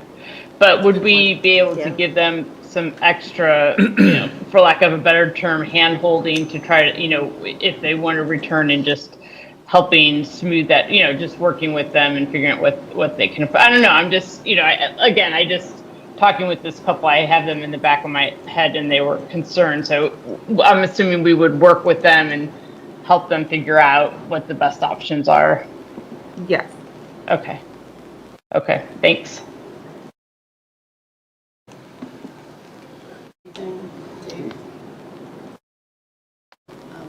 Thank you for this. My one comment is anywhere it references payments, because mostly you link to a 2021 schedule, we have the ability to index it to inflation. If you're adopting this policy at a point in time, anytime we are offering payment, I think the payment schedule comes from HUD. Like, we Yeah, it get is from that- HUD. And so- it should be as amended. Yeah. The 2021 is like the latest that. Is that the latest? Yes, this is the latest. It has not been updated. And then it just Yeah. says like it's gonna be updated every time there's an update. They'll Right. like incorporate the new numbers Right. into the tables, but they have it, like the tables are in the document. Right. Well, things have increased a lot since 2021. That's so true. That was just something I noticed that, otherwise I think this was a good discussion and adopt something. So thank you for this. Thank you all for your comments, and it's your first pass, so Thanks. we appreciate it. Thank you very much. I appreciate Thanks, it. Keeling. Thank you. Thank you. Do we have a schedule for the next time this comes? I don't think we do. This is going, I'm sorry, when it'll come like on an annual basis or something? No, we just got a lot of feedback to make some edits Oh. and stuff, For the- So we was planning to be on the agenda for Monday night, so if we need another turnaround time, it would come back in August. So it'd be the I think that's okay. That's no harm, right? August 31st. We can take a look at all the things. Let's do that then. Okay. Thanks Okay. for bringing that up. Thank you, everyone. Thank you, Kayleen. Kayleen. Thank you. So the other item for Human Services is we had a CSA agreement amendment that we're asking that be on consent for your next meeting, and we'll just see if you have any questions about it. Raising the CSA to up to 12%. Yes, it's the rate that we would charge Arlington to put residents in there. We'll have another one for Fairfax County coming That's- soon. That's coming this month. This is specifically to Aurora House? Yes. Not any other piece of No. the CSA? Okay, that's right there. Seems like we're good. Okay, thank you. Thank you. All right, so I think we're on to Virginia Village. And Matt's gonna run in. is Matt running in? I don't know. He might be electronic. Is he out there? I hear hear feet. something. I hear feet. I hear You were doors. so quick with that last week. I know, it's like, oh. The 50-yard dash. So as Matt is walking in, we'll turn it over to him for a staff report. but- Knows how to make an entrance. What is before council is code language that would provide a special exception approval process for redevelopment in the Virginia Village District in the period after July 1st, 2027. Prior to that date, the ordinance would allow for redevelopment under the terms of this ordinance. Essentially, the entitlements are in the ordinance. And then after July 1st, 2027, it would be by special exception. So we'll go through that. That sort of was driving the main amendments, but we also have some updates to the city code to address landscaping and some other comments that the council had made and community members have made, and we've attempted to address those. And we have some technical updates as we reviewed the ordinance since first reading. There were some things that we wanted to address in the code language, and working with the city attorney, we've done that, I think, in a good way, and we can brief you on that. So turn it over to Matt. Thank you. And we also have other updates that we can provide as well, as promised in the staff report. So good evening. I'm going to be joined by Jack Trainer, who's going to help run the presentation. The first half is kind of covering the key fundamental update from our last conversation in late June. And as Wyatt mentioned, getting into the distinction between two different review processes that I think we're landing in a pretty good place. We did want to highlight, and I can kind of jump into the second half of the presentation, which gets into some of the adjacent and related updates that we've done since June, which capture feedback we heard from you all, from the community, things that I know are reflected in the RFP. And some of those really get into, I think, consistency with what we were trying to achieve on that site. So as Jack's going to get into a number of those slides, you can see between massing, between vegetation, between parking and some of the other aspects, how we're kind of making this a more substantive update. Since we're here, since we're going to do another first reading, why not just try to capture as much as we can? So with that, I'll hand it over to Jack and go from there. Okay, thank you, Matt. I'll start on the fourth slide, the schedule. It's kind of Matt was just going over. Following tonight's work session, council's scheduled to have your first reading on the proposed zoning amendments at your July 27th meeting. And then these will come back for final consideration in the third quarter of this year. So going to the next slide. So all the updates since the first reading a couple weeks ago are in gray. The bulk of which is introducing a special exception parts of the code where special exception would be required for all proposals in the district, which would go into effect July 1st, 2027. Following the RFP window, and so staff's proposing to break this up and keeping the by right option, but that wouldn't go into effect until June 30th, 2027, reflecting the discretionary review of the RFP projects, and then recognizing that so everything that follows that would become the special exception following the by right period of the RFP proposal review. And I can go into this a little more. So during the special exception process, that would obviously go through the city council review and approval. Staff's proposing a 60-day review period for that with specific review criteria, specifically looking at affordable housing or open space contributions, building design, compliance with the adopted streetscape design standards, and mitigation of impacts on surrounding properties, specifically traffic lighting and parking. So that review and criteria scope is proposed to be kept pretty narrow in order to meet that 60-day window that staff's proposing. And if we go to the next slide, so that's the bulk of the updates to the proposed code at council's request, but there are a couple kind of minor additional things I just want to highlight regarding building scale and design. So keeping that 3 to 4 story maximum, if you'll recall, into the code, it's actually on the next slide. In order to keep that 3 to 4 stories near Gundry Drive, I think our previous iteration had a maximum height of 40 feet or 4 stories, but it's actually really difficult to achieve 4 stories at 40 feet. Typically 4 stories is somewhere between 40 and 45 feet. And so recognizing that the maximum height's been changed just to 4 stories for that zone within 150 feet, but obviously everything else would stay the same. The bulk plane would still drive that 4-story height closest to Shirley Street, and the step back would still apply above 3 stories. And then moving to slide. Above 3 stories. Yes, above 3 stories. Not below 4 stories, at the 4th story. Yes, after 3 stories.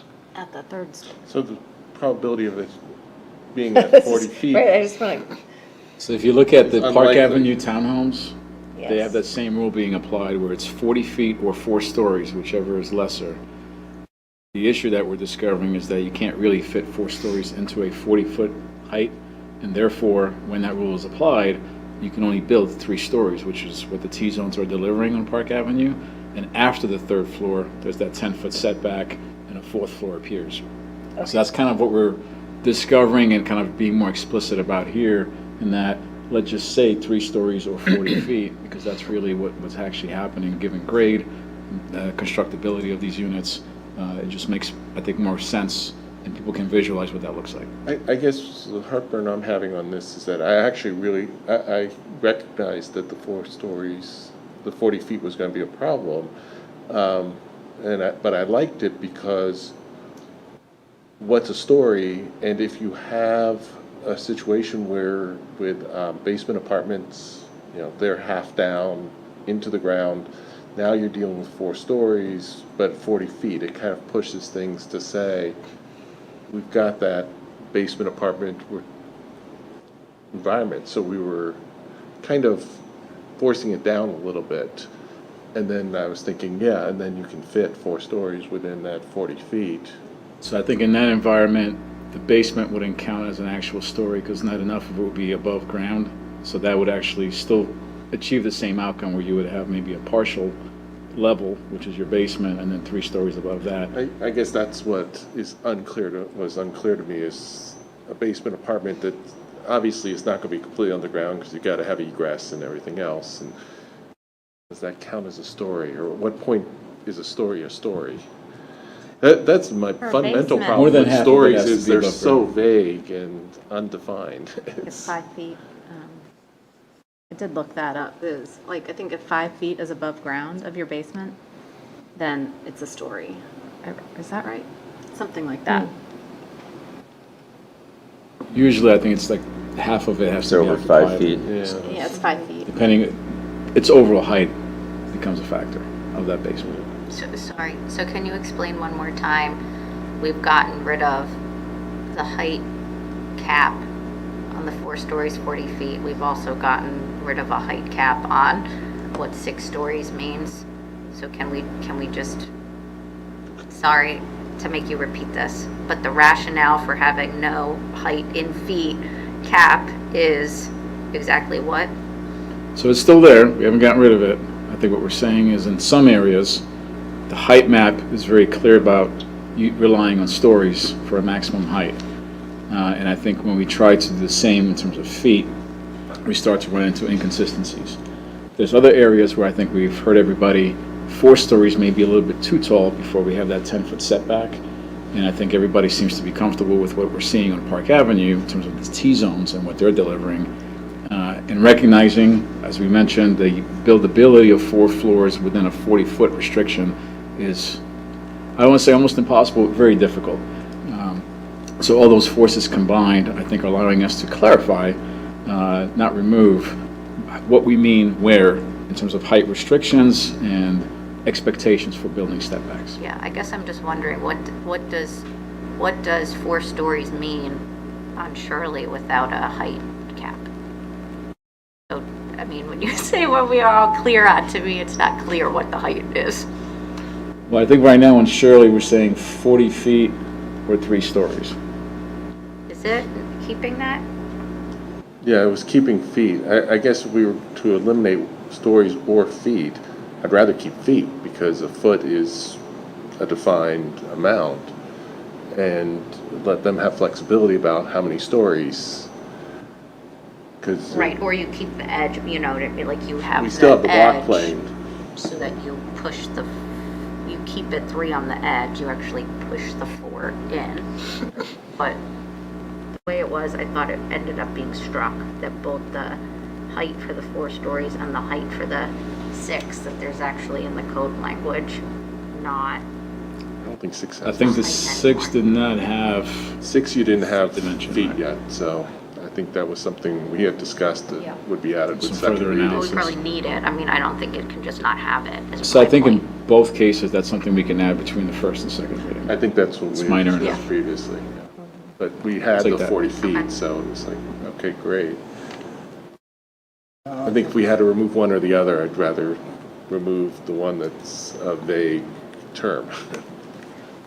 Yeah, I just don't want it open, like, to be left open-ended. No building shall exceed 6 stories, or no, 3 stories or 40 feet, and then wherever it says 573, subject to 4-story height maximum, and then you don't have the 440 anymore in there. So there are 2 places that probably need a definition as to what 6 stories. ultimately the cap is.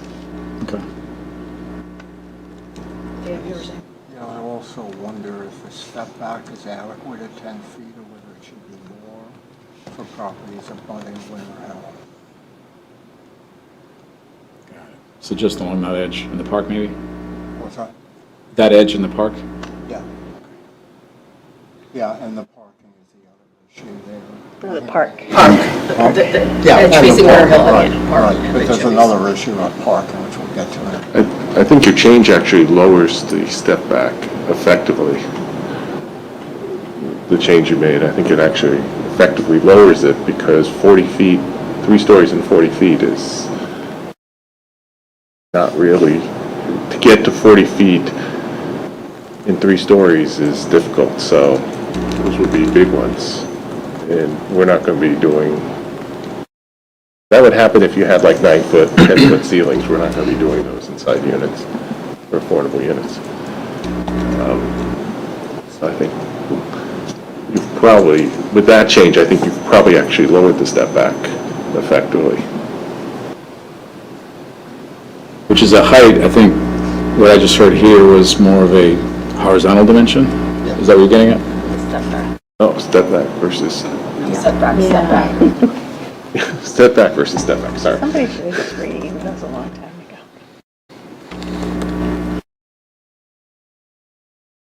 Get sidetracked, I think. Jack, please continue. That's all right.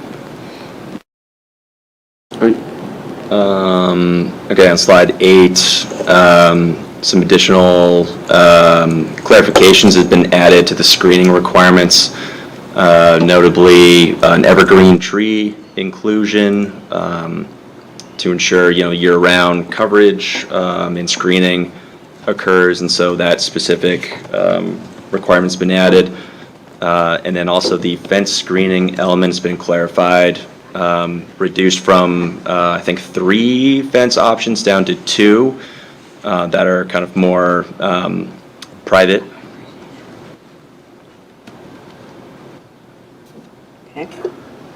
And that, okay, and then on slide 11.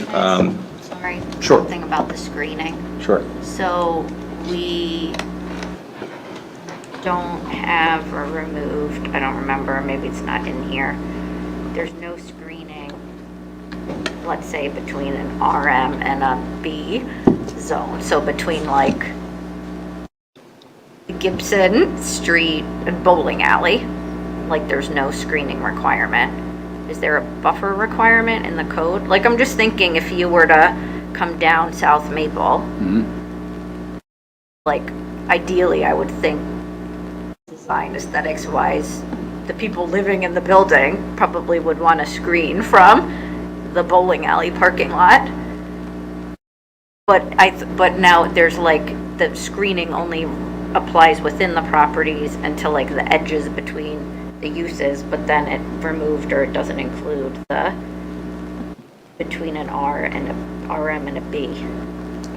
So right now, the screening is being applied to the 2 sensitive boundaries with Winter Hill and the public park, where we have a 35-foot setback within which 15 feet will be allocated towards vegetation, that we've kind of further elaborated on what that means. The 2 zones, let's say the northern part near Bowl America and the southern near Tax Analysts, don't have as deep of a setback because those areas are not as critical. To the south, that building has already redeveloped. At some point, Bowl America may as well.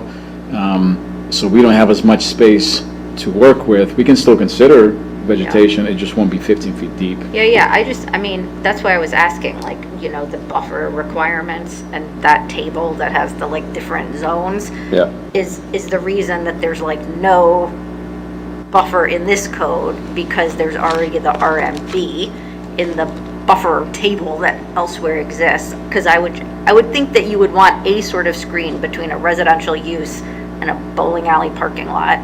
Right. There's not currently. That's If it's not 15 feet of It's not residential zone. Right. trees, I understand that, but like, Yeah. it should be something for the 6 floors of building you anticipate there. We can clarify that. And that'll be taken care of with the RFP anyway, not this zoning. not what comes after. They're all on by Yeah, us. it's still better to still have makes it. sense to have It still it. makes sense to Yeah, have it in there. it makes sense to but have it, but yes. We'll still be able to say, no, we want a row of trees here, something. Right. Also, there's a new sign, and it's no longer called Bowl America, it's now Lucky Strike. Oh, it is. Went up today. Yes. We print everything now. Everything where it says Bull America, you have to go to a copy paste or a search replace. While we're on setbacks, the zoning as written, how does it allow for building articulation, back porches, anything that makes that more interesting? Is it allowed within your setback area? Yeah, the typical like projections for a site plan would apply. I don't know what those are offhand, but there's no specific language, prohibiting what's allowed under a typical site plan for development. Because you've also heard feedback that people don't want the flat wall, they don't want Yeah. to face a flat wall. And so if we're super strict about it, like I think we want to allow some interesting building articulation. We want to allow a back porch. We're not allowing a dumpster back there, but like we want to encourage that. So there is, at the end of the staff report, when we look at the draft zoning language, I think it used to be in the intent paragraph, we shifted to the design standards, the introduction to all the different requirements that exist.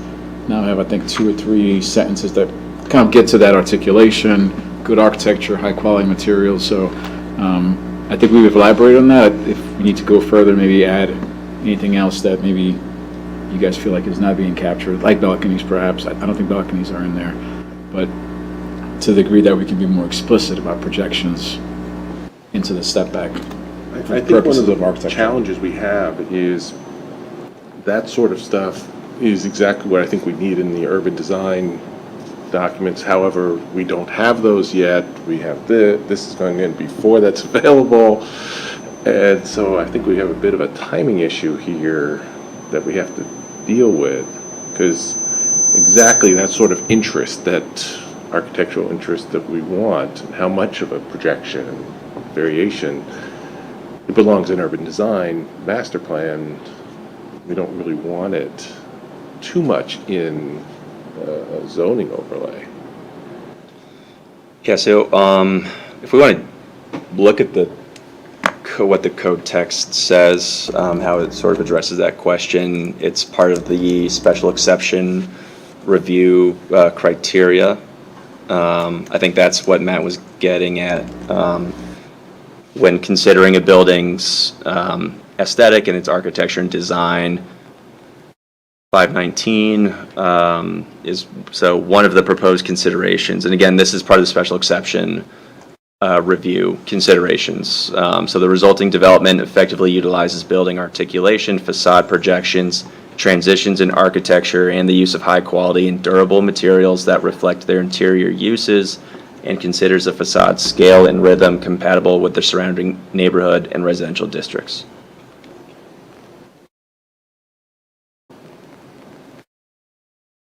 That makes it eligible for an SE. This would be part of the consideration within the SE process, yeah. So it's something you would look at under an SE.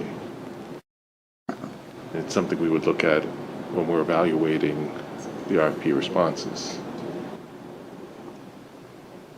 Stuff we're talking about.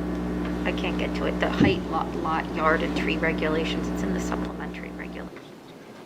1102. The structures in there, the front yards, the measurement of yards, buildings and projections in yards.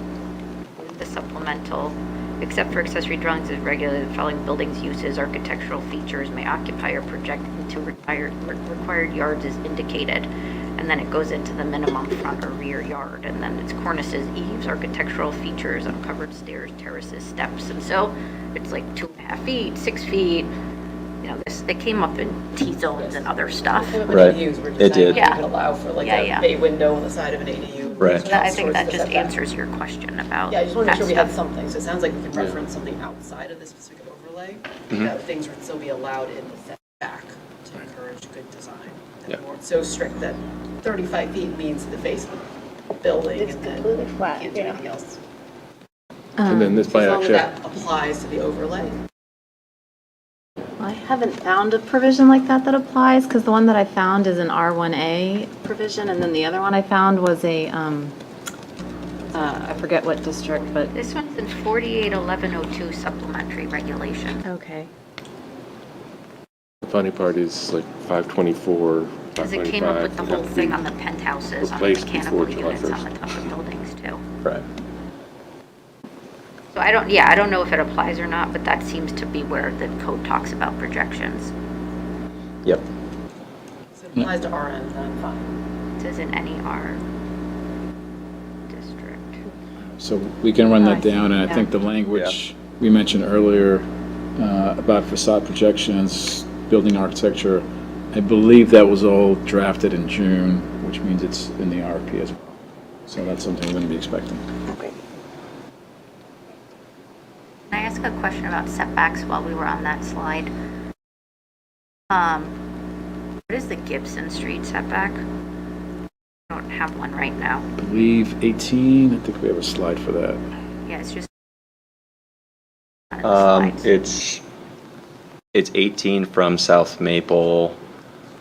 That was 18 from. And so I think it was 20 feet for all internal. Well, internal, but I thought it was 18 or 15. So from Shirley Street is 15. I think staff report line 626 lists them A, B, C, D, street by street. Yeah, I was looking at 623 to 634 and I didn't see it. Yeah, it's not listed. But is that because we own everything on Gibson Street? We don't.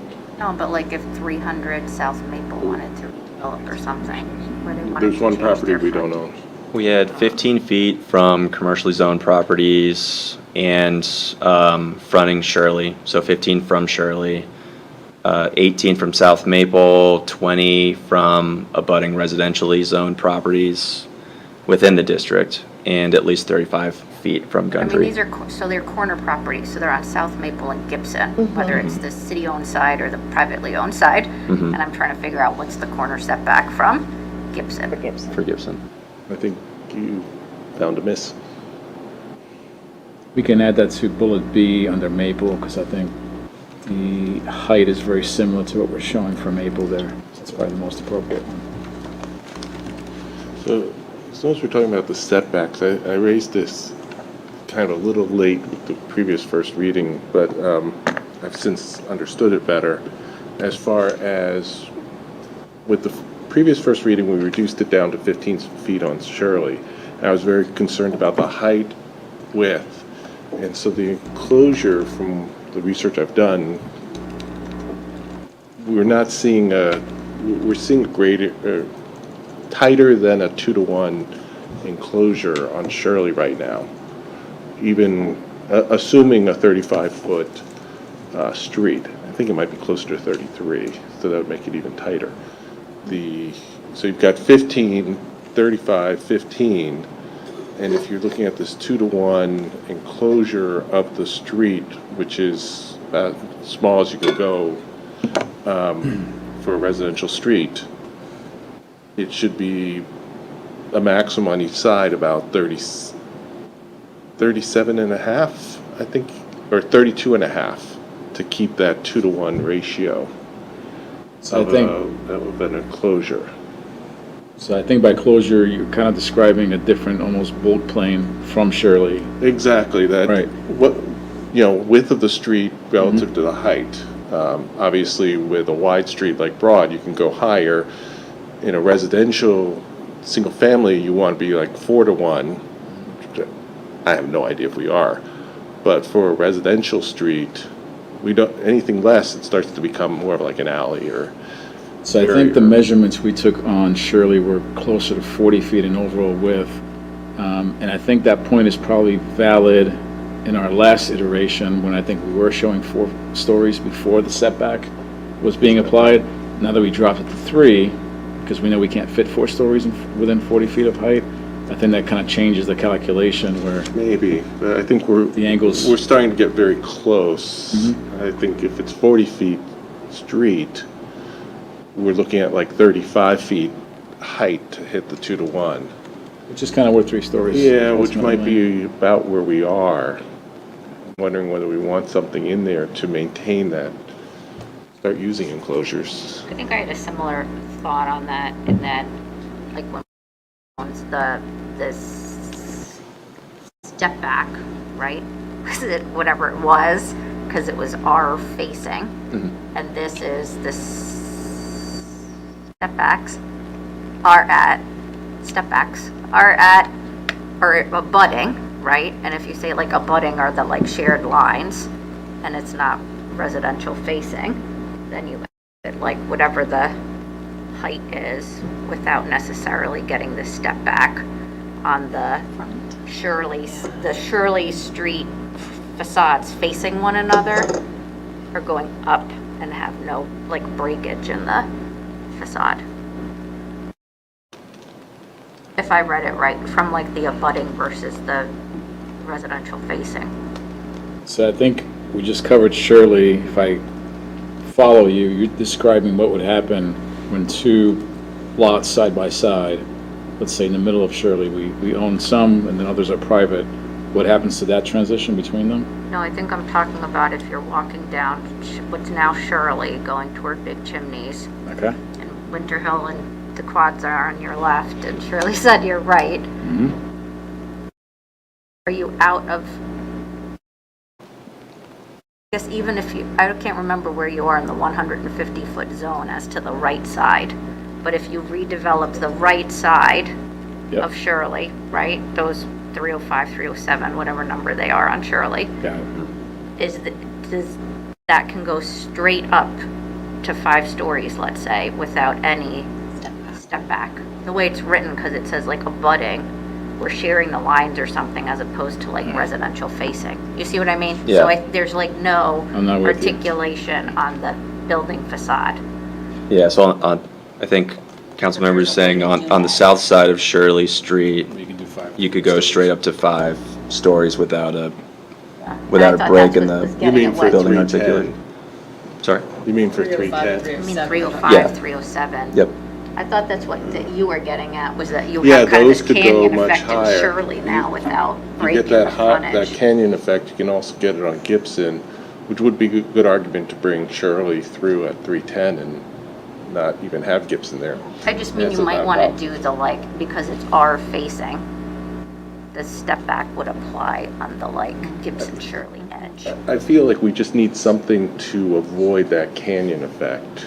So not just touching, but facing even across the street. Yeah, we just don't want that. So apply a canyon. step back, similar to the Winter Hill step back Sure. for the interior of Shirley and Gibson. Yeah, and I think that's that enclosure logic that seems to be the hot thing and street designers are talking about. We're gonna learn something.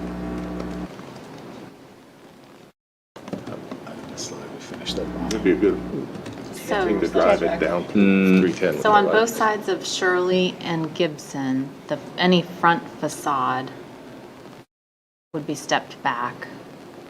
I mean, it's less of an issue on the Winter Hill side of Shirley. If you're keeping the back edge of Winter Hill at the 3 stories and you have the edge that's down, then like essentially you're keeping the height down closest to the fencing, and then it's only getting up as you're closer to Shirley. Right. And then on the other side of Shirley, where you can go up to 5 as a general matter under the zoning, you're going to need to break the step back on the front side of that Gotta building get it back. in order to get it, keep it in a transition coming from the Winter Hill side of things, if that makes, see what I'm saying? Yeah. Mm-hmm. That makes sense. That's good note. I know. Makes me like bringing Shirley through to Maple even better, and then we can close up Gibson up there.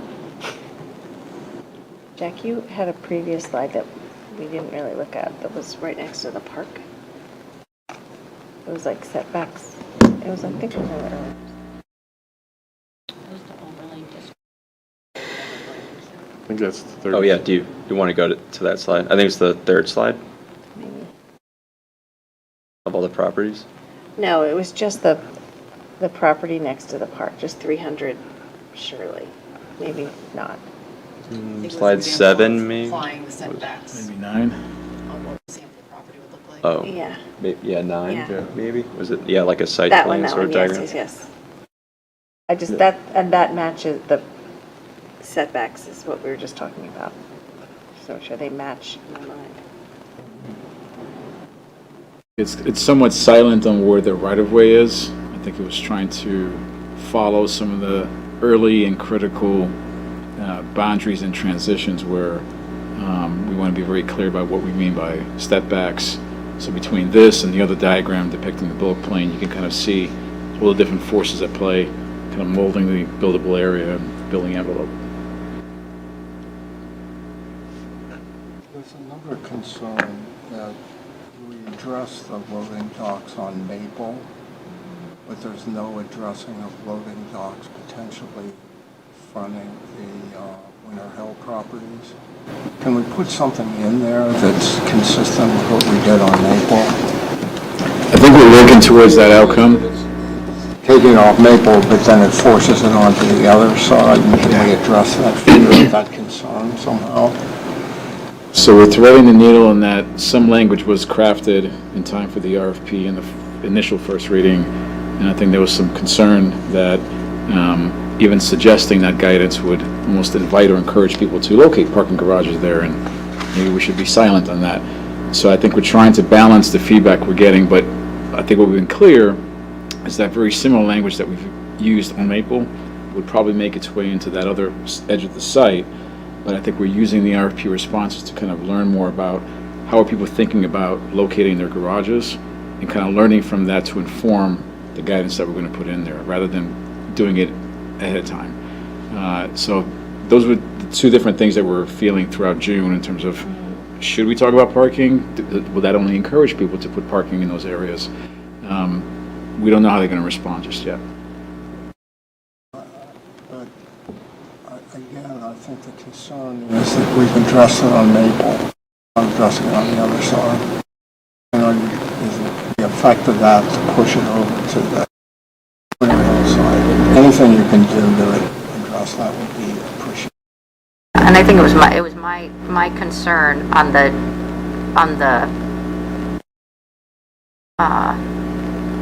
describing why I had concerns over by right, that you could end up with a building on stilts on Maple, and saying we didn't want that outcome and that we needed to do something about it, that inadvertently in addressing that in the zoning language, then it has raised the legitimate concern about, well, if you then are including that in the zoning language, you're by definition potentially pushing the parking into the Winter Hill edge, when the kind of more paramount concern was keeping the parking off that edge, but I just wanted to avoid buildings on stilts on South Maple. And so I think, that there's legitimate public concern when then there has been a strong hesitation on getting the Winter Hill protection back into the document, as opposed to we'll take it up as we see the responses come in, especially if you were doing planning based on the comp plan feedback, the small area plan feedback, then what should be in the zoning code, if those things are guiding principles for how the development should be occurring, then there shouldn't be a strong resistance to developing language to protect that edge. So just to clarify, there's no resistance to adding the language. I think we want to be smart and strategic about what we add. And I think the reason we're doing that is because some of the initial ideas we're hearing is that let's start with the 150-foot prohibition on parking, which perhaps strategically would exclude any kind of entrances to a future garage off of Shirley, because Shirley is completely within the 150-foot zone. So we know it's not going to be that number, but we also want to be very careful about not limiting creativity. And until we see some of these ideas from developers, we're not going to be as informed. So I think the commitment, just to reiterate, we are going to end up with some language like that. I'd just like to have the benefit of being informed by some of the proposals we might see of how do we do that by still balancing all the other pressures on the site. And probably in addition to that, adding some of the language we initially had about screening and kind of orienting it the right way and kind of getting to a lot of the intent statements we're hearing. I think one of the comments was around it being publicly visible, and I think the concern was that that doesn't include Virginia Village or Winter Hill, and I'm wondering if that could be tweaked to be visible from publicly accessible locations, because the parking lots within Winter Hill are publicly accessible. So it kind of then says, oh, if somebody's standing in the parking lot, then it needs to be nice looking. So I have faith in the folks that are crafting the language. We're going to get to a good place on this. What I am cautious about, and this came up at the Planning Commission meeting, where relying on terms like publicly visible, you can very quickly make it such that there's no angle from which you can see it. And then, you got a park, you got some streets, you got different right-of-ways. Are we causing or creating new problems? So I think some of that language will exist, and it's currently in there. I think we can be very creative about how we get to the same outcome. Probably use some variation of dimensions, screening, orientation perhaps, get into the intent statements of what we're trying to solve for, so that no matter how you read and interpret it, I think the outcome is pretty much not left to open to interpretation. Is there any way to have a placeholder of what you just said? In other words, you know. We know we're going to change it in a We're not second. going to address it up front, Right. in the documents. You know what I mean? So. One thing we can do, because this kind of bleeds into the other item, as we are receiving questions from the development community, as they're considering whether or not to respond to the RFP, we can add that as part of our first addendums. That's probably going to go out later this week as we kind of address 20 other questions. So feedback from tonight, I think, could be something we incorporate as additional guidance. And that would probably be the most quickest way to reach them, I think, in time and make sure they're thinking about it already. Paired with your commitment that we'll revisit it without stifling creativity in the space. Yeah.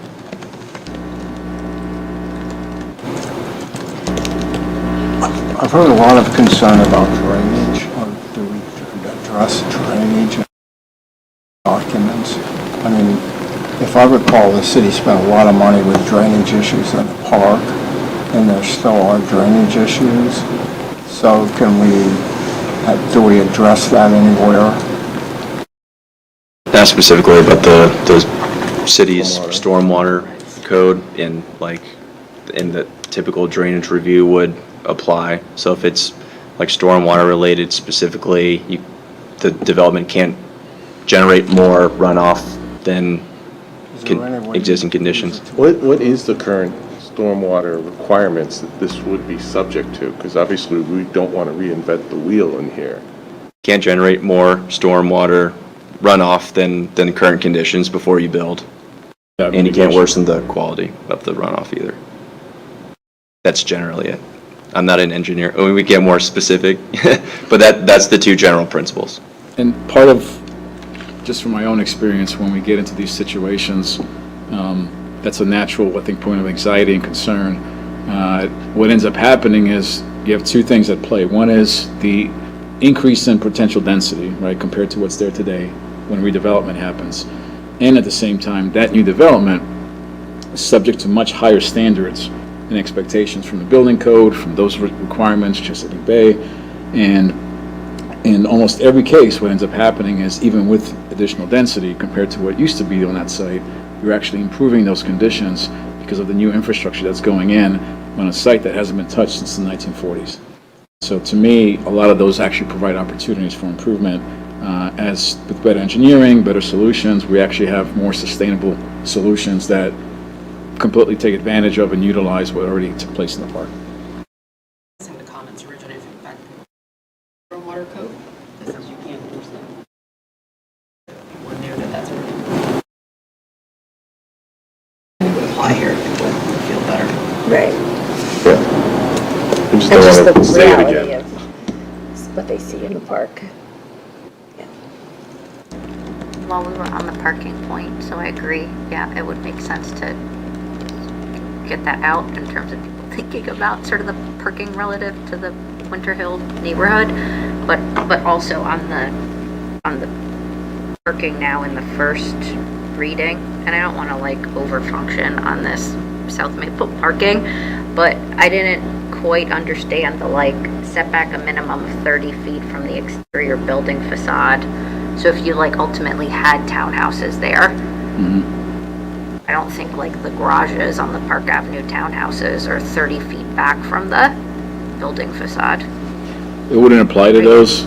There's a clause in it that specifically says if within a multifamily building, or if a multifamily building is being proposed, that restriction would apply. So it's So otherwise so it's like silent. a townhouse and not a multifamily building, even though it's a multifamily complex, but it's like Right. a single owner. And the Okay. 30 feet, just since we're on the topic, whether it's a fully residential building, it allows for a single loaded corridor of residential units, hallway, and then the parking would begin. A lot of more efficient building types that have above-ground garages kind of rely on that to frame the garage with residential units.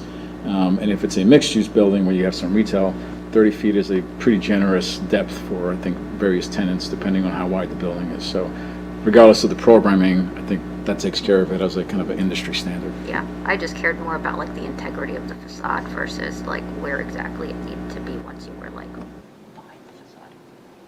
That makes sense. Yeah. But your answer also makes sense to me.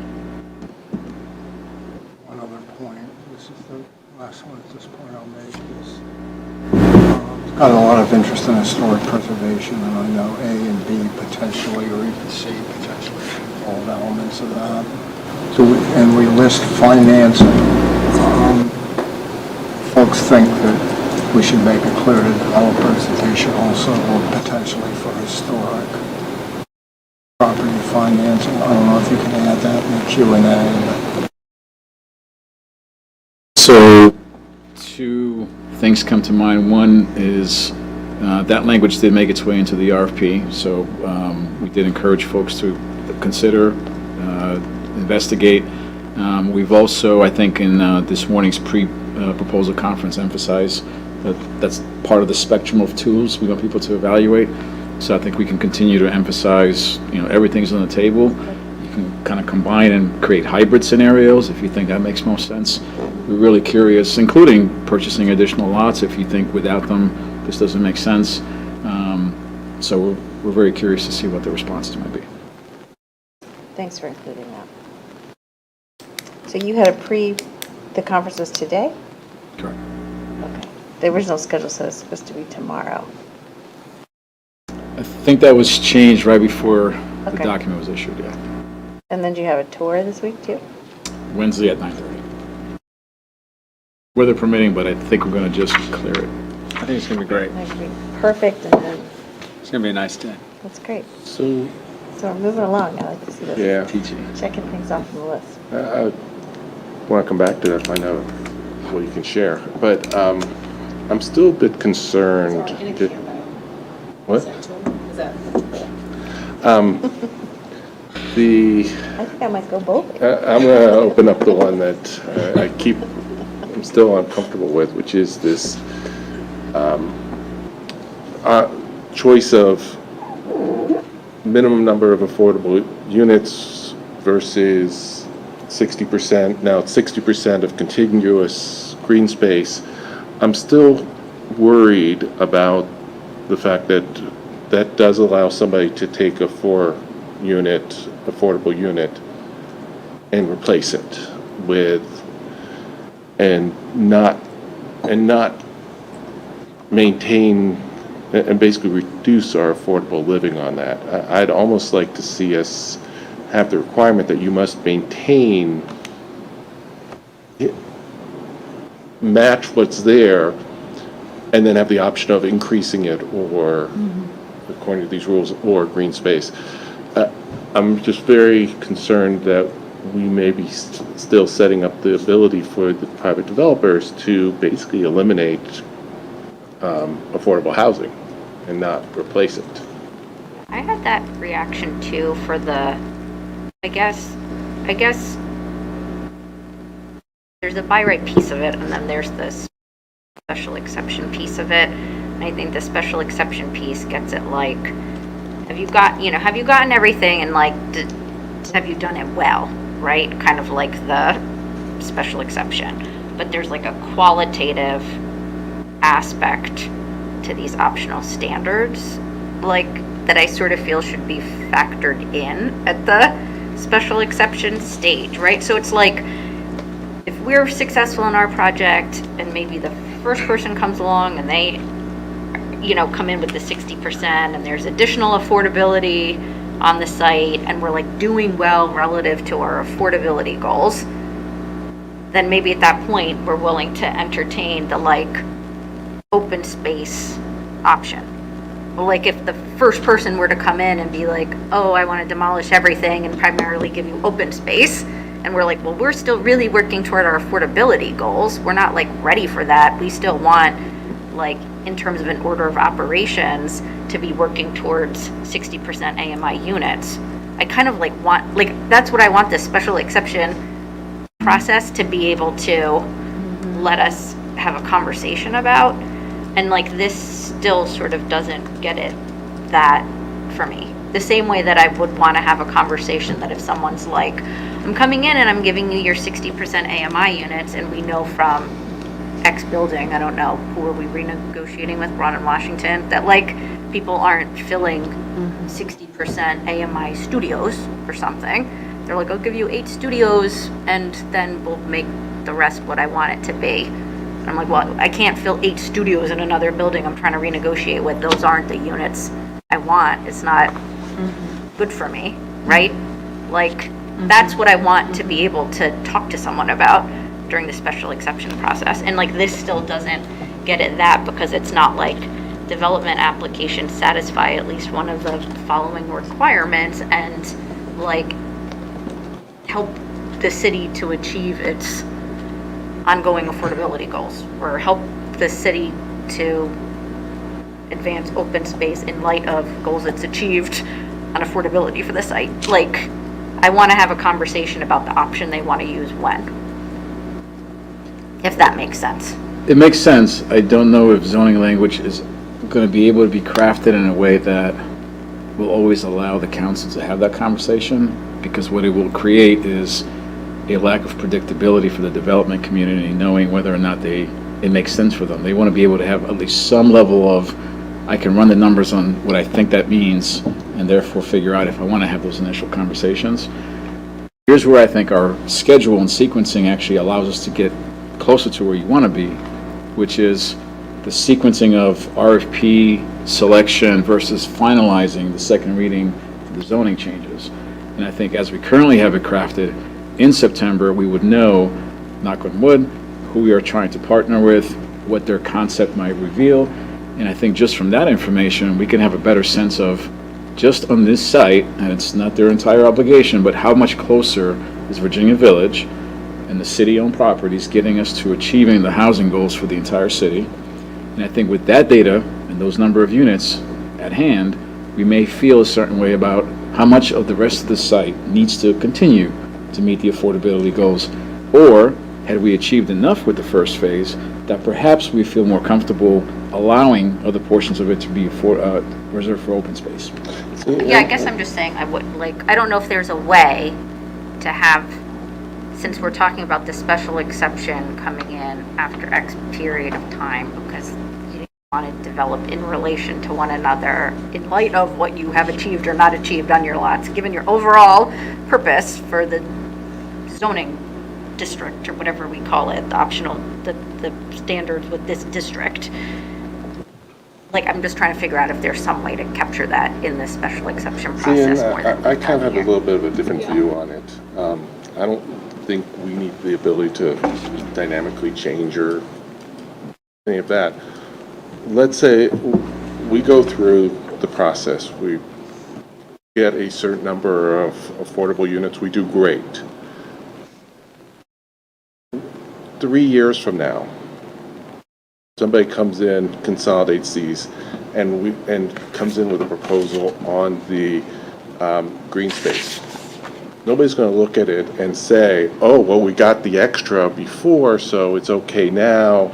No, it's going to be, oh, you're taking 4 affordable units and getting rid of them in order to give us the green space. And they're going to say, that's what the zoning you wrote says that I can do. And that's what I'm concerned about. that somebody can come in 2, 3, 4 years from now and just get rid of 4 affordable units, 8 affordable units, because they probably need to combine 2 or 3 properties, 12 affordable units, and give us that 60% green space, which, by the way, one of my questions about the 60% is, does the space for setbacks count as part of that? Does that space count towards setback? So that's where my concern is that 3, 4, 5 years down the road, we're not on council anymore. We need to be writing this for what we want to see happen then. And I'm just uncomfortable allowing somebody in there to not replace the affordable housing that's there. Yeah, I mean, Sorry, Tyler. I was gonna say, I don't like the idea of it either. I mean, it started with, I was like, I don't want essentially to incentivize getting rid of the privately owned pieces, but my point is like, can you have the conversation to determine at what point have you achieved housing there or provided options where like you need the balance potentially of the green space? Or like, it's like, we have the Faith in Housing bill and we have a lot of houses that have properties, right? And it's like, if we're doing really well on affordability and we're getting 60% AMI on other lots that exist in the city, then it might be that like, you say, it could be an option. That's where I was going. I think For one open way, space. maybe the Yeah. only way to get to where you're going is essentially remove the open space as a policy decision from being a viable option and only keeping affordable housing as an entryway into the district until such time when, let's say, 1 or 2 buildings do come in and we feel like we've gotten enough. And only then, okay, at this point, we could let a couple parcels go for open space because we've gotten as much as we think we're going to get from this one site. And then open space is added back, or for the first time, into that district. So you could do it that way. We're just basically agreeing to modify the zoning in the future. That could be one way, because only then, and maybe it's a future council, who knows, this might be decades from now, when they feel like we've gotten to a good point, and it might be informed by what's happening citywide on the affordable housing front. I mean, it could also, I guess, to me, it's the give them a choice of increase our affordable housing or maintain and give us green space. It's kind of like, Matt hit it on the head, is that, like, what we were dancing around is that we Yeah. seem to prefer affordable housing as the policy objective we want to accomplish on this over green space. We haven't wanted to say no to green space. I did hear from the community that they also want to preserve Yeah. open and green space.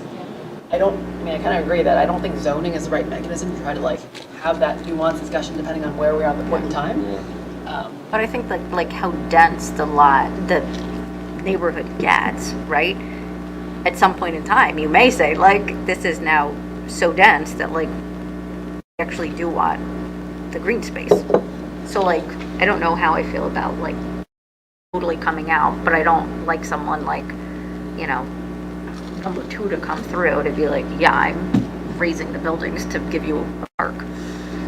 And keep in mind, folks can also, continually, even without any of this work happening, slowly acquire and do what normally happens in these lots throughout the region, without any further intervention and guidance from us. So the threat is always there and has been there. The other, I also want to point out that one of the other things that we talked about with this property is that we wanted it to be a mixed income property. So I think that leaves that door open a little bit, so you don't just say this is a 100% affordable community. So that leaves that opportunity out there. We try to hit exactly on that, mixed income, open space. This is everything we've heard in the previous planning documents. But it's an opportunity to update the policy. I mean, it's kind of your decision in terms of, you might be in a different place, and that's fine. I guess, signal yeah. That's, yeah. I mean, I'm comfortable with them both being in there because of those reasons, but they don't read to me like they permit a conversation about what you can do when, and maybe that's fine, but I wanted to raise it for a point of discussion. yeah, I wanted to have the discussion because I'm still uncomfortable with the potential of that. I don't think it's something that would stop me from voting for it. So I do think you need to clarify whether this counts as a setback or not. That's more of a technical thing. Because I'm hearing no change on the two ways you can access the overlay. Yeah. And for now, I mean, we For can keep now. them in for now, like, and if we were to get to second reading, it could potentially come out. Take out. It would be hard, yeah. Yeah. It's easier to take out than to take it out now at the new first reading, so. That's fine.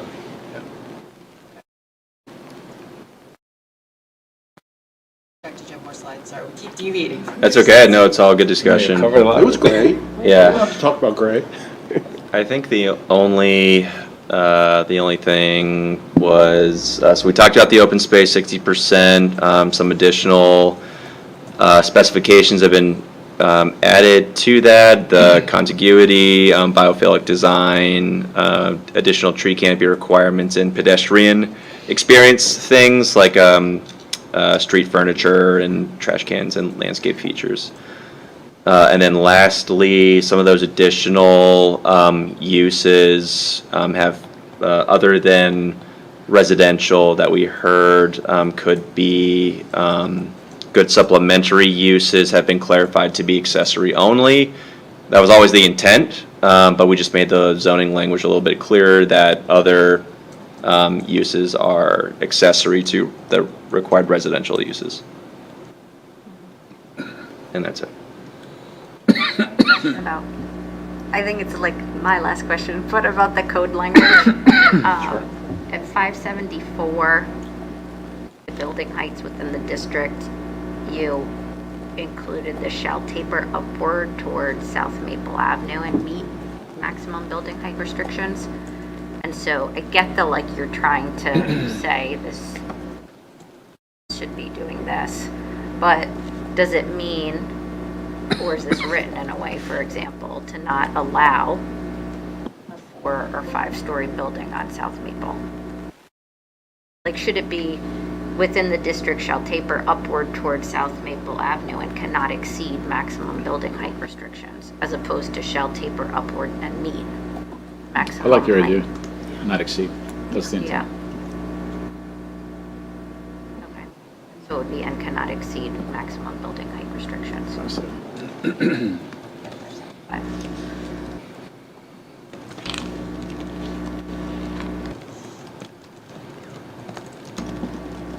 So, full disclosure, I'm still reviewing the ordinance.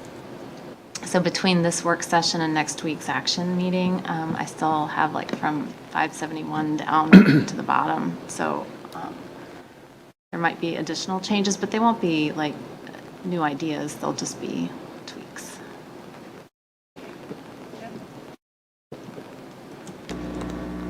So the staff report needs to talk more about the process, what happens between September to timeframe. So that kind of transitions us to the other item, which is focused on the evaluation committee. So we have 3 slides. Yeah. I can jump into it. I don't know if you wanted to initiate anything on that one. One, just acknowledge in discussions with the city attorney, we do have an item, a write-up for the council to actually establish the evaluation committee. That does not affect timing. We have a date out there where we're planning to have our organizational meeting with the evaluation committee. That date has been set. This action by the council wouldn't require that to be postponed. So I just wanted you to be aware of that. What the idea is the 4 that have already been discussed plus 3 staff members. So there would be an odd number of members so that if they needed to vote on their recommendations, they would reach at least a majority. The intent, however, is to share all their information with the council, and so even if any disagreements or differences of opinion, those would be shared with the council, and council would have the They'd be in benefit closed of session with those. us, so we'd have a chance to hear directly about That's right. why people felt a certain way. That's right. And I'd like to make it clear, 3 of the representative people on this evaluation committee are members of the public. They happen to serve on boards and commissions, but They're not elected, they're not city employees. that's right. They're members of the public who have stepped up to do stuff with the city. That's a good point, yep. I guess I would favor the addition of someone from the neighborhood, maybe the chairman of the homeowners association. The Housing Commission is an advocacy group, so we know what they're going to push for. So I think it would be useful to have that additional person. Are you talking about a Virginia Village resident or a Winter Hill resident? Winter Hill resident.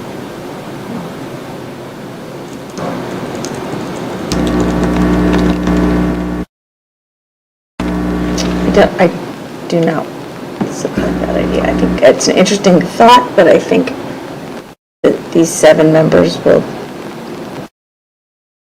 cover the waterfront, as it were. I agree, I think they represent the city well, and the city's goals are trying to accomplish and balancing the community's perspective. I worry that that would also establish precedent that. So who does represent the community's perspective? I don't see it in this list here. Mary Beth Will is the council liaison, or the council Do my rep. best. Yeah, I'll be the council rep. One person. I think Jim Coyle. I mean, do we know, are we discussing who's on it? Andrea Kloman is the planning commission. No, Andrea, sorry, no. Phil Duncan is the planning commission representative. We decided that last Wednesday. And who are the Why is staff? that, Andrea? I'm still having some conversations with staff members, so I have not finalized that. In combination with this, can we talk about, like, what is the process? We've talked about, not the September, like, once you choose a respondent process, but the, like, these executive summaries, things going online, like, is the public coming in and commenting on these? What happens with that input? What's the role of the evaluation committee relative to any public comment? Is that public comment only coming to council to determine whether we accept the ranking of the respondents, given the reaction to what the conceptual plans are? Like what is the August, whatever they're due, August 6th to September 8th? So we have sort of a roadmap for that. Maybe we can put that up on the screen. I don't know if that's available. So I think we just had the slide earlier. Just 2 pieces. While you're pulling that up, the document, you probably want to take a look at the formatting on the numbering and stuff. It's a little... Or for the council action to establish a group? Yeah, because it's like 3 staff members appointed by the city manager, and then the next one is city council delegates appointment. Underneath it is delegates appointment authority to the EDA plan. It's like, just take a look. All right, we'll take it. We'll report it down. Yeah, and the resolution, it's just a formatting thing. So if we can actually go up 2 slides, we'll end it with this one. But we wanted to just walk through, we just covered, I guess, who's on the roster, but reiterating that, this group is going to be supported by our commercial real estate consultant, Jones Lang LaSalle. They actually play a critical role because a lot of what's going to happen once we get to the August 6th deadline for submissions is they're actually going to be packaging and comparing and preparing for the review by making sure the evaluation committee has all the information neatly organized, apples-to-apples comparison, ready for a more streamlined review as opposed to everybody trying to figure out and digest all that information themselves. Jones Lang LaSalle is not doing the scoring. They're simply preparing the matrix to make the evaluation more simpler and streamlined. And they're also going to be feeding a lot of information and become a resource throughout the month of August so that the folks that are on the committee, I think, have everything at their disposal to make the best decision. The group will be utilizing the evaluation criteria that we all crafted together, and that's in the RFP, so there's transparency in that. We know how everything is going to be scored. We try to be very clear about that. I think we do have a broad spectrum of perspectives represented here. I think we mentioned some names here, a lot of history, a lot of different backgrounds, so we feel really good about that. And again, the ultimate authority will be with you all in early September when we come back with a recommendation there. So part of the point that was just made is all this is happening with purchasing rules being in effect. And there's a level of confidentiality that has to be followed. The way we envision this is once we get to August 6th and we receive the proposals, our purchasing agent will work with Jones Lang LaSalle to organize all that information, extract the executive summaries, and until such time, we're expecting a week after, more or less, so mid-August now, as the information is packaged and released to the evaluation committee, that's when the executive summaries will be released to the public. They're likely going to land on our public website dedicated to Virginia Village. Folks will have the opportunity to read. I'm pretty sure they know how to contact you all.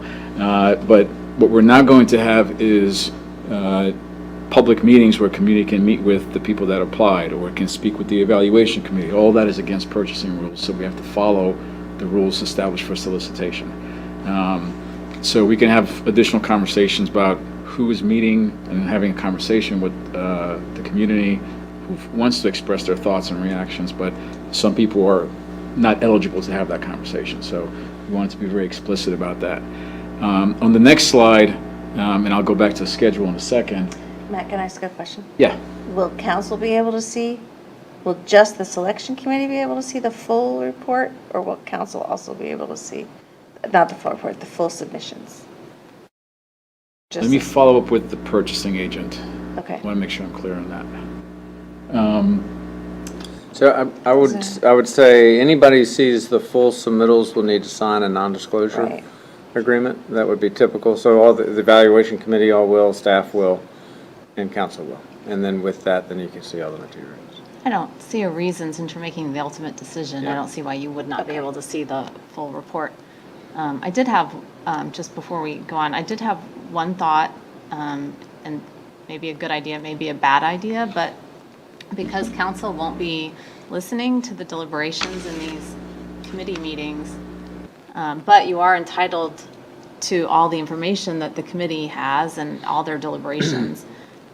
I wondered if it would be helpful to have those closed sessions of theirs recorded so that you could listen to the debate, or if that would, I mean, I don't know if that would help streamline your debate, or if it would just make it, would not be helpful. But I just wanted you to think about that, because if they go into a lot of debate and then you repeat all of the same debate, I can see that being a longer process than if you just are able to listen to their rationale and their I've been debate worried that a points. recording is something that is easily leaked.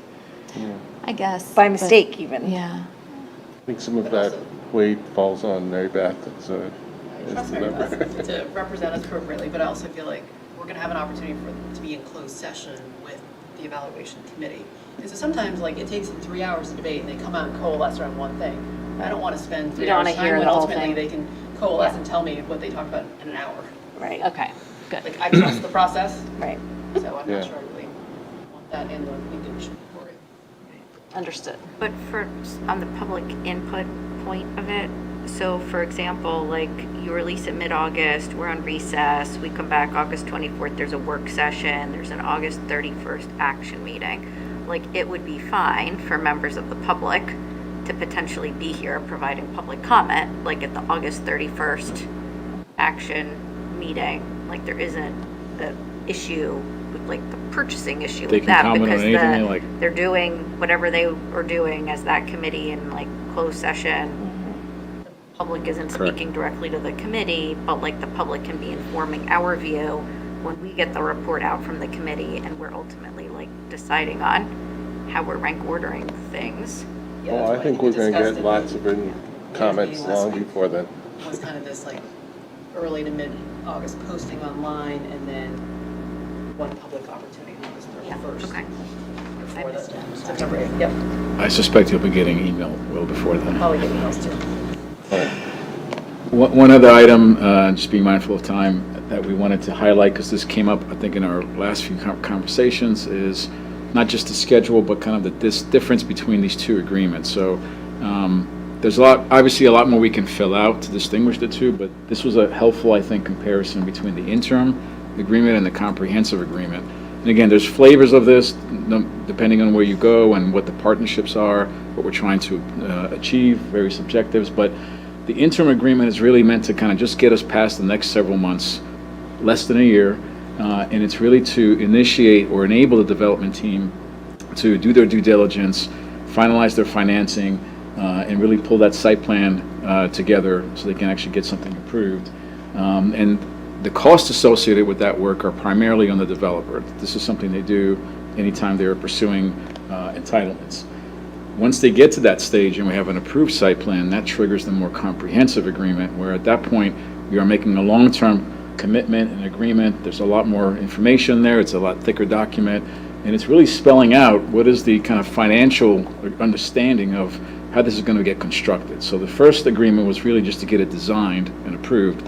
Now we're discussing how it's going to be constructed, maintained, and the kind of fiscal details that are associated with that, which at that point we'll have better understanding of what it means for the city, what it means for the developer.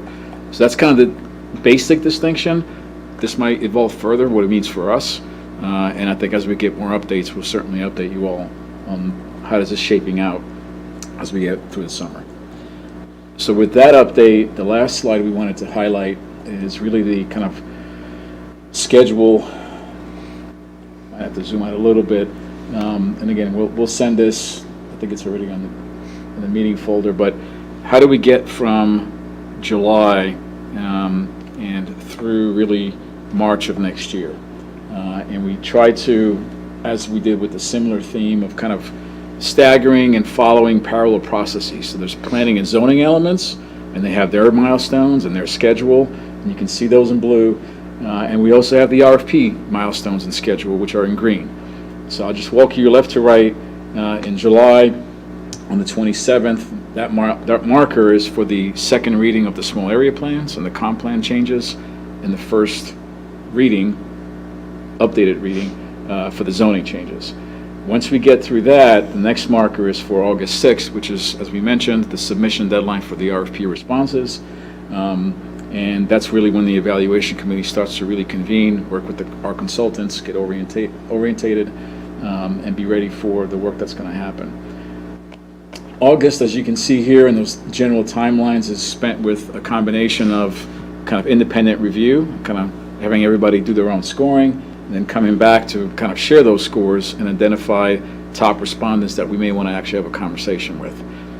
So one of the things we've signaled to the folks this morning when we had our pre-conference meeting is last week of August when we want to have everybody reserve time for those potential interviews. Should we want to take advantage of that, it might be a helpful tool to help us identify the top respondent. And then that takes us into September 8th, which is when currently on the calendar that committee would respond with their recommendation. So later in September, if you look at your calendar now, the interim agreement is called for. There's 2 meetings, work session and an action meeting. So that first major milestone would be targeting late September. And again, several months in anticipation and trying to get us to an approved site plan with some more financial clarity about what this might mean for us. If we go past that, October has some additional planning milestones. We're going to come back with potentially updates to the zoning language.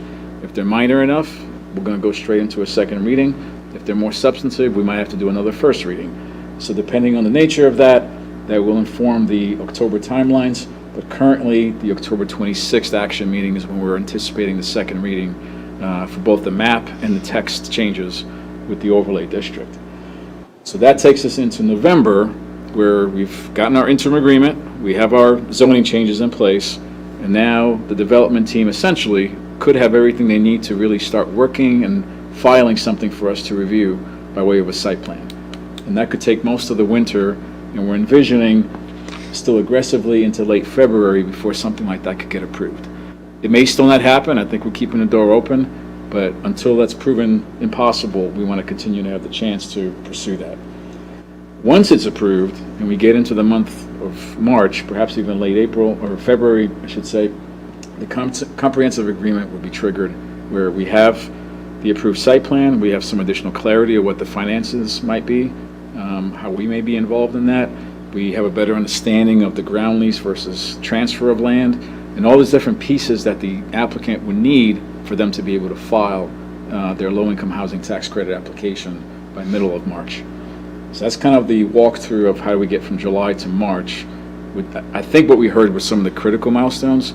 Yeah. If we missed anything, we can update this and provide more clarity.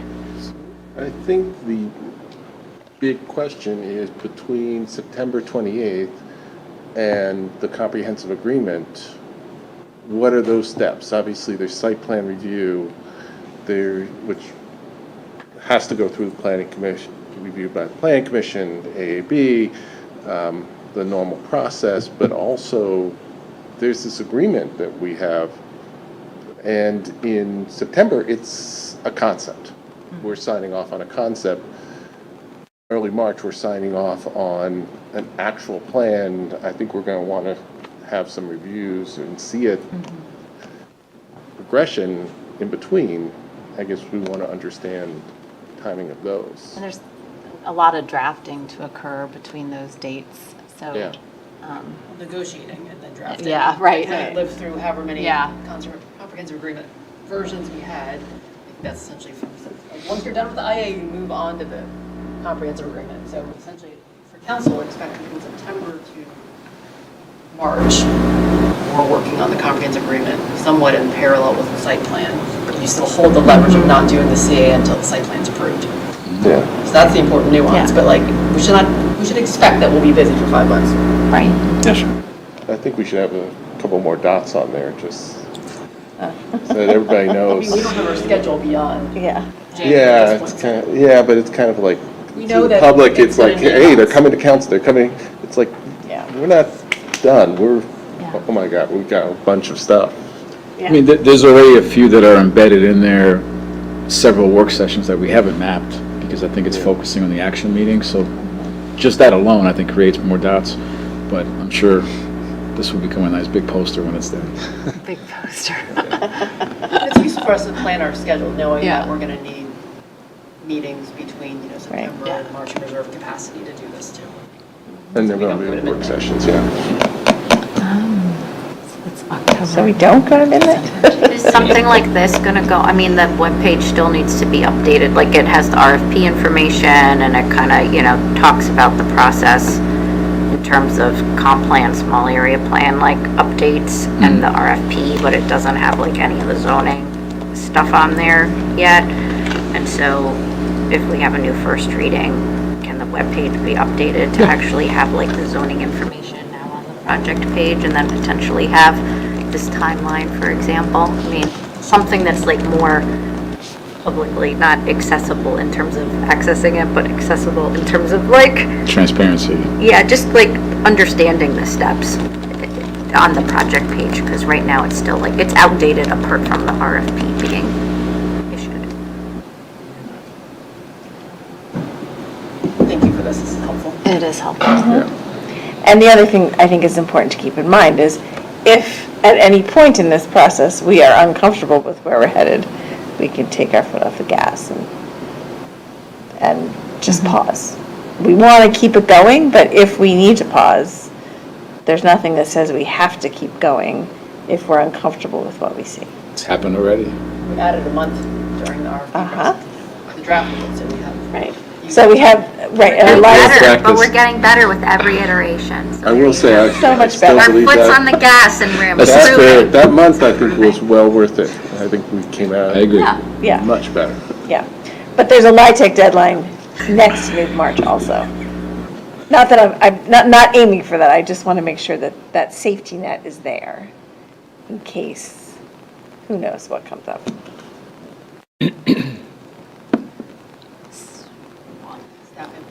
And there are other funding opportunities, including the 4% rolling tax credit. So the 9% LIHTC is like the gold standard, but there are other things, so keep the foot on the pedal. Did we remind people, this came up at 1.2, that like among financing or whatever, that we're one of the C-based funds or whatever you call ourselves? Yep. It's available. Anything else from staff? And that was it. Yeah, no, that's it. I just think as we talk about, foot off the gas, foot on the gas and things like that, I think it's important for the council to have a mindset of trying to be a reliable partner to the counterparties that are going to be taking a lot of risk and they're going into a very uncertain situation. And so to the extent that the city can be a reliable partner is a huge determinant of the success of this whole endeavor. Okay. Advice. Very good. Let's end on that. So how to go? So we're going to vote on the How do what? establishing the committee next week. Yes. So there'll be a vote at our meeting on Monday, and that will have the list of who's on the committee? Or It's really, the council's just authorizing that. this Okay. to exist, and the names would not be part of the council action. Okay. Yeah, We can discuss you.